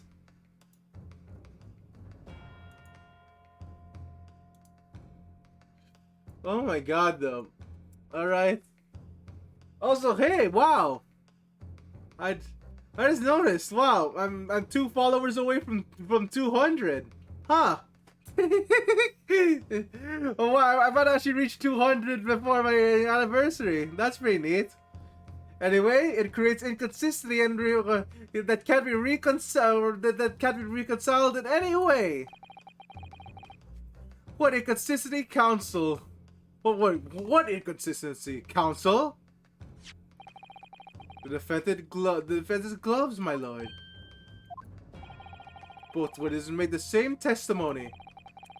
They claimed there was blood on both hands of the person sitting next to the victim. Objection! Yet we know the truth to be otherwise. Only the glove bears the gory. Only one glove bears a gory remains. Objection! The point is, even the fact that this irrefutable evidence, both witnesses have maintained their stance. Yes, their testimony remains unchanged. Exactly. They both adamantly swear that they clearly remember seeing blood on both hands of the assailant. In short, their memory of the events is correct, and their testimony reveals the truth. If somebody else was sitting beside the cabin that night, a third party might have yet we have yet to identify. And yet the victim's blood was in the passenger's hands, both of them. Objection! And who was this third party? Obviously, the true culprit. Extraordinary.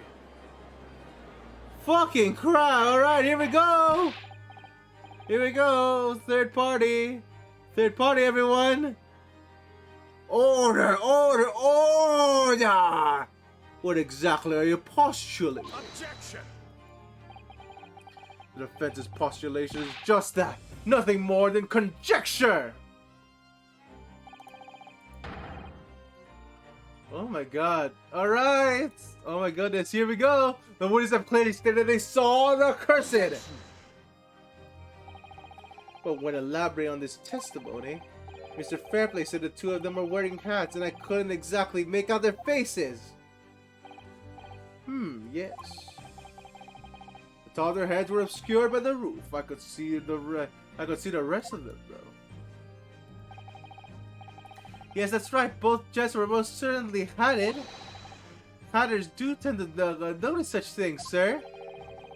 And what particular side did I have the two gentlemen sport, Mr. First? I'm afraid I don't remember. And you call yourself a hatter? The style of hat makes no difference! There was no third passenger in that cabin! How can you be so sure? Because if there had been, the accused Mr. McGillicuddy could have doubtingly offered to dispose that fact. Unless, that is, you're proposing an even more preposterous explanation.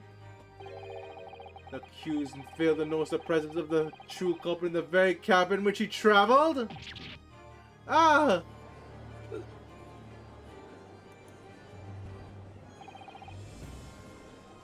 Well, crap, here we go! Here we go! Alright, so how are we gonna do this? There was another person traveling the what could have been the explanation for this? He couldn't have like just slept all the way through, right? I guess we're gonna go for McGilded's testimony next after this? Maybe?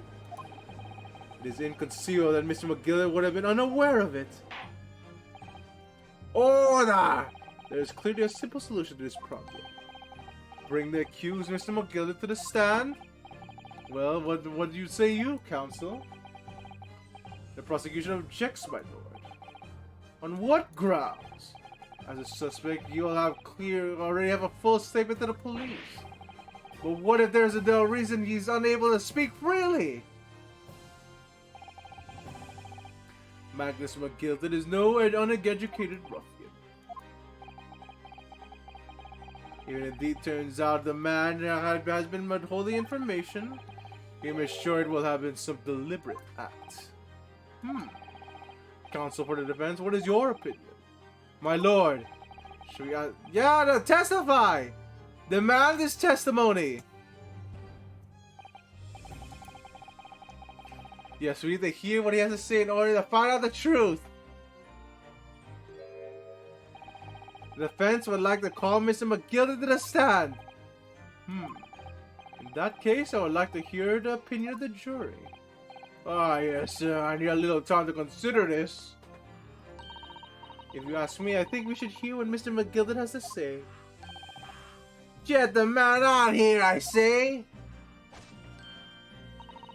It would be utterly illogical not to hear his testimony. When something needs doing, get it done. That's how I run things at the guild. Hearing what the patron of my favorite little park has to say? Oh yes, that would be lovely. Yes, the jury says the man must be heard. Goddamn, juror number 1, you suck! Very well, the court will hear the defendant's testimony. Bailiff, show the defendant at the stand at once. Watch him be like, oh, I, Mr. McGilded, I am completely innocent. And then Naruhodo's like, I see no objections with this. Now, maybe what actually happened that night will finally become clear.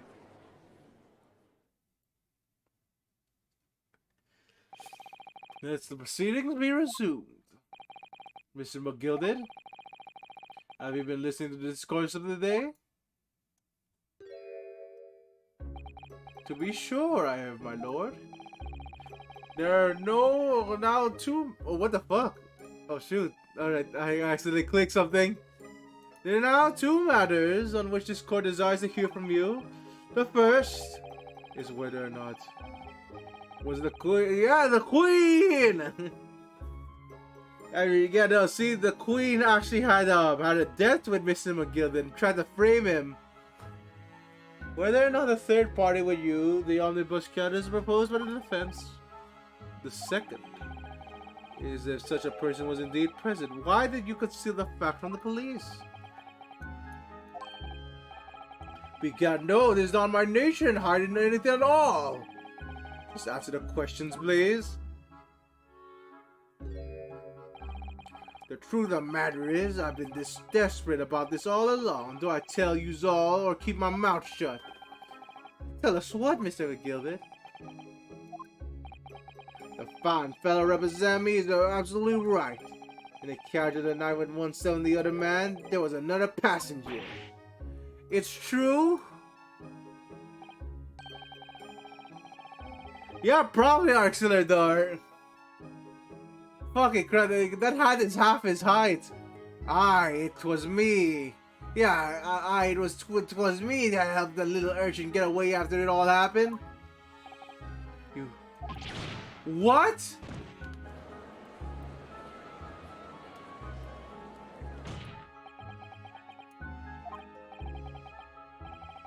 No, Madness McGillen, that convenient excuse can't save you now. I'm surely sorry, Lord Zan Van Zykes. I'm sure you'll be wanting to know what I say when I say nothing when I talk when I was taken in by the police.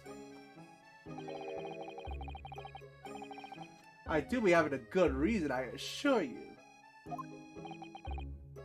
Which was? Well, the little child was just in the wrong place at the wrong time, not in any way involved, you see. What?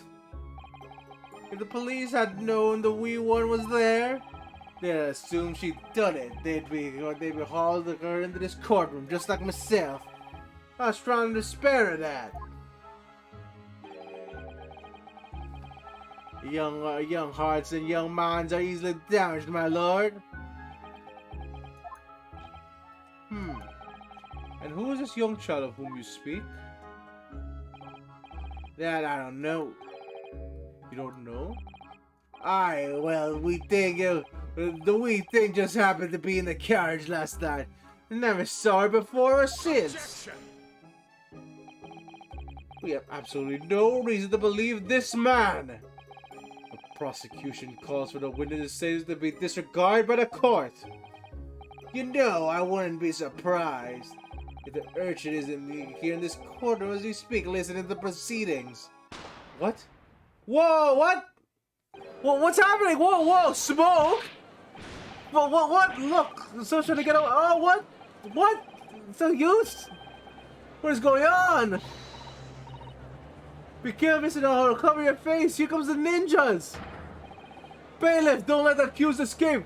Secure the omnibus. I hereby call an emergency recess. And they short the defendants in custody and they clear the courtroom.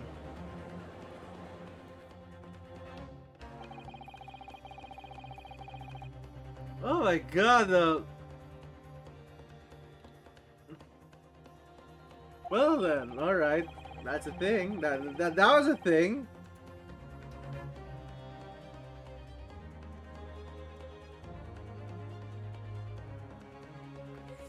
Oh, well, alright, let's see.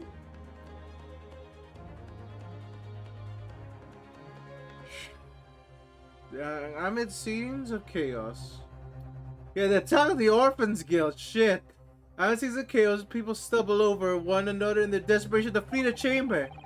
We had no idea what was happening, and all we knew was that, for the time being at least, the trial was suspended.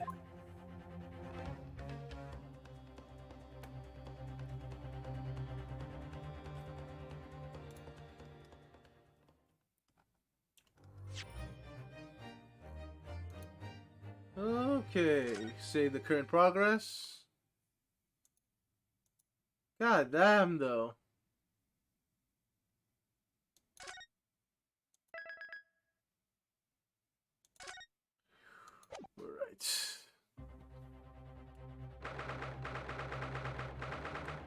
8 February, 12:52 p.m. The Old Bailey Defendants Antechamber. What on earth happened in here? Mr. Naruhodo, I've managed to find out what happened. Mr. Sato? I was told it was an advanced form of smoke grenade, a type of exploding device that releases smoke. A smoke grenade? It sounds that sort of thing ninjas use. Oh no, it is ninjas! It's the ninja attack orphans! They're just making sure everything is safe now. I think the trial was started before long. But who would have done such a thing like that? The police managed to catch someone who was trying to flee the courtroom apparently. Flee the courtroom? Why? Holy crap. Alright. Alright, I'll bite. Well, what are we doing here? A young girl? Then could it be the other passenger that Mr. McGilden was talking about? My thoughts exactly. So he wasn't lying. Oh, what become of Mr. McGilden exactly? There's so many things I need to ask him about, but he's not here. I think he was summoned to the prosecutor's antechamber to answer questions, along with the young girl. Who is she, I wonder? And what is she even doing in this trial? She was taking a huge risk, and for what possible benefit to herself? There's another man that's troubling me. What's that? The 20 pence. Oh,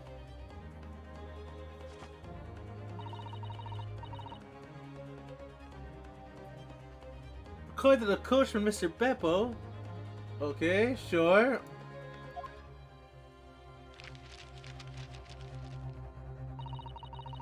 He took 4 passengers that night of 5 pence each. That comes a total of 20 pence exactly. But now it seems that there were in fact 5 passengers. Which means the figures still seem to add up again. She's right, that is strange. Counsel for the events, Kai proceeded to the courtroom. The trial will recommence in 5 minutes. Oh, thank you, officer. We'll go straight away. Alright, here we go again. Whoever she is, I imagine the young girl will be asked to stand to testify now. Okay. Well then. I really can't imagine she's going to say, but it could alter the whole direction of the trial. You know soon enough, Mrs. Sato. Yes!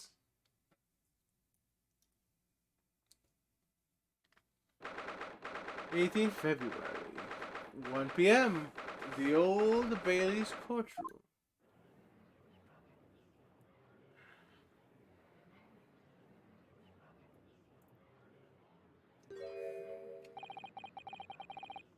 There's a young girl next to McGilden. Look! She must have been the one that caused the disturbance before. Well, after the rather eventful recess, the court will now resume trial of Mr. Magnus McGilden. Now then, Lord Zan Van Zykes. My lord?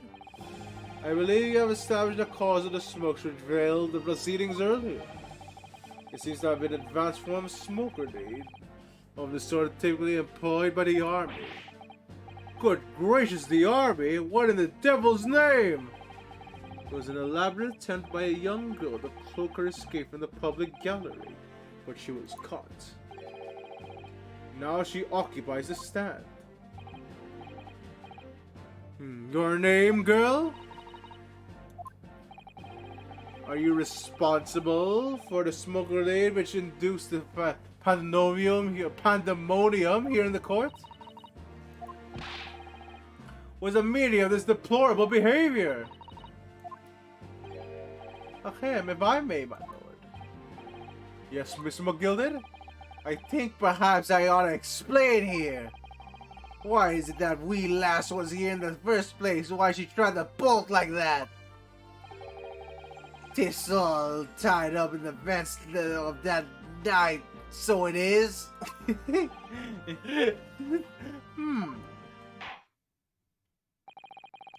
Very well, Mr. McGilden, give your testimony. You will explain to the court exactly how this young woman was involved in the case.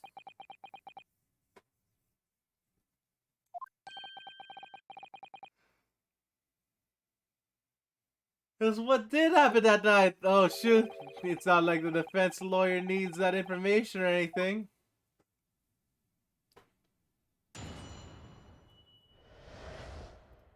The young girl.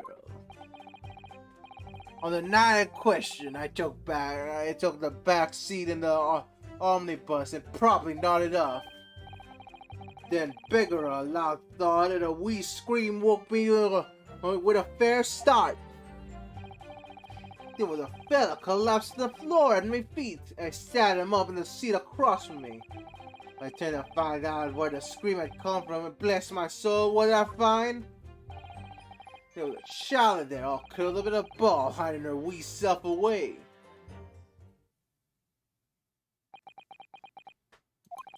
I remain somewhat baffled, I confess. Before I gathered on the night in question, this young girl was indeed riding the omnibus, is that correct?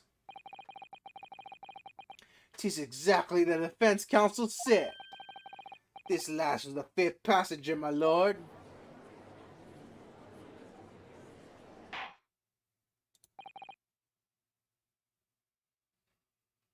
Okay.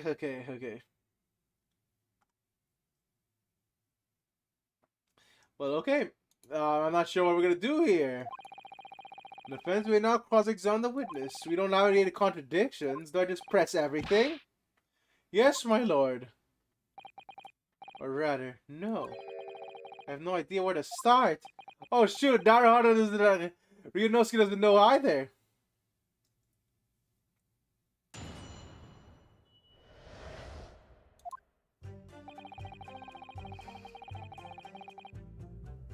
Well, I guess we're just gonna press everything, because I don't know if there's any contradiction to this. The night omnibus.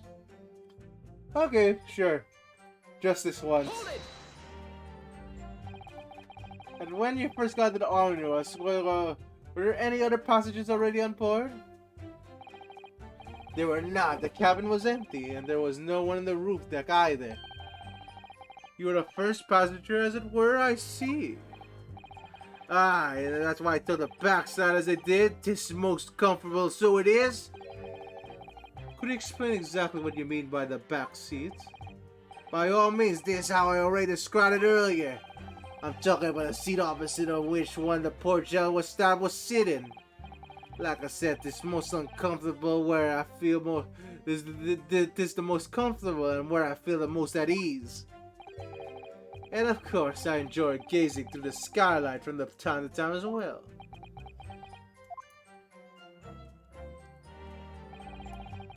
The bigger a loud thud, a wee scream woke me with a fair start. Alright, what is this? Hold it! A loud thud, you say? A scream? Aye, that's right. How can I explain it? 'Twas like the sound of someone falling to the ground. That sort of noise. Oh shit, okay. Can't argue with that. Do you think it's the sound of Mr. Mason falling to the floor, having been stabbed? Well now, you remember I was asleep at the time, so I wouldn't like to say. When the sound woke me up, I opened my eyes. There wasn't a soul in the carriage, but the fell at the door. On the floor. No, not the door. You didn't see anyone? But at the moment, you did hear a scream.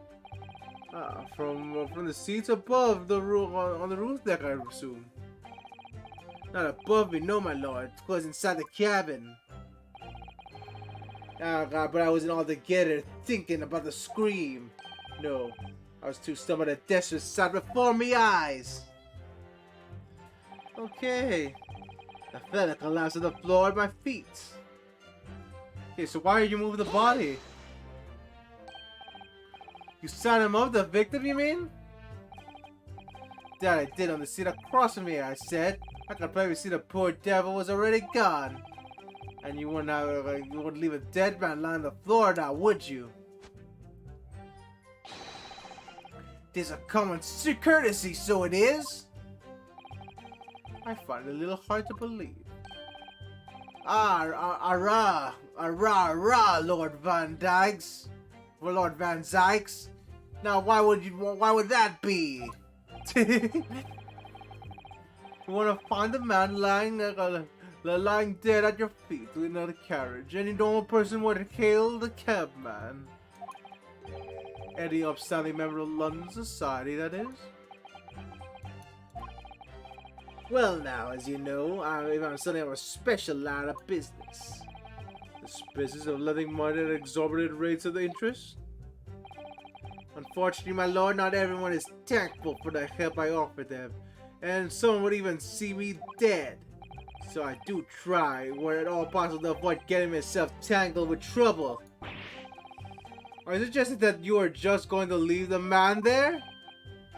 Heavens, no, alive, no. I wasn't intending to report it, so I was. Only I had a man to find out of the whys and wherefores first. The whys and wherefores? Right you are. There are some details I wanted to understand before anyone else got meddling. That wee scream I heard, remember, for example? Wouldn't your good self do the same? Yes, the scream says he heard it at the same time as the thud that the victim collapsed. Alright. Hold it! I'm afraid I don't understand. I'm sure you told the court that there was no one else in the carriage except yourself and the victim. So I did, sir, so I did. As far as I could see, that is. What do you mean by that? Well, nah, this a queer thing. The wheeze, the scream I heard as I woke up. It came from, you excuse my vulgar expression, under the backside. Under me backside. Good gracious. Under your backside? And when I lifted the seat on which I had been sitting, I found there was a wee cubbyhole there for storage.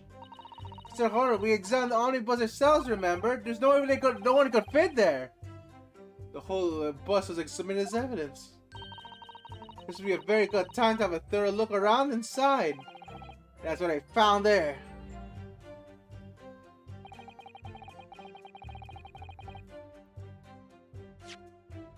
Alright, let me see again.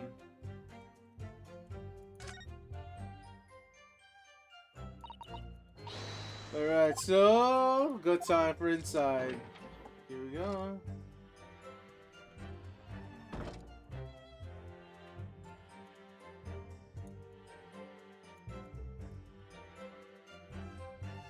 No fucking way I was there, right? Wait, am I blind? No, that's a completely different color, but there's no way! Hey! Hey, that blood stain wasn't here before!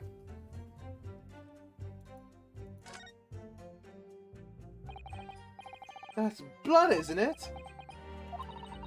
Is something wrong? But it was just, well, this blood stain is so obvious that it's all... There's no way it was here before! I'm gonna fucking watch the fucking VOD of the stream later. There's no way that blood stain was here before. And yet Van Sykes had made no mention of it. I swear that does seem a little strange. What a bad feeling. It's not there before, it's new! It's from the smoke bomb! Oh my god.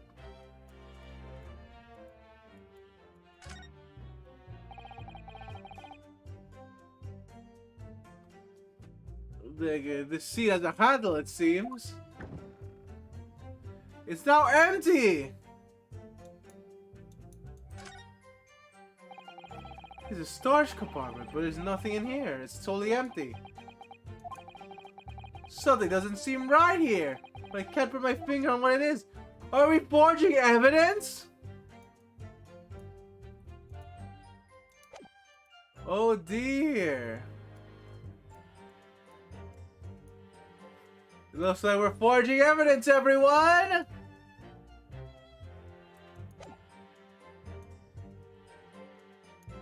Hold it!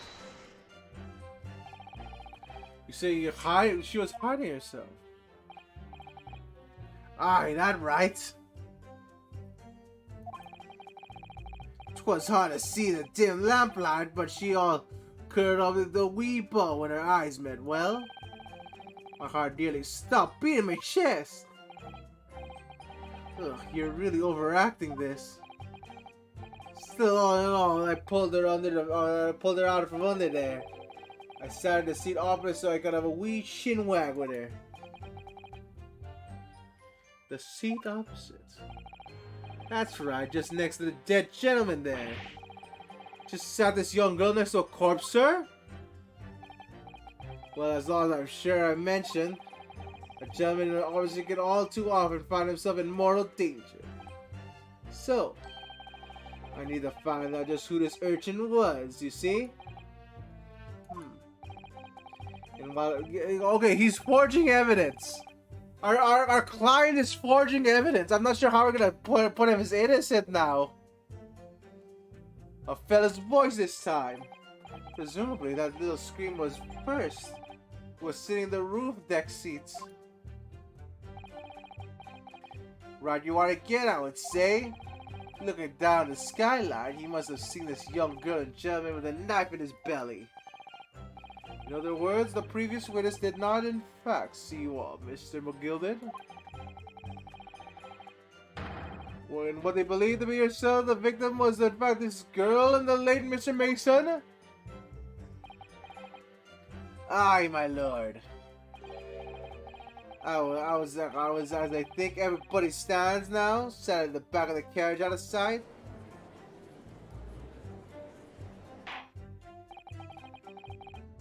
Certainly plausible. If there is someone this diminutive in stature, and really confused perhaps this young girl. After that, of course, we just screamed the gentleman over unless the driver realized something was wrong and pulled up the horses. Thank you, I've heard enough. You must explain is clear in my mind. However, at least one conundrum remains. Who is this girl? Her name is Gina Lestrade, my lord. She's a chancer. Even her earns a crust among large crowds, relieving them of their purses. What's called pickpocket. What? The girl here is a petty thief?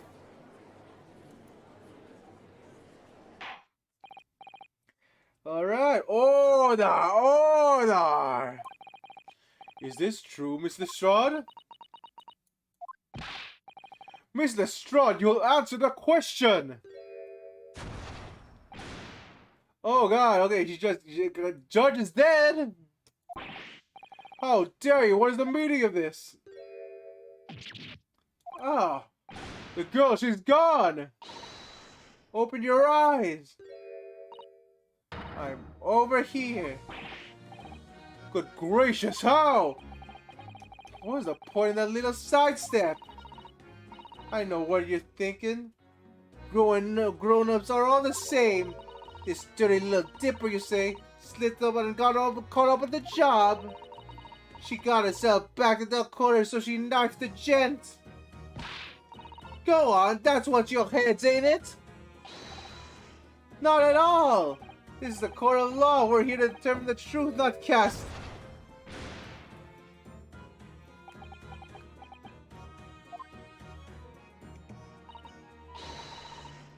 Looky, knives are for cowards. Only thugs use weapons like that. All I need to want to do here is these fingers. I'm a professional, alright? Maybe not in your eyes, but I got a pride in what I do. Let me guess, you don't count smoke guns among weapons for thugs? Oh, this? Yeah, this was in the bag I lifted the other day. Down where they keep the four-wheel drags. It's nice, innit? I like the pink best. Do not wave the thing around in my direction again. Wait a minute. Is that Herlock Sholmes' gun? So, you admit that you're riding the omnibus on the 9 question.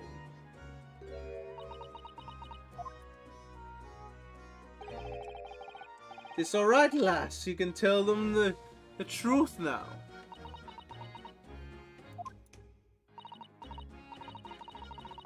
Alright, yeah, it's just like the Irishman said.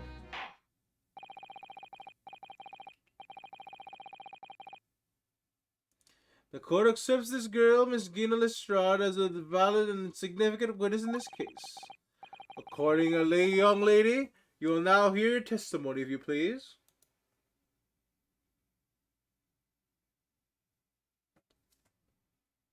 Alright.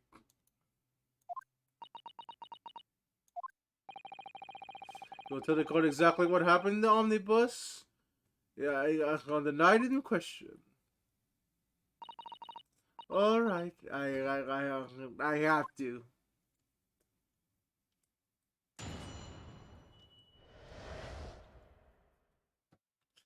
Well, the girl saw. So this again.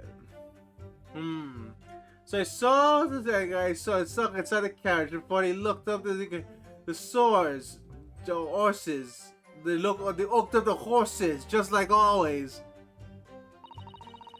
But it was a right old waste of time. I got nothing to show for my troubles that night.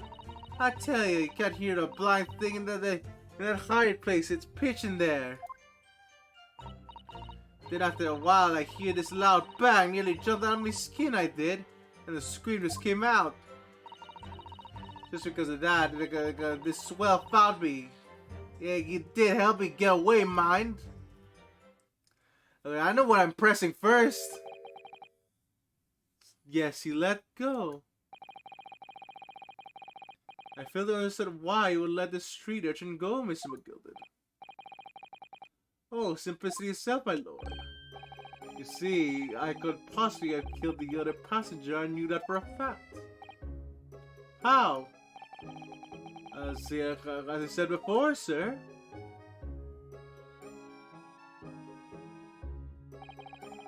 I was sitting right on top of the place where she was hiding herself.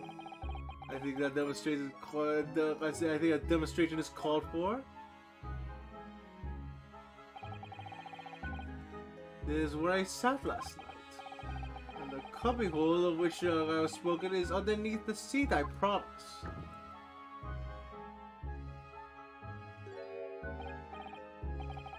Yes, it does appear to have enough for no accommodation to...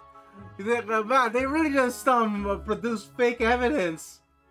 Everything's forged!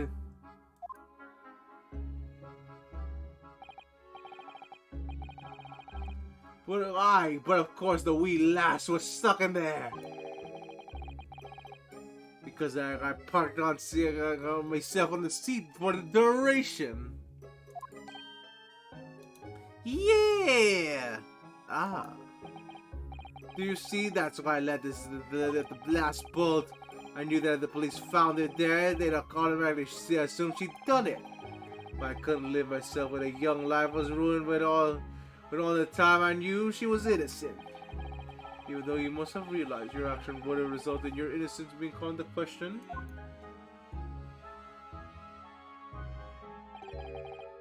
Not at all, my lord, not at all. I knew in my own heart that I was innocent. So I thought it was worth taking a point in my good name for the sake of this less fortunate lass. My goodness. What a perfect gentleman. My lord, this is a fine example of a man cannot possibly be guilty of a heinous crime like this. I'm ashamed of myself for ever doubting you, sir.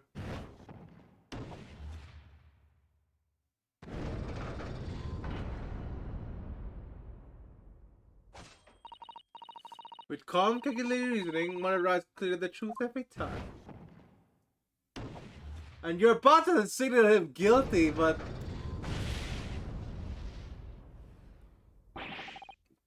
Saints alive! Also expected the jury consensual in their leading out of verdict of not guilty?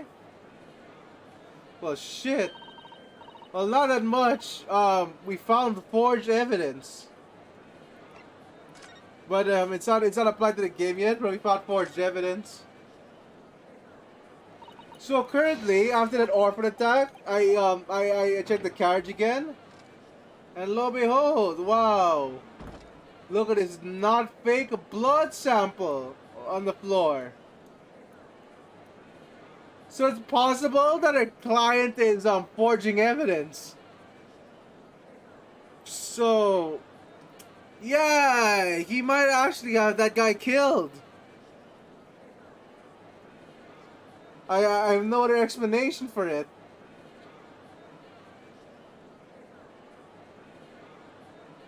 Well, you know, this carriage is now faulty.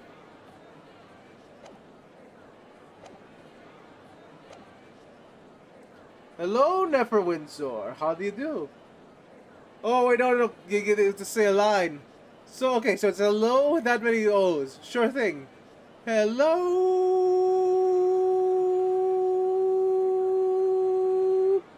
Okay, there we go. Yeah, this? Well, it must mean what? We are victorious. We've won? Are you sure? Objection! Oh shit, he's showing his legs off! In the sight of my iron-heeled Wellington offends the prey, do not forget. Offends, pray, do forgive the discourtesy.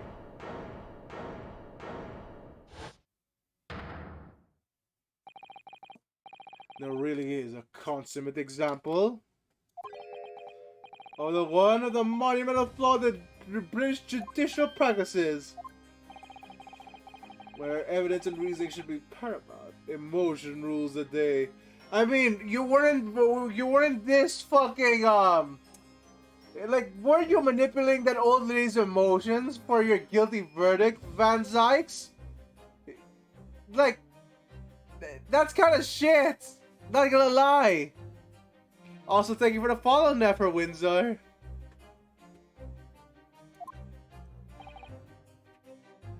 We're like, oh my god.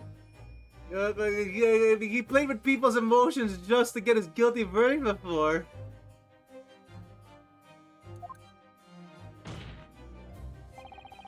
The witness's latest statement gives us a clear insight to his true nature. What do you mean, his true nature? You really think, Scott, I would have made such a glaring omission? After the incident, the omnibus was comprehensively searched by the officers of the police. Obviously, the interior of this cubbyhole, the witness put it, was included in the investigation. A compartment under the posterior seat was full of coachman's belongings. There's no in black and white here in the police report. Good lord! The evidence has been tampered with. In order to corroborate Mr. McGillen's story, someone has unlawfully removed everything from under the seat! What?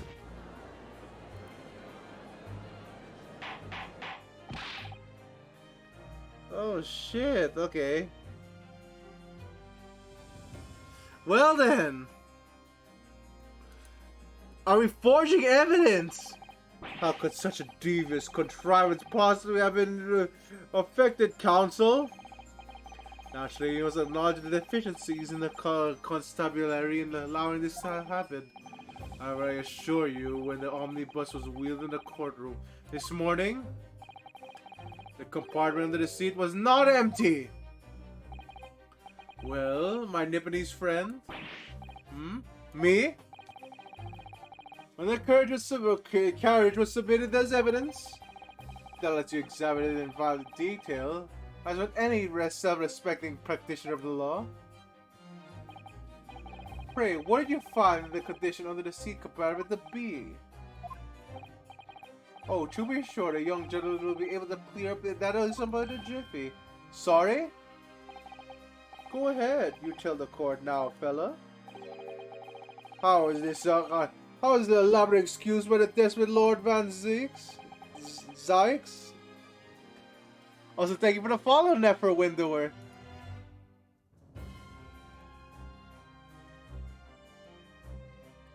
So, let me see here.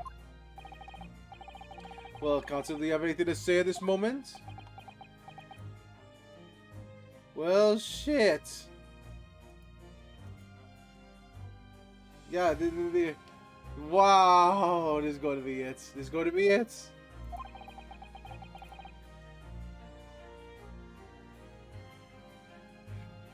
Alright. How am I supposed to answer? Why can't I set a state of that little compartment?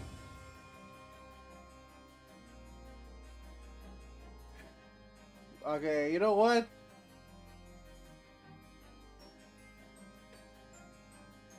You know what? Let's tell the truth.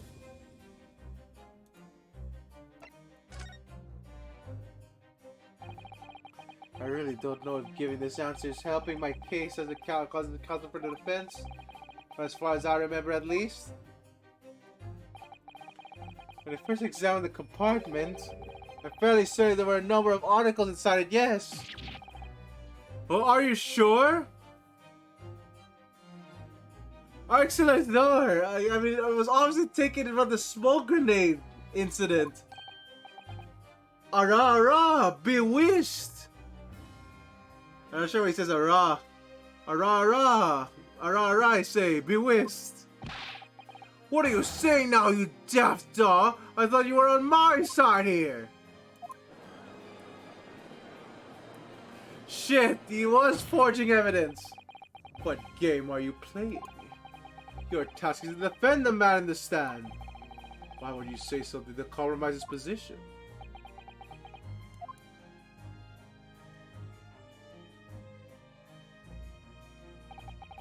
As the advocate for the defense in this trial, I confess that I'm not entirely sure where I stand. What seems to me that I should state what the facts I do know clearly and honestly as possible. Interesting.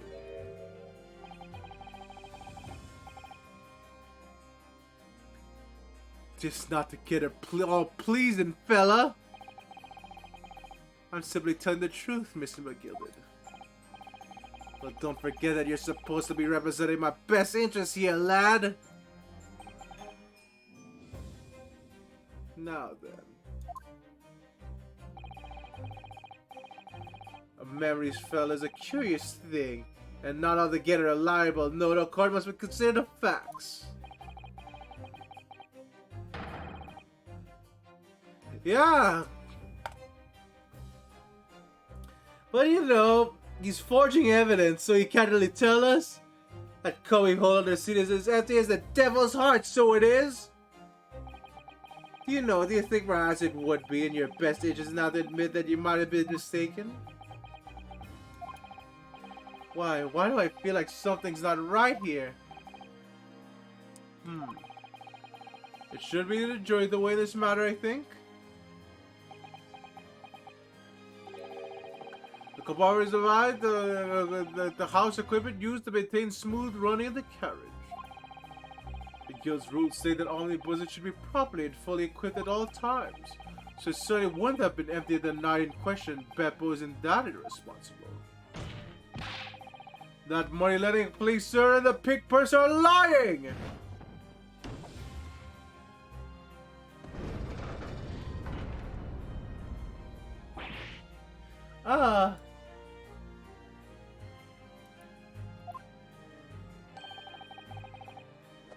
I can't believe I was nearly taken in. The stinking rich are always stinkers. Nothing but cowards, a lot of them. I don't know. It's a trick. Of course it's a trick.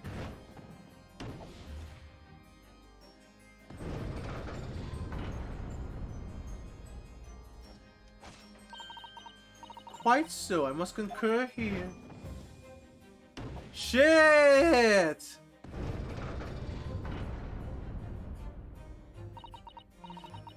With calm, calculated reasoning, one arrives clearly at the truth every time.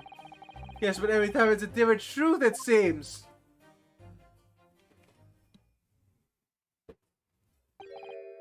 My lord, I humbly exhibit the scales of justice.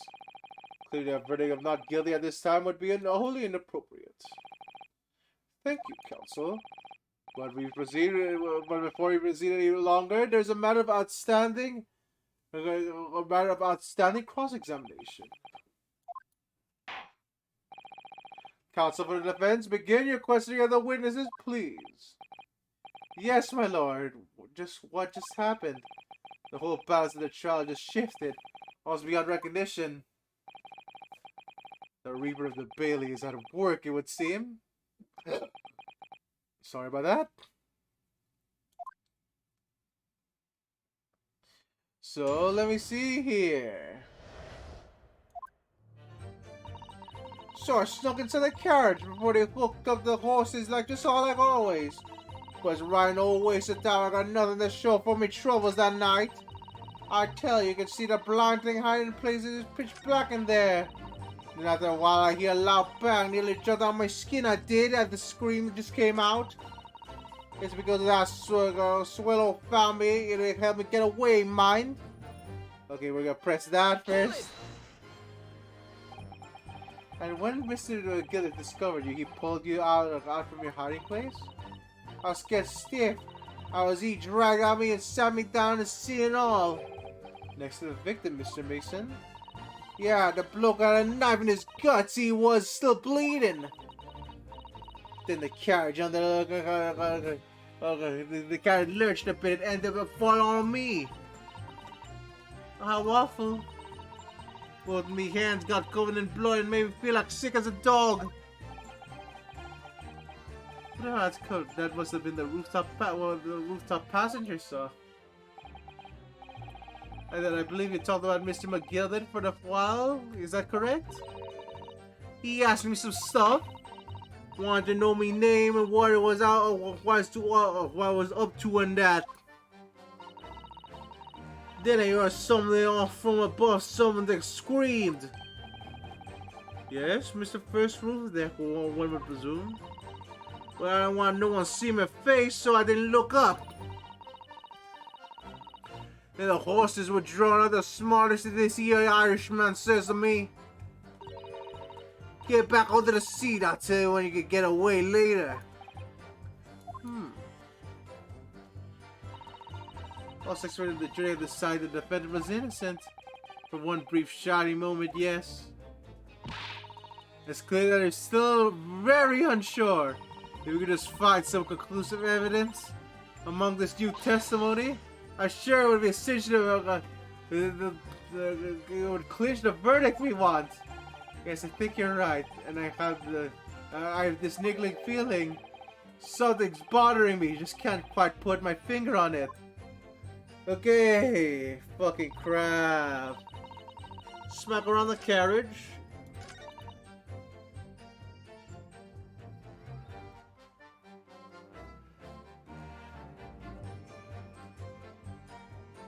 So they put you there twice. Okay, we're gonna press that just in case they're like, oh, they took out the equipment or something. So you couldn't see out you couldn't see into the cabin at all. Not a jot most days. Yeah. Then again, she did say that both her hands were bloodied. Not a jot most days. I push my cushion with me and look out the crack. Then I just have a butcher. Butchers that who I'm gonna fiddle. I thought you were a pickpocket, not a butcher. I mean, I can't say I gotta have you look. The seat on there ain't as much plush as the other one, see? So most of the time the passengers plan themselves the opposite. But for some reason last night, this here Irishman spent the whole journey right on me head. And for that reason, you weren't able to push the cushion of the peak out, I see. Truth is, I ain't looking too happy in small talk places. No.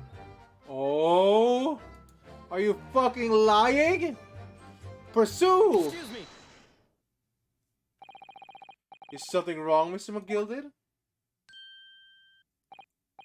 Oh, I do apologize. What's the matter, counsel? I'm just wondering if Mrs. Lestrade's last card made something occur to you, perhaps.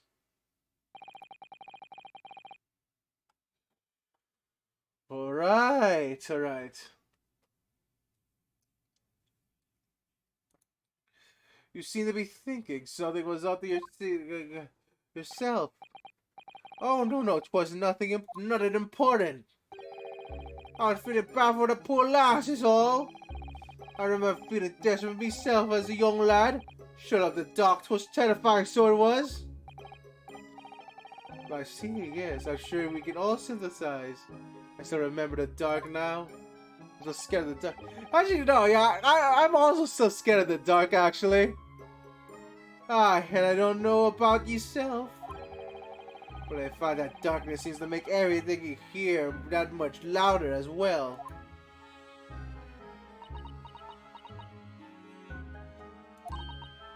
Yeah. I suppose it does, maybe. Miss Lestrade? Did you hear something the other night? Anything, an unusual noise, perhaps?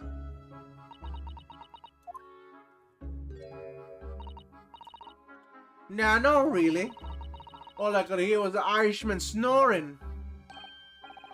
Bejeebers. There's no gonna tell the whole world of me for foibles, you little scamp.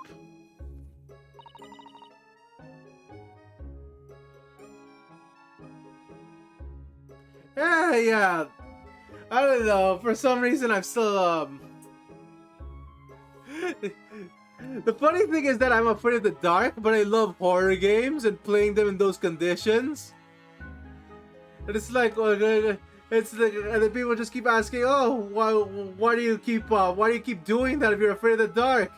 And it's like, oh, it's just way too fun, you know? Even if you're scared. What a pity. If only Miss Lestrade had heard something, it might have given us a vital new clue. Yes. Was she making the last statement of hers? Okay. Could she have heard something? Most of the time this is yes, but it might be a trap. Oh my god. Yeah, I think it's probably important. My lord! I believe that statement you just made by the witness is profoundly important. Profoundly important, but all she said was that she heard nothing. Yes, which is profoundly important. Wait. If she didn't hear anything, she didn't hear the scream. Like she didn't hear she didn't hear the guy getting stabbed.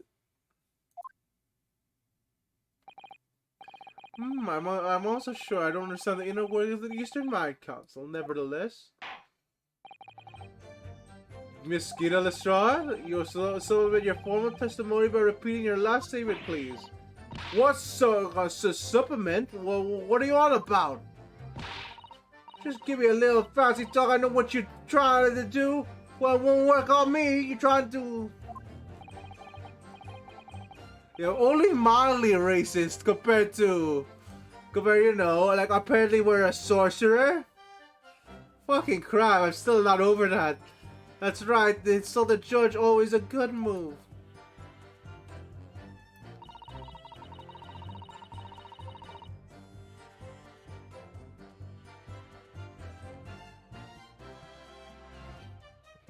Wait, no.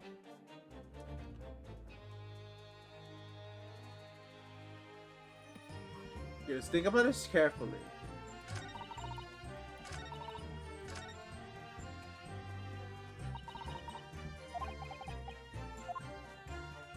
Wait, no. Let's think about this carefully.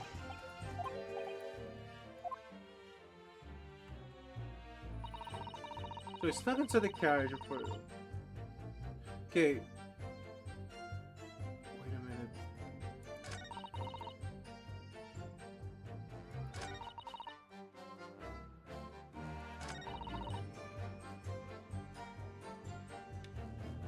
Holy shit! Wait, no, there!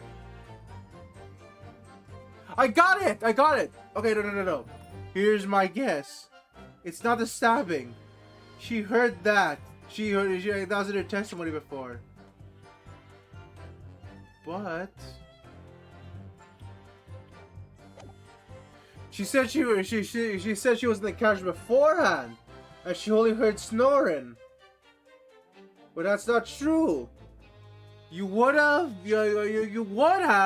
heard another thing.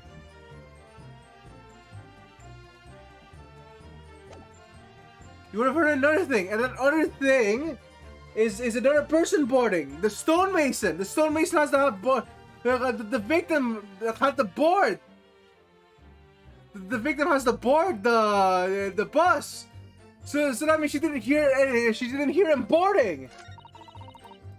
Oh no. Okay, so we have to press that. Because I don't think we could present the thing yet. Let's press it just to be safe.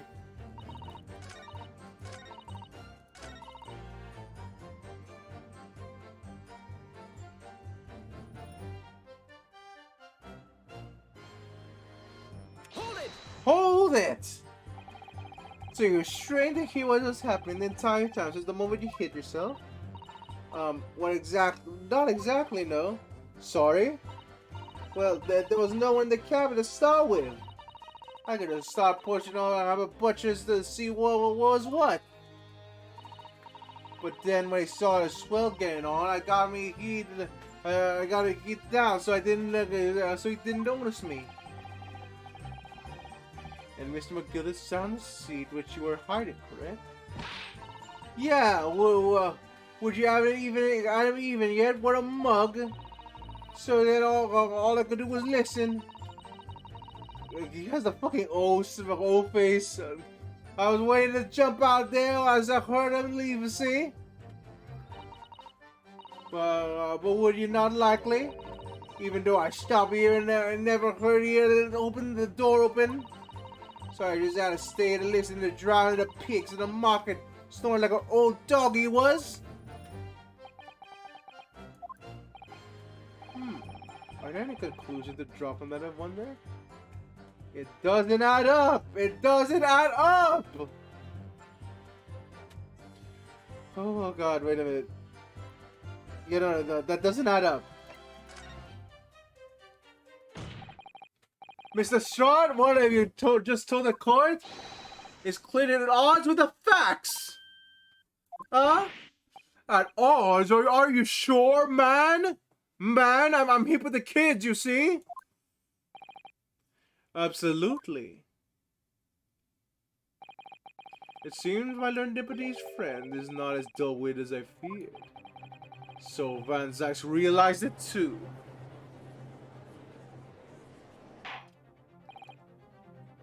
Counsel, I must insist that you bolster your claim with evidence, or some complicit party's name at the very least. Yes, my lord. X-ray to demonstrate his alleged contradiction to the court. According to Mrs. Strahd, she was hiding in the omnibus that night. She heard nothing but the sound of Mr. McGillis snoring, but think, Rianovsky, think! There's something else she would have heard. Show a person. Very well, yeah, my lord. Allow me to elaborate. On a particular sound that Mr. Lestrade could not have been failed to hear the night in question. Thrice fired Mary Mason. Take that! Thrice fired Mason? Yes, my lord. This is the sound that Mr. Lestrade cannot have failed to hear. Is that victim, Mr. Mason, boarding the omnibus? Holy shit! Well, we got in spades! Order! Order! Explain your reasoning, counsel!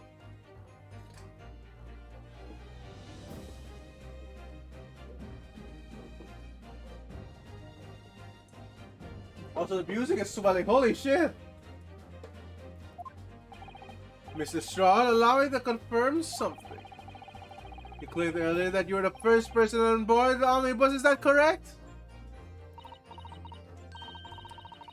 Yeah, of course I was. I got on while the driver was in the pub, didn't I? And the next person on board the omnibus was Mr. McGilded? Now it was not as soon as the cabin when he climbed aboard. At least not in plain sight. So you were, all intents and purposes, alone in the enclosed cabin of the omnibus at that time? Did I just say as much? I was just traveling with anyone. I wasn't much traveling with anyone else, if that was what you mean. Yeah, I saw him get on, remember? Through the crack under the seat cushion. He was on for sure, it's on for sure. He was on his own for sure. And from what we've heard, the carriage made a number of the stops on its onward journey. During that time, you did not hear the door opening and closing at all? No, I never heard it. That's exactly what I was listening for. Weren't it waiting for this to swell and leave? In which case, how did he enter the carriage?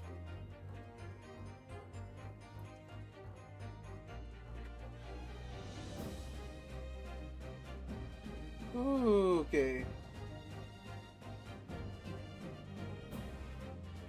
Alright, okay, come on. Then how did the victim enter the carriage? Ah! We know that the victim collapsed inside the enclosed cabin of the omnibus. Therefore, Mr. Strott's statement about what she had, or did not, here is on to the facts! Ah! Yes, this petty thief's statement was clearly flawed. Lord Van Zeeks! Yes, he knew all too well that there was some inconsistency in Mr. Strott's statement. It would seem the words of thanks are in order for my learned friend. What are you talking about? You have demonstrated matters impeccably. This witness and her colorful statements are entirely unreliable. Her words are convenient untruths and nothing more. He's dead, right? How could the victim possibly not have boarded the omnibus? It makes no sense.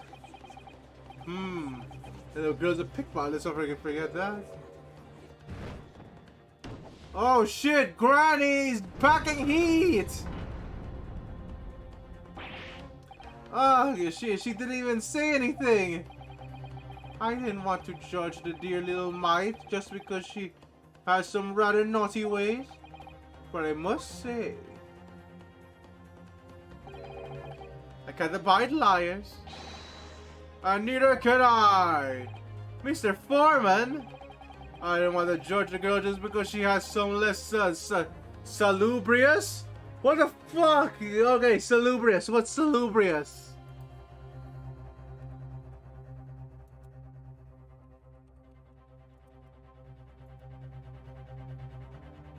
Health giving, healthy. Wait, what? Run down. Not run down. What the fuck? Less than salubrious. Okay, so less than healthy ways. Okay, good.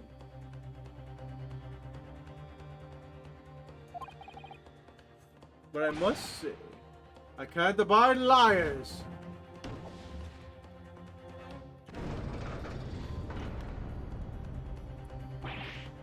Ah.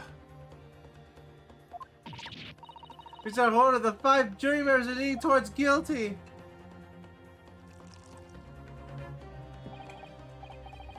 Well, your considering for others is refreshing, Nipponese friend. The considerable troubles you have spared me.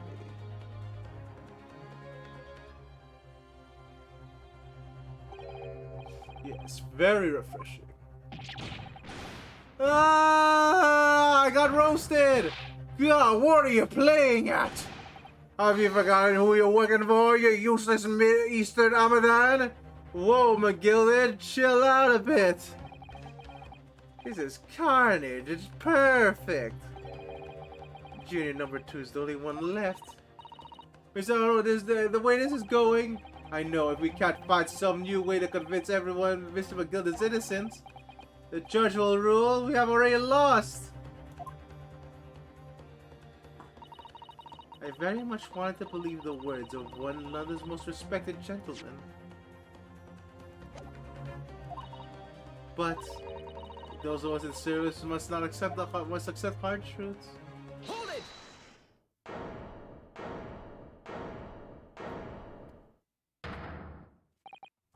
Yes, the weirdest last statement seems to have revealed a critical inconsistency in your story. However,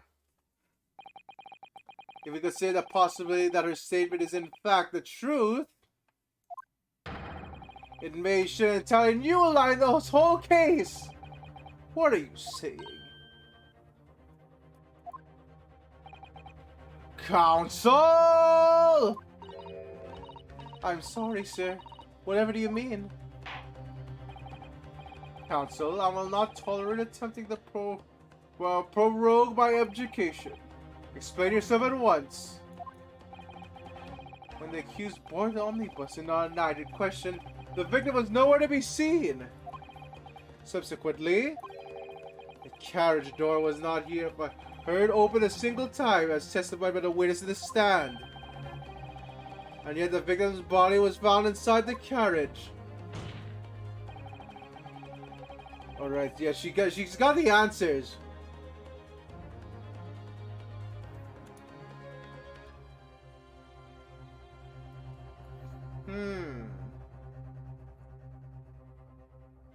Okay, wait a minute.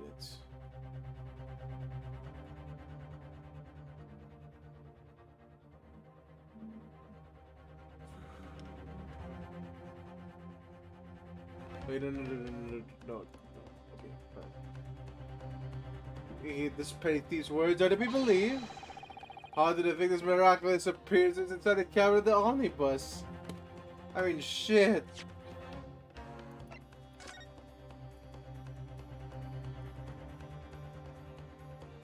Oh, fuck.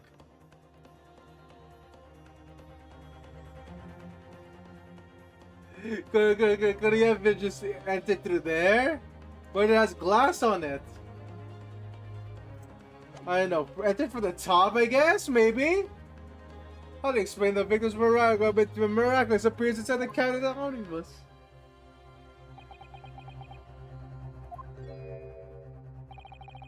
There's only one way to explain how the victim came to be inside the carriage. Oh my fucking god, there's another entrance. Is it the top? The door wasn't even open even once. The only explanation is that the victim entered and closed the cabin some other way. Objection! I don't know what new fantasy would come up with in your blind panic.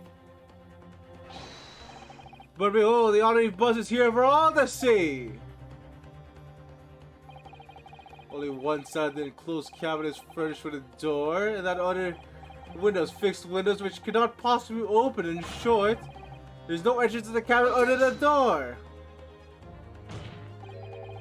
But there could be. There's one possibility you haven't considered. Oh, really? Yes.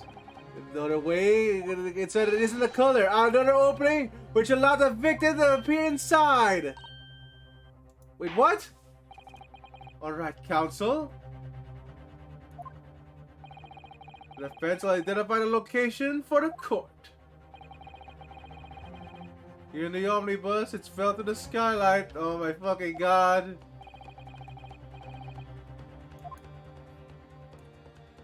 Still, that would be like, yeah, it's the only explanation. Take that! The answer is obvious. It can only have been to the skylight. I say the skylight. Objection! Your ludicrous proposal always has me lost for words. However, Objection! the skylight may be large enough for someone to pass through. So you claim, but do you have a sure evidence to support your adult brain theory? Both Mr. McGill and Mr. Stroud said the name of their testimonies. They claim that you have heard a loud thud as the noise made by someone falling to the floor.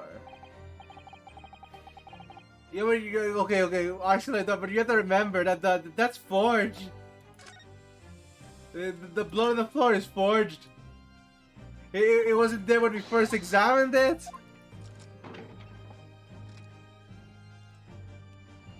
Like this blood on the floor is like, look, it's even a different fucking color. Oh my god, though. Oh shoot! I can't believe our client's forging evidence. So there's way more to this case than this.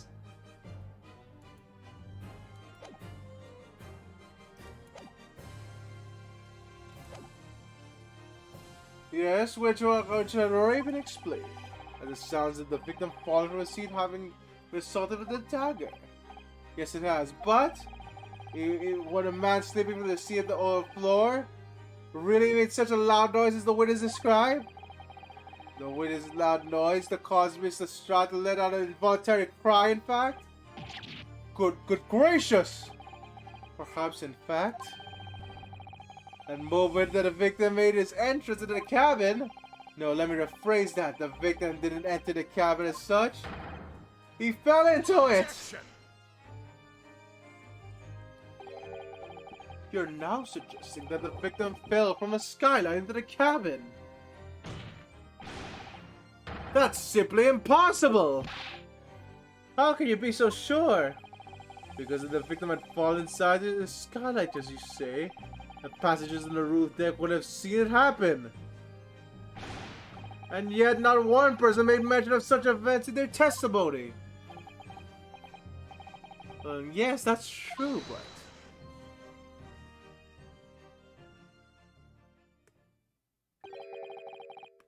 Might a humble fella make a wee comment here?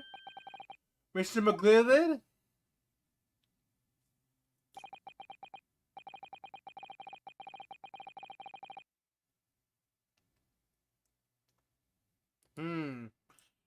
To be sure now, the two fellows who were assigned the roof and that testified before said nothing of the victim falling to the skyline. But it seems to me, my lord, that is not much of a case of them not saying, but... Aye. The case of them being unable to say. What? I think perhaps the two fellas... do we have it insulted a couple of reasons not to mention what happened? Would you not agree, finally, the judge of the jury? Oh my goodness, surely not! Those two shots at the roof? Holy shit! I mean, he's definitely framing them. You mean the ones who sucked the knife in the man were... Oh, you know what?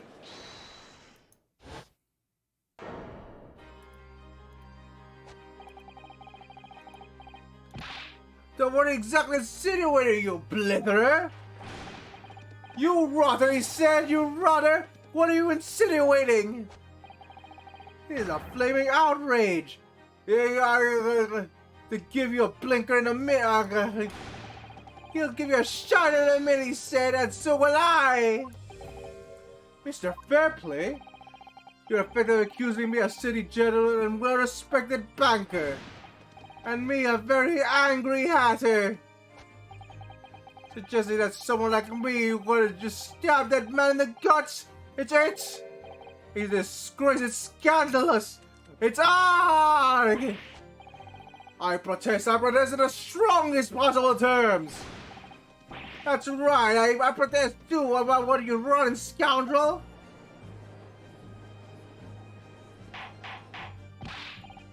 Order. It is not the time, witnesses. I will not permit wanton invasion of the stand. Return to the Anthony room at once. But it's beyond reason, my lord. It's outrageous. It's very hurtful, you know. My lord, if I may comment. Go ahead, Lord Vanzite. Is the defense had that aside to the outburst from the witnesses? My learned friend has been fit to abandon all protocol and accuse the witnesses without proof. Accuse? I never intended to! It seems, young Nipponese, that your command of the English tongue is wanted. He reveals this cord was the victim fell through the skylight from the roof deck of the omnibus. The hypothesis could possibly stand without the rooftop passengers being aware of the events. You have branded these gentlemen liars. You have intimated their criminal guilt. In our British courts of law, that was termed baseless accusation. Oh, crap. I know I was in putting a deal forward without any actual evidence, but you can't just dismiss it without a second thought. What are you waiting for, huh? Get them to testify. I thought there was something fishy about that hat from the moment I laid eyes on the fellow.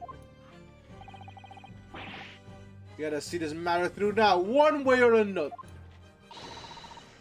If there's filling rubbish in our midst, we must dispose of all of it at once.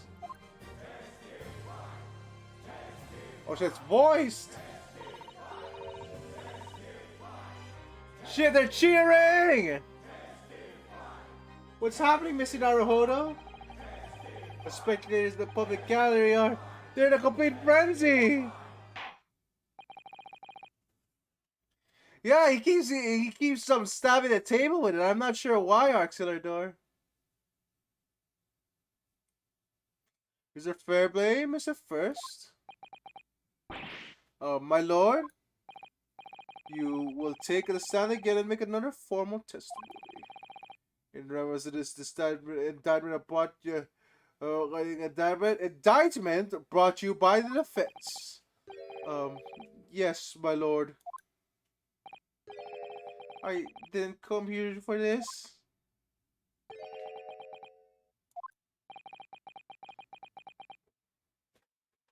There's no time to think this through. All I can do is keep pushing forward.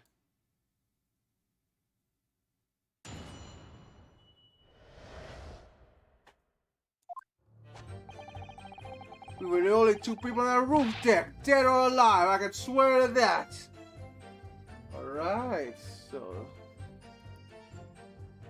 It's not a stretch, but let me see.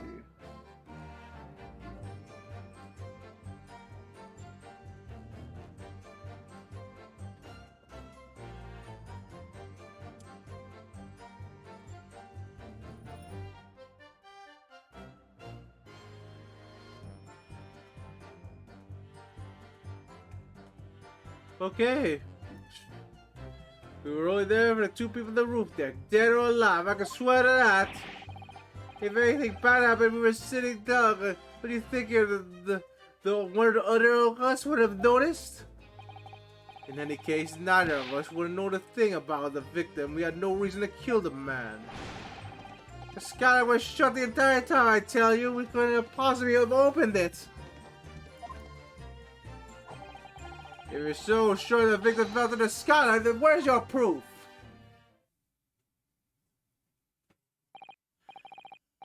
I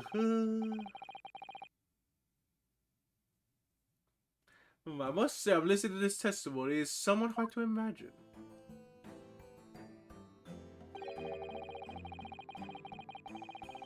I mean, we can check in a bit, I guess.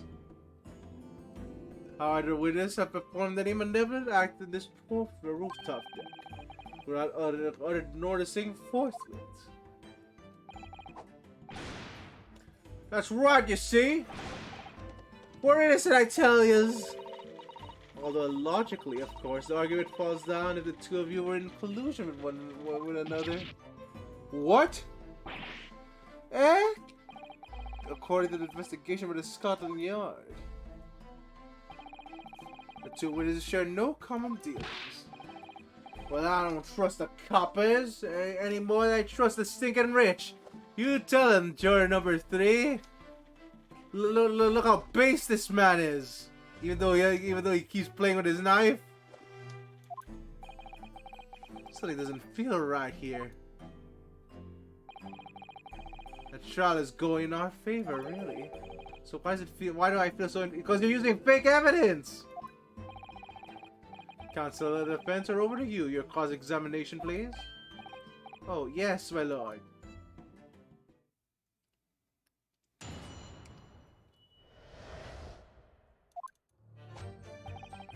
We were only 2 people on that rooftop. Dead or alive, I can swear that.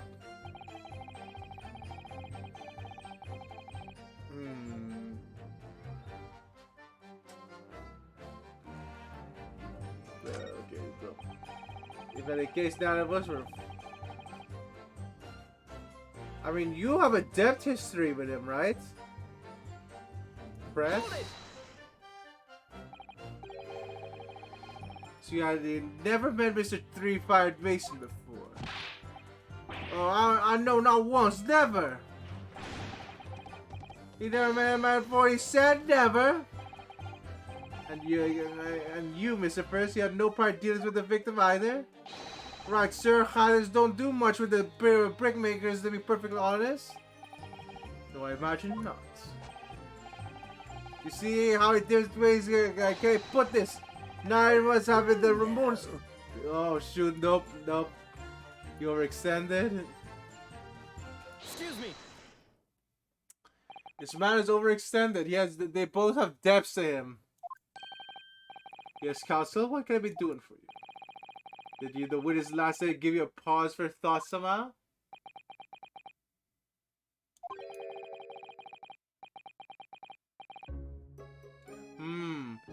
Now the removal location, is that right now, I wonder?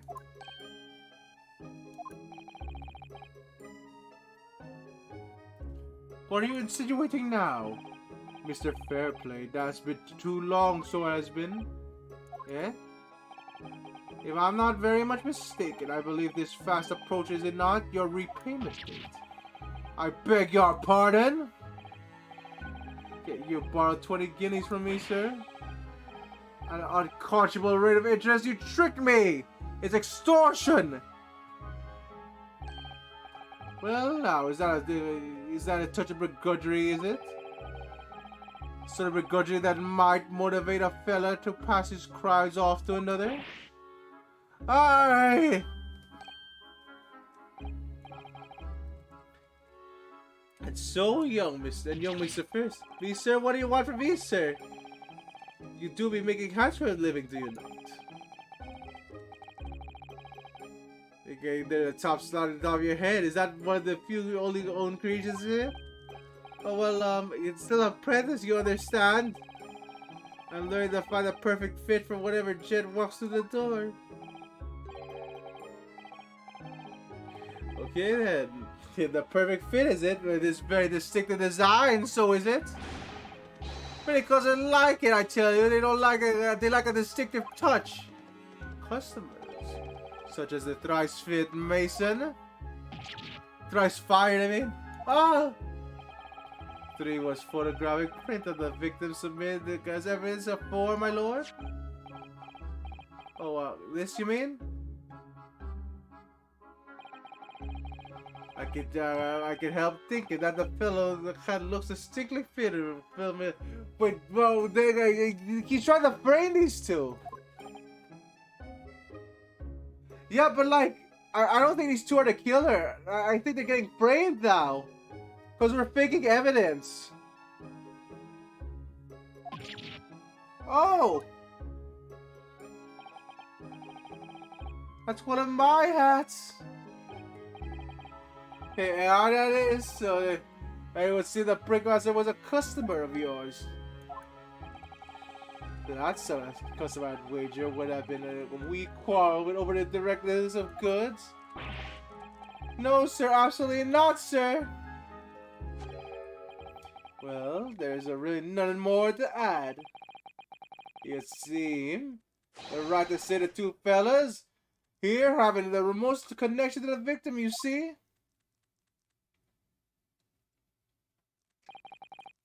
Now rest my case. Yeah, he's definitely faking this. Yo, you little weasel, he's better at this than I am. Gosh, Mr. McGill certainly has been through the research, hasn't he?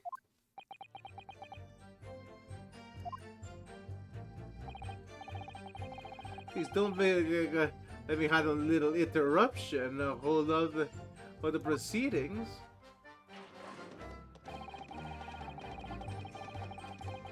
Why did I get an achievement?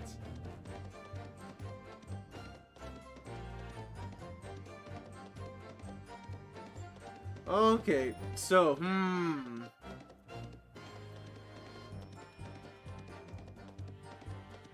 yeah, I guess that's a probable coincidence. God damn, though,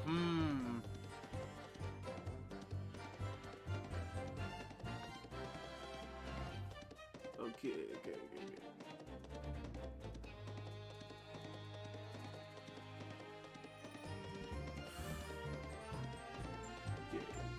Well, press this, I guess. I'm quite certain about that the scanner was shut the entire time. I'm going to lose my block with you in a minute. He's going to lose his rock with you in a minute. That's what he said. Go on. You see, it's shut fast now, like it was on the night.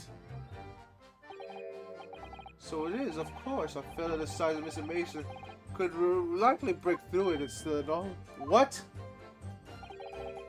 Just look at the size of the thing, you understand?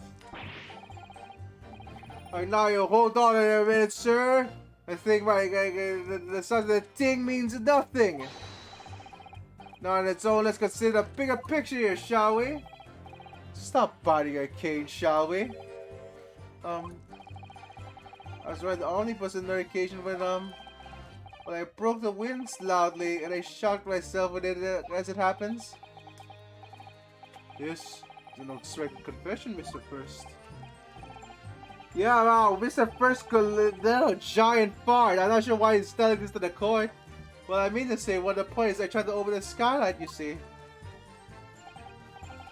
With my luck, I couldn't make it budge. Stench was terrible. Everyone was looking daggers at me, sir. I went as red as a rogue. I did. Rouge.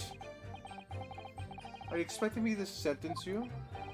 Oh no, sir. The point is, this guy can't be open. I tried, and I tried when it was inside the cabinet of shame. The cabinet isn't open, you see. So that proves it. We couldn't kick the victim down the cabin below. I tell you, neither of us could. Nobody mentioned anything about kicking anyone. Like I said, the details are little nuggets at best. It's a mother lode that we're looking for. It's only for the roof that it can be opened from.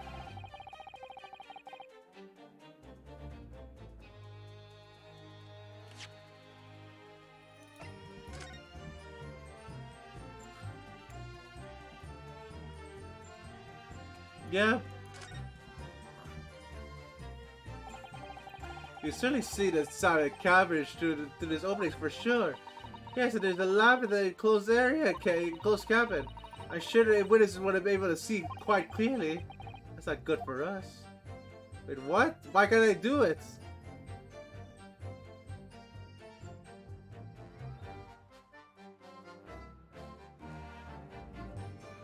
Okay. Wait a minute. I did something wrong here.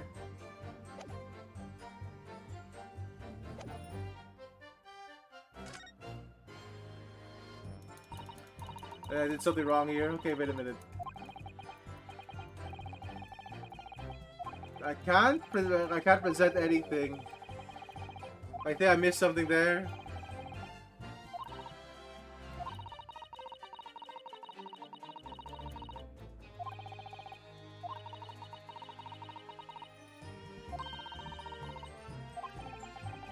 So you're saying that we need to know? We need to now... Is the final conclusive piece of evidence? Well, wow, we're close to finishing this.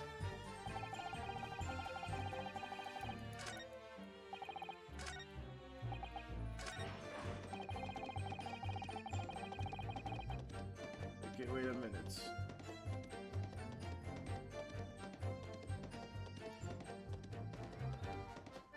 Hold it! Press this again. I think I missed something.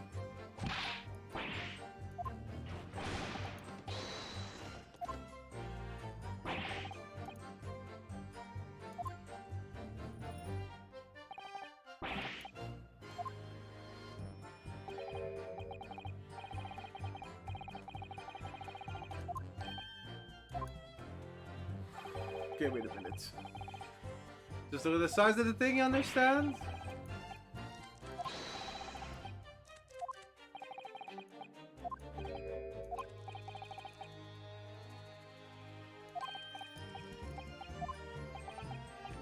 Yeah, I'm still not sure why he's talking about that.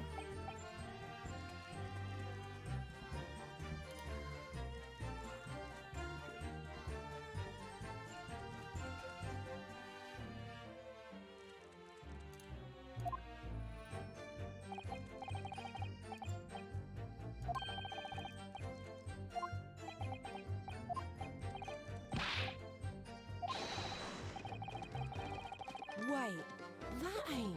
Oh, wait, I'm pretty sure that wasn't before. Okay. What do you have? Excuse me.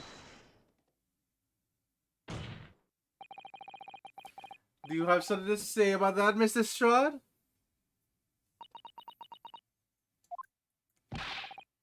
Mr. Strahd!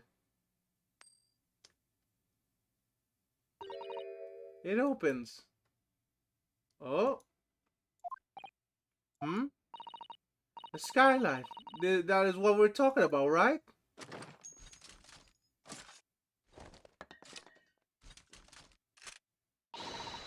Well, the skylight's open. Dead easy. More easy than you can load a weapon. That's a lie, I tell you. Otherwise, I would have broken an eye. You can't do it from the inside, you mug. Oh?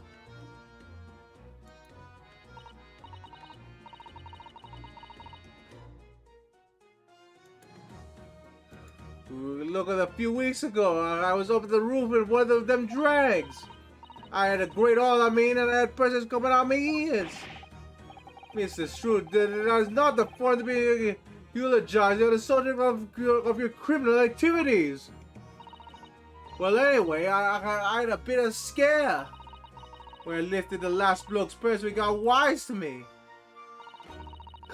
All 5 minutes around, so I couldn't hop off the bus and leg it. So I did was I used a sky to open the catch and jumped right through. What? Yeah, the catch of them skylights on the top side. That's why, well, you can't open it from the cabin. Skylight opens from the roof deck. Bailiff?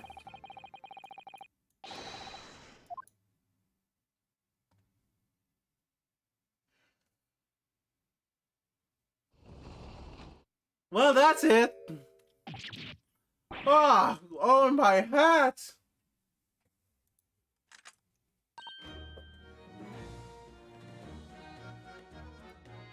See?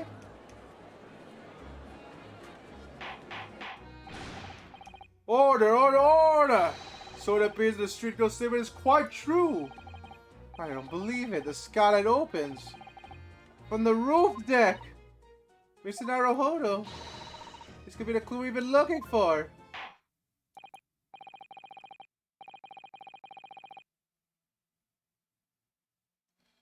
Alright, well then.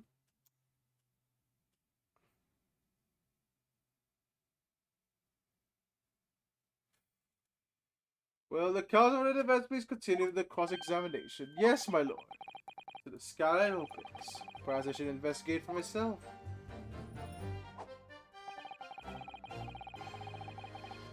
Well then, okay.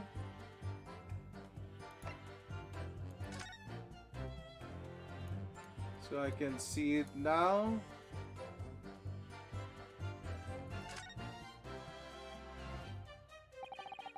The skylight was fastened shut before. But now the catch is undone, we should be able to open it.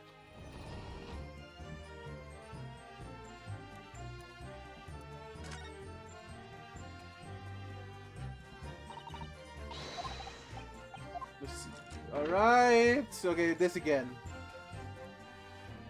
So this blood is obviously fake. Oh my fucking god, what is that? Yes, it does open, but doesn't it? Why not to kick someone like... Why someone like me? Ah, well, what is it? Look, just here, look at this! What is it without question? It's blood! Why would a bloodstain be there? Surely, it can't be unrelated to the case, can it? Oh shit!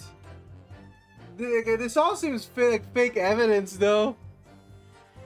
Like the bloodstain on the ground wasn't obviously there before the smoke. I really don't think they did it on Auxiliador. Not yet, anyway. I wouldn't doubt this, cause like a lot of this evidence comes from like the empty the empty thing and stuff that wasn't there when we first had this carriage evidence. So our client might be actually be forging evidence here.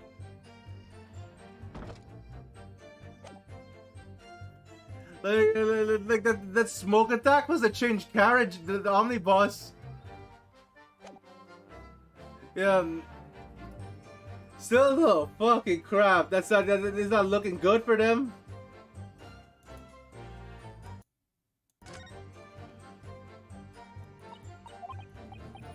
Oh my god, though. I wonder how this game's gonna end, because we have forged evidence already.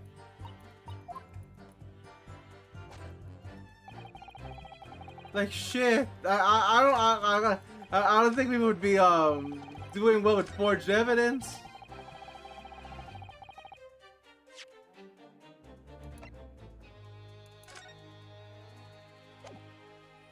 Okay, present it here.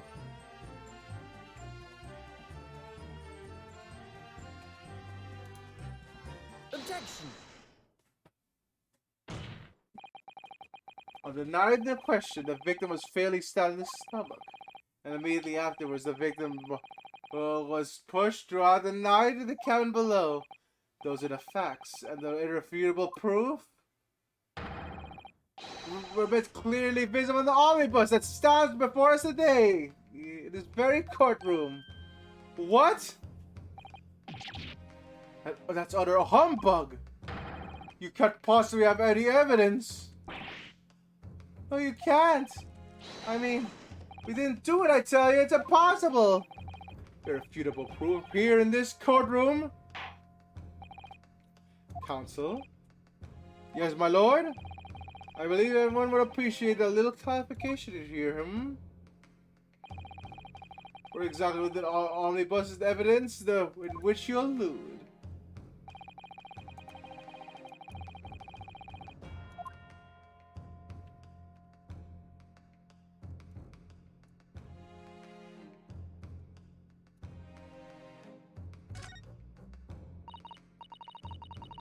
Right? No, okay, wow! No, not this dialogue again!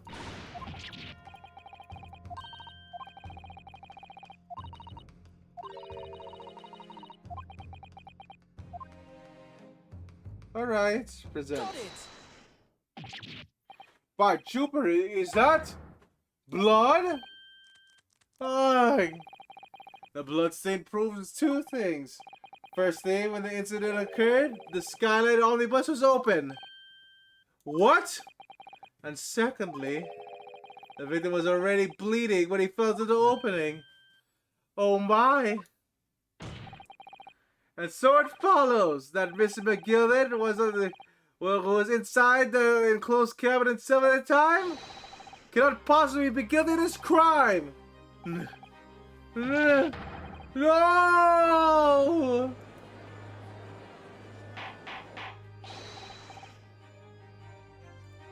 Order! Order! Order! Holy shit! But the blood could have been sprayed there when the fellow was stopped inside the chick cabin! And only found with one particular spot in the skylight? And sure, that would be very convenient. Ah. And let's keep in mind the skylight catch can only be unfastened to the roof deck. Yeah, McGillen knows way too much about this fucking case. You're a sleazeball, man. I myself wouldn't have been able to open it, would I? What? There's no way for certain, is there? If the jet really fell to the skylight, I mean. Why don't you have a good look at the floor of the cabin within the 2 seats, Mr. First? It's all too plain, you see. The aftermath that shows the poor fella drowned in the fair hide right thereafter, so it is. What? No! What it can't be, it's all lies! My fellow jury members, I think we can all agree it is clear about the defense innocence, can we? I believe I can. Yes, sir. It's not clear to me now. It's clear where the filth and rubbish can be found in this courtroom. So they thought they could put a wool over my eyes, did they? I won't tolerate it in the guilds with carriages being soiled with blood. I won't tolerate it. Oh, I always knew that the nice gentleman who gave us that delightful fight couldn't have done such a thing. Stop flip-flopping. On 3 then, everyone. 1, 2, 3. Objection!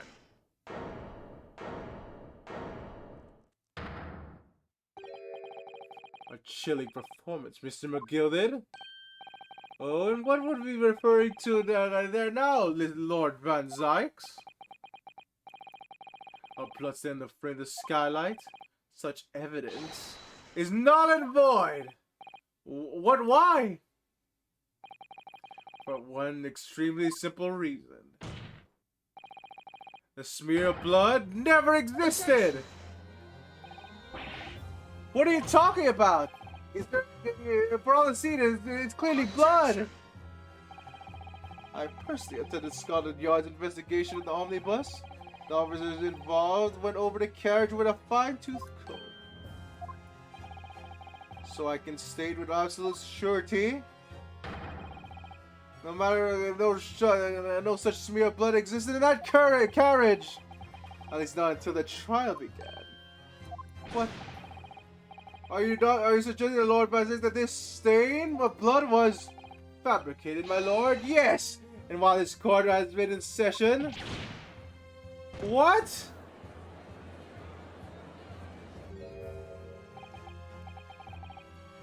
What a pal.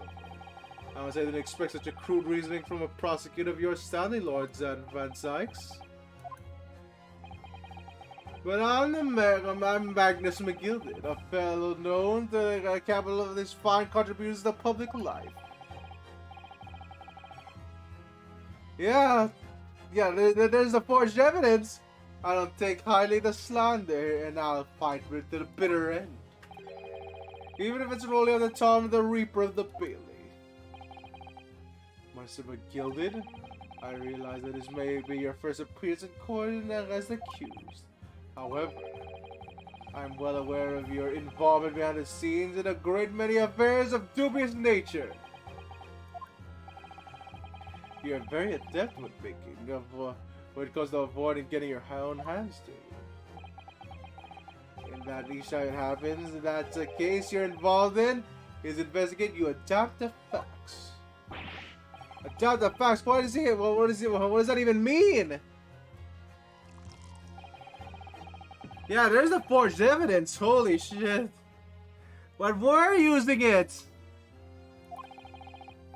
Tampering the evidence tampering with evidence, manipulating the scene of a crime, bribing witnesses. I toast you your bid to concoct the most convenient of stories, sir. Tut, Lord Van Zykes. This will not do for sure. Will it do? Will it now, counsel? Yeah, I don't feel like defending you, sleazeball. Huh? Oh, no.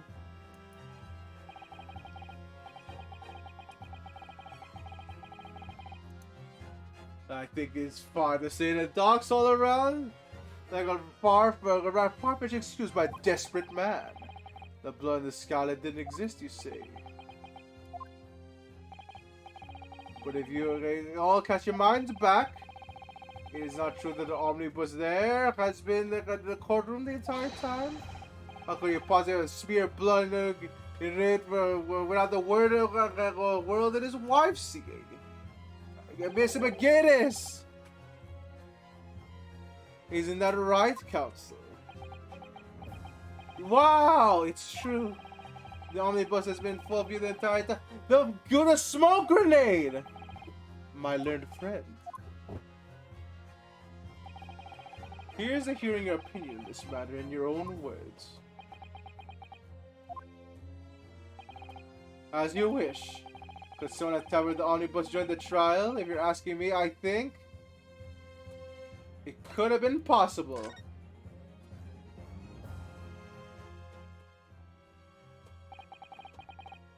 As a defense lawyer, it's my job to advocate for the defendant as best I can. But still, I feel as though there's something even more important at stake here. There's no evidence to suggest that the defendant did as my learned friend suggests. However, in terms of having the opportunity to carry out the alleged tampering, there is one possibility. Oh? Good gracious! Explain yourself, Council!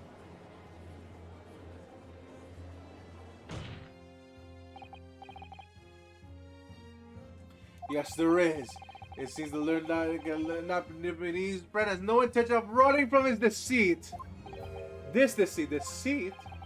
I'm sure everyone still remembers clearly. The recess that we were forced to take? As a result of the smokery fired by the witness curtains that Miss Gina Lestrade. Okay, here we go. Yeah, so she tampered with it. Smoke grenade. What is going on? Be careful, Mr. Naruhodo. Cover your face. Bailiff, don't let the accused escape. Secure the omnibus. I hereby call an emergency recess. Bailiff, ensure the defendant is in custody. Clear the courtroom. The courtroom was filled with smoke and everyone was thrown into confusion. All of us were made to leave this chamber. In that brief interval, under the veil of smoke, all of the chaos, it could have been possible to steal the inside of the omnibus.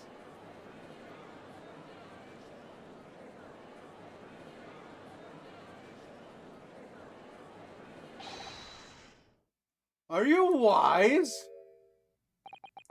What are you trying to pull, ye? You rotten, feckless gouger! Feckless? Gouger? You're supposed to be defending me. This a wicked plot. This is a plot to undermine me, so it is? Oh shit, he's gone on the deep end. This guy's evil. Objection! Whatever you think this is changes nothing. The facts are the same. After this courtroom was evacuated earlier as a result of the smoke grenade.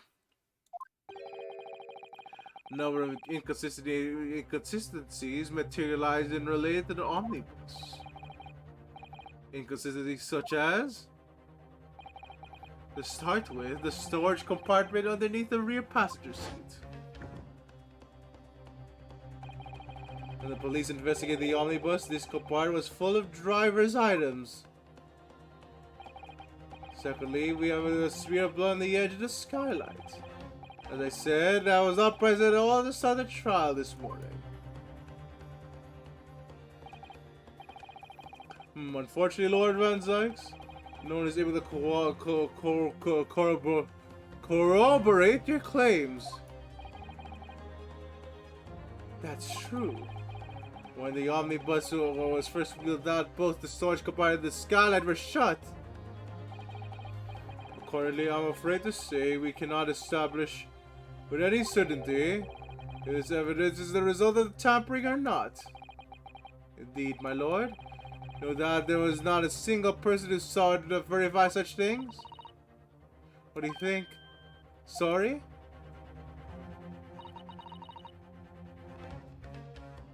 About the omnibus. Is there anything unusual about the omnibus? Oh, shoot. Sure, I have an inkling. Is the blood? Yes, Counsel? There's one further inconsistency. A mark that surely could not have been present at the start of the trial. What? What are the devil's name are you going to say now? If you dare betray me a little maggot, you better start watching your back. Silence, McGilded. The court awaits the defense's clarification.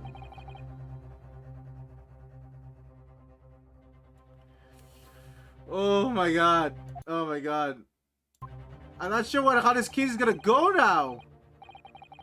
Like, he forged evidence. Why would he do that if he wasn't a criminal?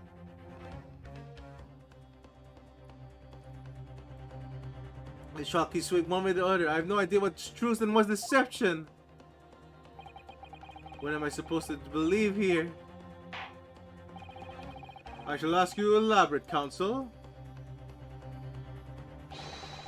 Where's that? Alright. Wow, where's the ledge mark? This very obvious blood stain. Oh my god.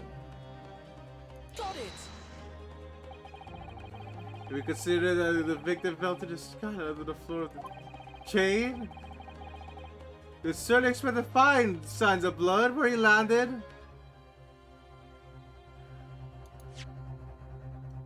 It could appear at some point during the trial. Clear. Alright. Fucking crap! I'm dying! Oh man, they're playing this while having a headache kinda sucks. I have no idea how to guess this, cause like I wonder if this case is just gonna end with him, with him going free just cause we proved this is a fake evidence. Probably not, as far as I recall. Is blood stain on the cabin floor? Was not there with the omnibus, so was first brought up on the courtroom. Good lord. Yes. I do believe you're correct, counsel. Well said. Although, as advocate for defense, one might say it is a very careless slip of the tongue.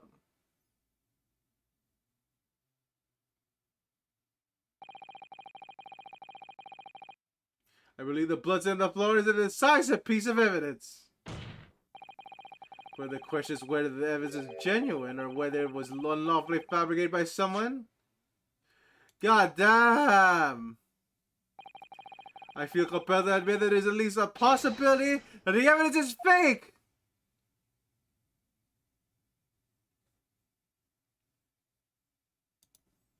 Wait, is the trial just gonna end here? Surely not!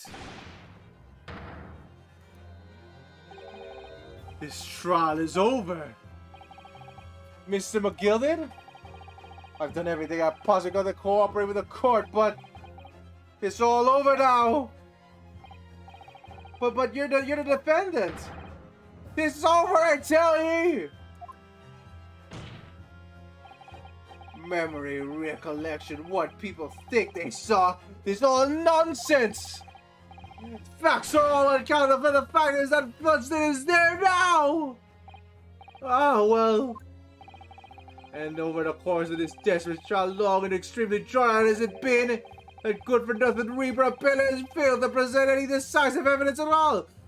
Fucker! You forged evidence! I'm scandalized, so I am. I thought better of Lord Van Zykes.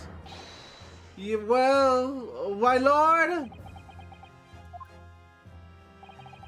I must concur with the defendant. The unaffirmed recollections of an individual cannot stand as evidence. At this moment in time, the particular bloodstain in the question is very much in existence. And in the absence of any credible method, oh my fucking god, he's gonna get away with it!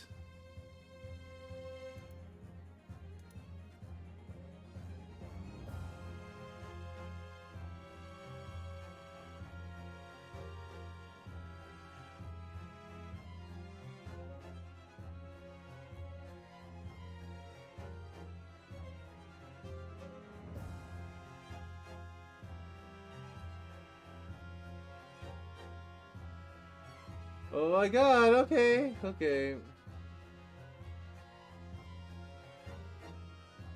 Well, let's continue. I can't guess this.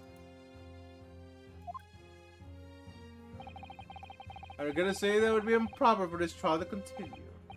Your lordship can't be serious. Lord Van Zyx, what is your position? A prosecution, my lord? Has no further witnesses or evidence to present. Very well. In that case, as I believe we have explored every possible avenue of this matter, I shall proceed to my adjudication.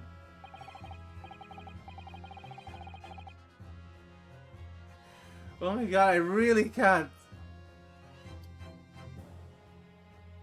I'm going crazy! As a formality, I am of course obliged to confer with the defense first. What formality? As things stand at the moment, it would seem that Mr. McGilly will be found not guilty. Yes? Which would mean we've won. Is that really the right outcome here? Is it really the right for a trial to come to a head now with all these unexplained inconsistencies? Counsel for the defense, your closing statement, please.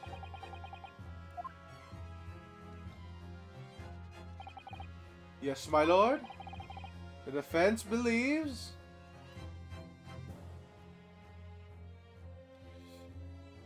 Okay, sure. Oh my fucking god. Do I want to guess that the defendant is guilty?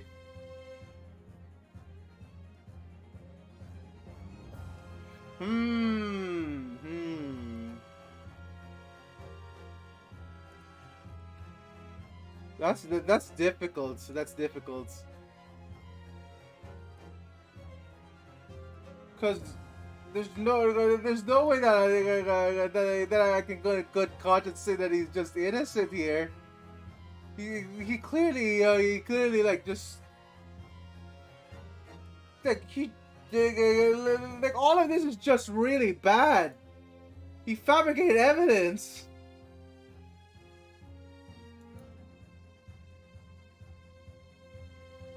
Oh my god, yeah, that's true. Oh, okay, sure.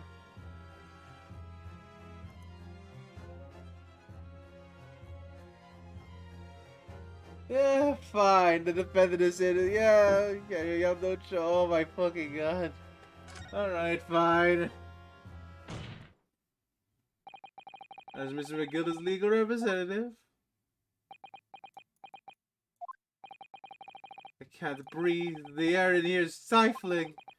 But I mean, this man's defense lawyer. There's only one thing I can say in this situation. I believe the defendant, Magnus McGilden, to be innocent of allegations brought against him. Thank you, counsel.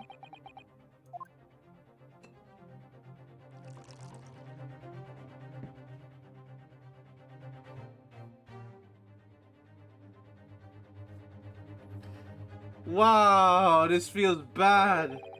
Here's to you, my Nipponese friend, and the most abject closing I've yet to hear in this court of law.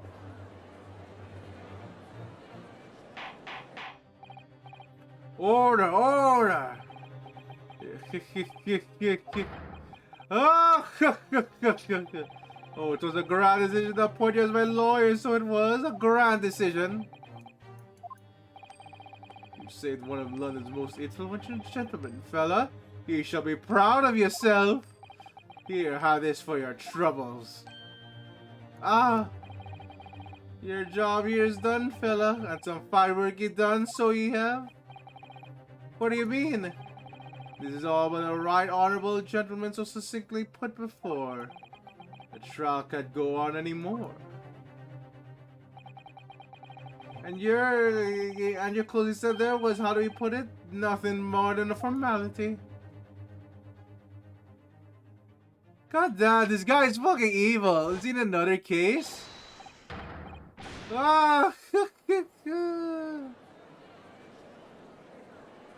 Is he gonna be in another case? I really don't know what to make of all this. Will the evidence we've seen genuine or was it fake? His lordship should be fuming and any unsightly rubbish should be disposed of it properly, as I said. Oh my god, wow, this is one of the few cases where I couldn't really guess that much.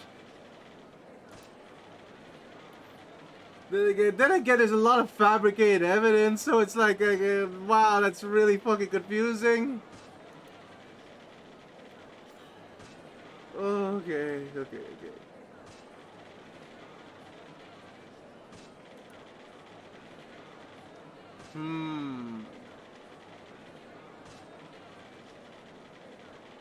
Yeah, there's no way, right? There's no way we can guess any of this. Oh my god, though.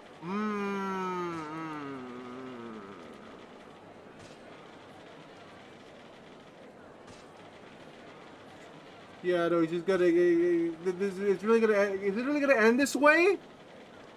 Fucking really? Okay then. Okay. Alright. Let's see. A sticky Richard always getting us something here. Mark my words. I feel terribly ashamed that I've ever doubted that lovely man who gave us a lovely park. Now the proceedings have unfolded in this way. I compel to declare a premature end to this trial. Furthermore, court must accept the defendant's plea.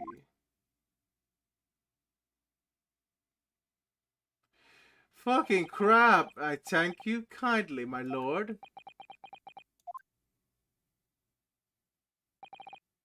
I hereby pronounce a verdict of this court.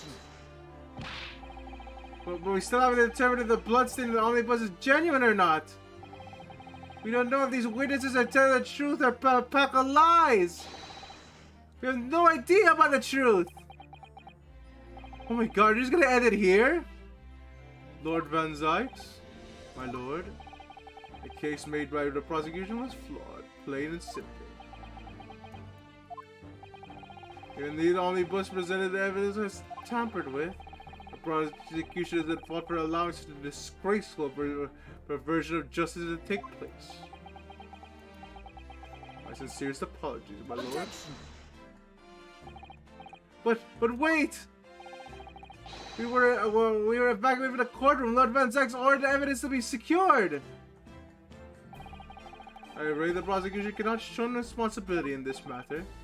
That's so unfair. The culpability of the defendant is not at the present time been established at this court. Consequently, the jury will not be required to prefer judgment. What? Well, Lord Van Zyx, it's been a pleasure, so it has. And for you, my dear fella, I couldn't have asked for a better defense. Do you mean to tell me that it was all a grand waste of time? It's the law of the land, my good man. If you'd like to pursue this matter further, we can always go ahead and try to change the law. Oh, Magus McClure. Good grief, you have more to say, have you? Just one thing, a warning. It's far from over. It's something to look forward to then. Ah! I hereby pronounce the defendant, Mr. Magus. Holy shit! It's just going with that! Oh god! Oh god, but we used forged evidence and it was, oh no! Oh no! Oh fuck! This is an outrage. They should be examined evidence more. What are you talking about? It's been clear he's innocent. Oh shit! Oh my god. With the courtroom in pandemonium for the second time today, the judge delivered his verdict. And the first ever trial in Great Mill came to an abrupt end.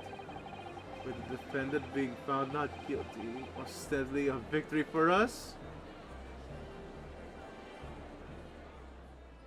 Ostensibly a victory for us. Well, shit. I feel bad. 18th February, 5:14 p.m. The Old Bailey. Defendants. Antechamber. That certainly was a long trial. Ah, yes, it was. For your first ever trial on foreign soil, you and your victory, it was a wonderful performance. My heartfelt congratulations. And to you, Mrs. Sato. Thank you for your assistance.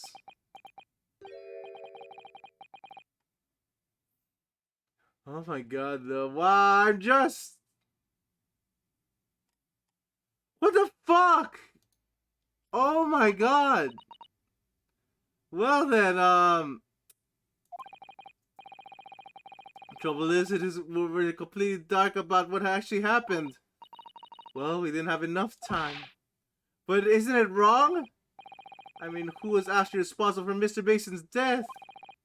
We don't even know about that. The sole aim for the defense is about is to obtain a verdict that exonerates the defendant. You carry out your duty to perfection. Aye, that you did. Mr. McGill did it. That goes with him too. Well, it seems that the stories are true. Oh, what stories? All the sticks and noise fireworks do be letting off when there's a verdict of not guilty. I'm sure you must have been seeing them now. Spectacular, what do you say? Yes, definitely. I heard you. It was a sight to behold, and shit sure was. And I've used the tank, I suppose. What the fuck? Alright. This feels bad. We're having an opportunity to see it. Wow, gotta say, never had a fucking case that ended this way.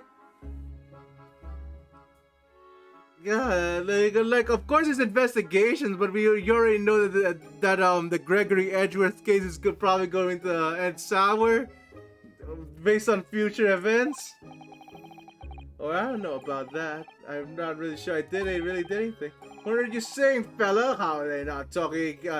How do I walk you a free man then? I don't think it was so much thanks to me as down to your planning. You're a strange talking fella, aren't you? I must say, you had me astray in the head for once and twice. But you're headed strong. This is the water of the bridge. Congratulations, Mr. McGilded, by having your name cleared and nothing resolved. There's only one thing that matters to me. Oh? Aye. They've all seen that I didn't do that order is an absolute deed. Disgrad, is it not? I suppose it is. Now you fine fellas of scholar can take matters in hand and sort out any weak details. They'll see for what it is, they'll get to the truth. I've absolute faith in them, so after all, I do find a good number of the wages with the taxes I pay. Oh fuck! Oh shit! Wow, this just it's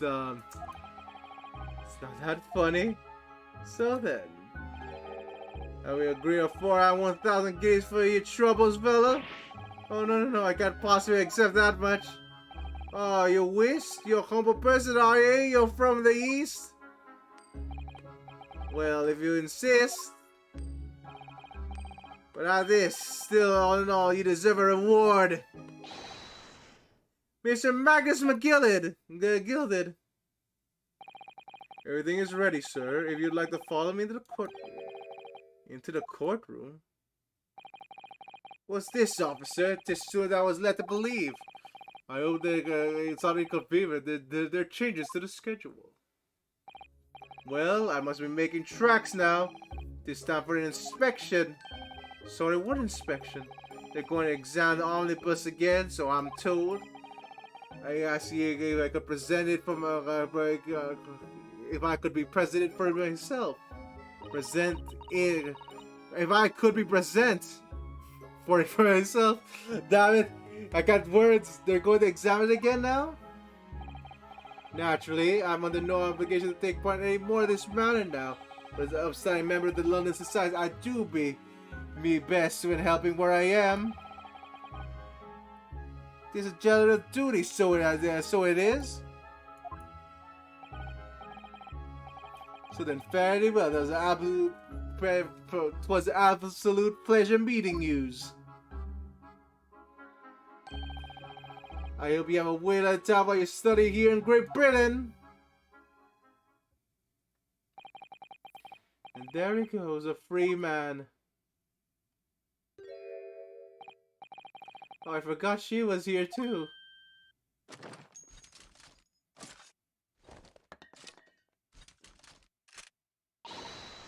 Don't move! Whereas I want to say, get a move on. She really does take forever to load that thing. Mr. Strahd, would you mind putting that thing down? You're a grown-up. Sorry? I ain't all grown-ups! Ah, there you are! Naughty, naughty, running off like that! Who's this? Is this some kind of picnic? Who is this little girl now? I'm taking with you as I'm taking down with you as well. I was looking forward to the trial run of my experimental smoke grenade launcher.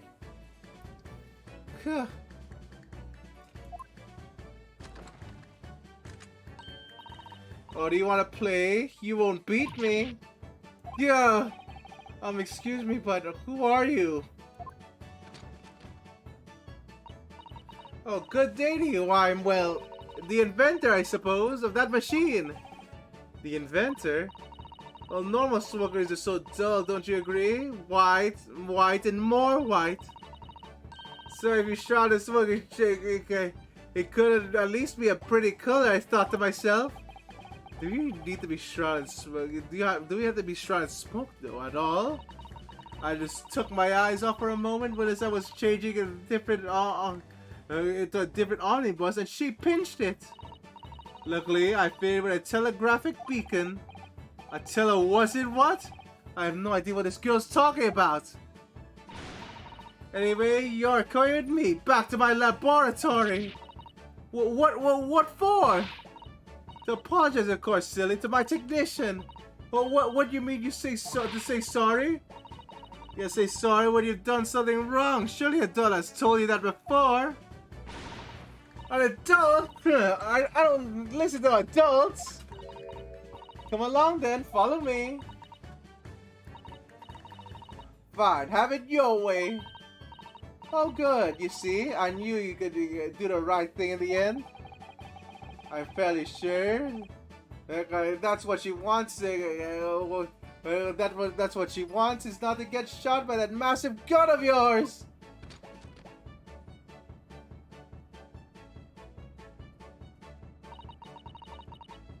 Holy shit, I hope we get revenge. If we don't get revenge, that's gonna be unsatisfying as heck. Fucking crap though, that... Oh my god, that still feels bad.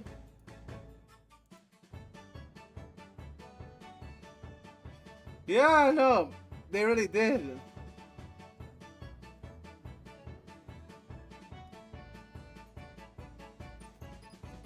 Okay. Well then. I'm sorry for all the fuss. She was a lively one. Well, do you think perhaps we ought to be on our way now too? Yes, you're right, but... Where to? Oh! We haven't had time to find a place to stay. Sooner we arrived in London, and we had the rush here. All the traveling keys are still with the bailiff. I was originally planning to spend the day in search of lodgings. But at a late hour of the day, I'm afraid we out of luck. Don't worry though, I have a plan. If worse comes to worse, I've come for a lovely park where we can spend the night. Please tell me you're not thinking of McGilded Park. I know it may be a little chilly at this time of year, but our usefulness will see us through. I'm not sure about that. I think a midwinter in London will freeze a young person so easily as easily as an elder one. Oh dear, that doesn't sound agreeable. Now I'm starting to regret turning Mr. McGilded down. At 1,000 guineas, you would have paid for a lovely warm moon or a room or mansion. Eh, I mean, she flipped us like 5 times, so the trial to determine my worthiness for the studying tour was over by the end of our first day in London. However, as we were soon to learn, there were more trying times ahead. As soon as the Reaper of Bailey had warned, the case was far from over. Oh shoot! All right. Well, we may get a revenge after all. What the fuck? What's going on? Get the fire brigade! Water! Bring water, quick! What? How did this happen? I don't know, sir. By the time I got here, it was already engulfed. No one was supposed to be allowed in here before we started investigating. No. Oh, good God.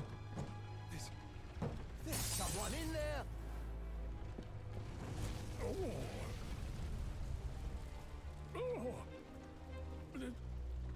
This can't be.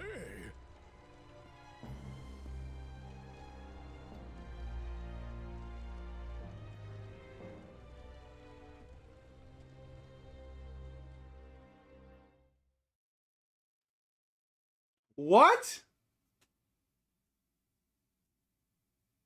Did McGilded just fucking die? Wait, hold on. I need to know. You know what? I was gonna end the stream. I was gonna end the stream there. What the fuck? Did McGilded just fucking die in the fire?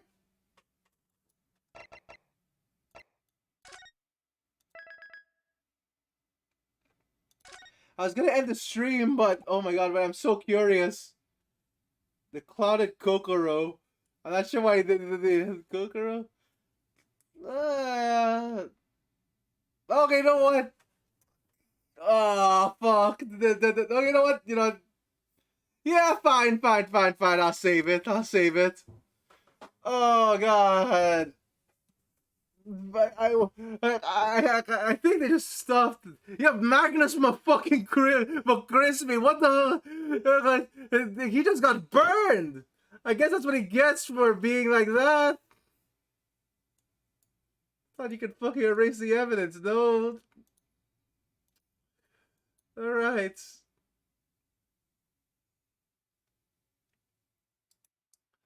So, who? As for who to raid?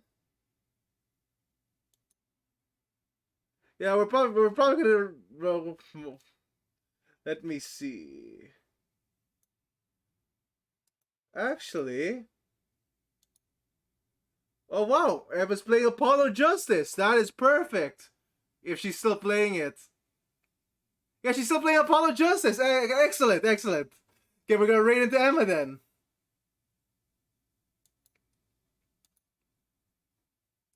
Fucking crap though, wow. Magnus really didn't fucking stand a chance there.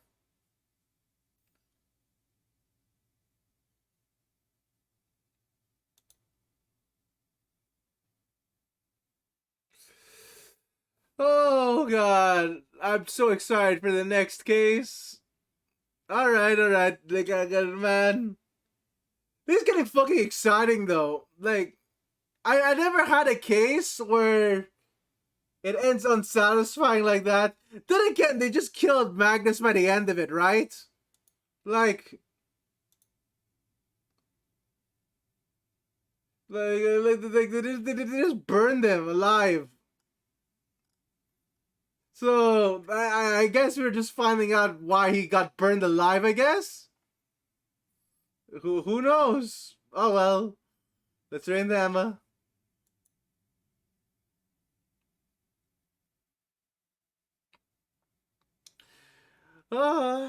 Once again, thank you Dishwasher Pay, thank you Paper Bag for the raids.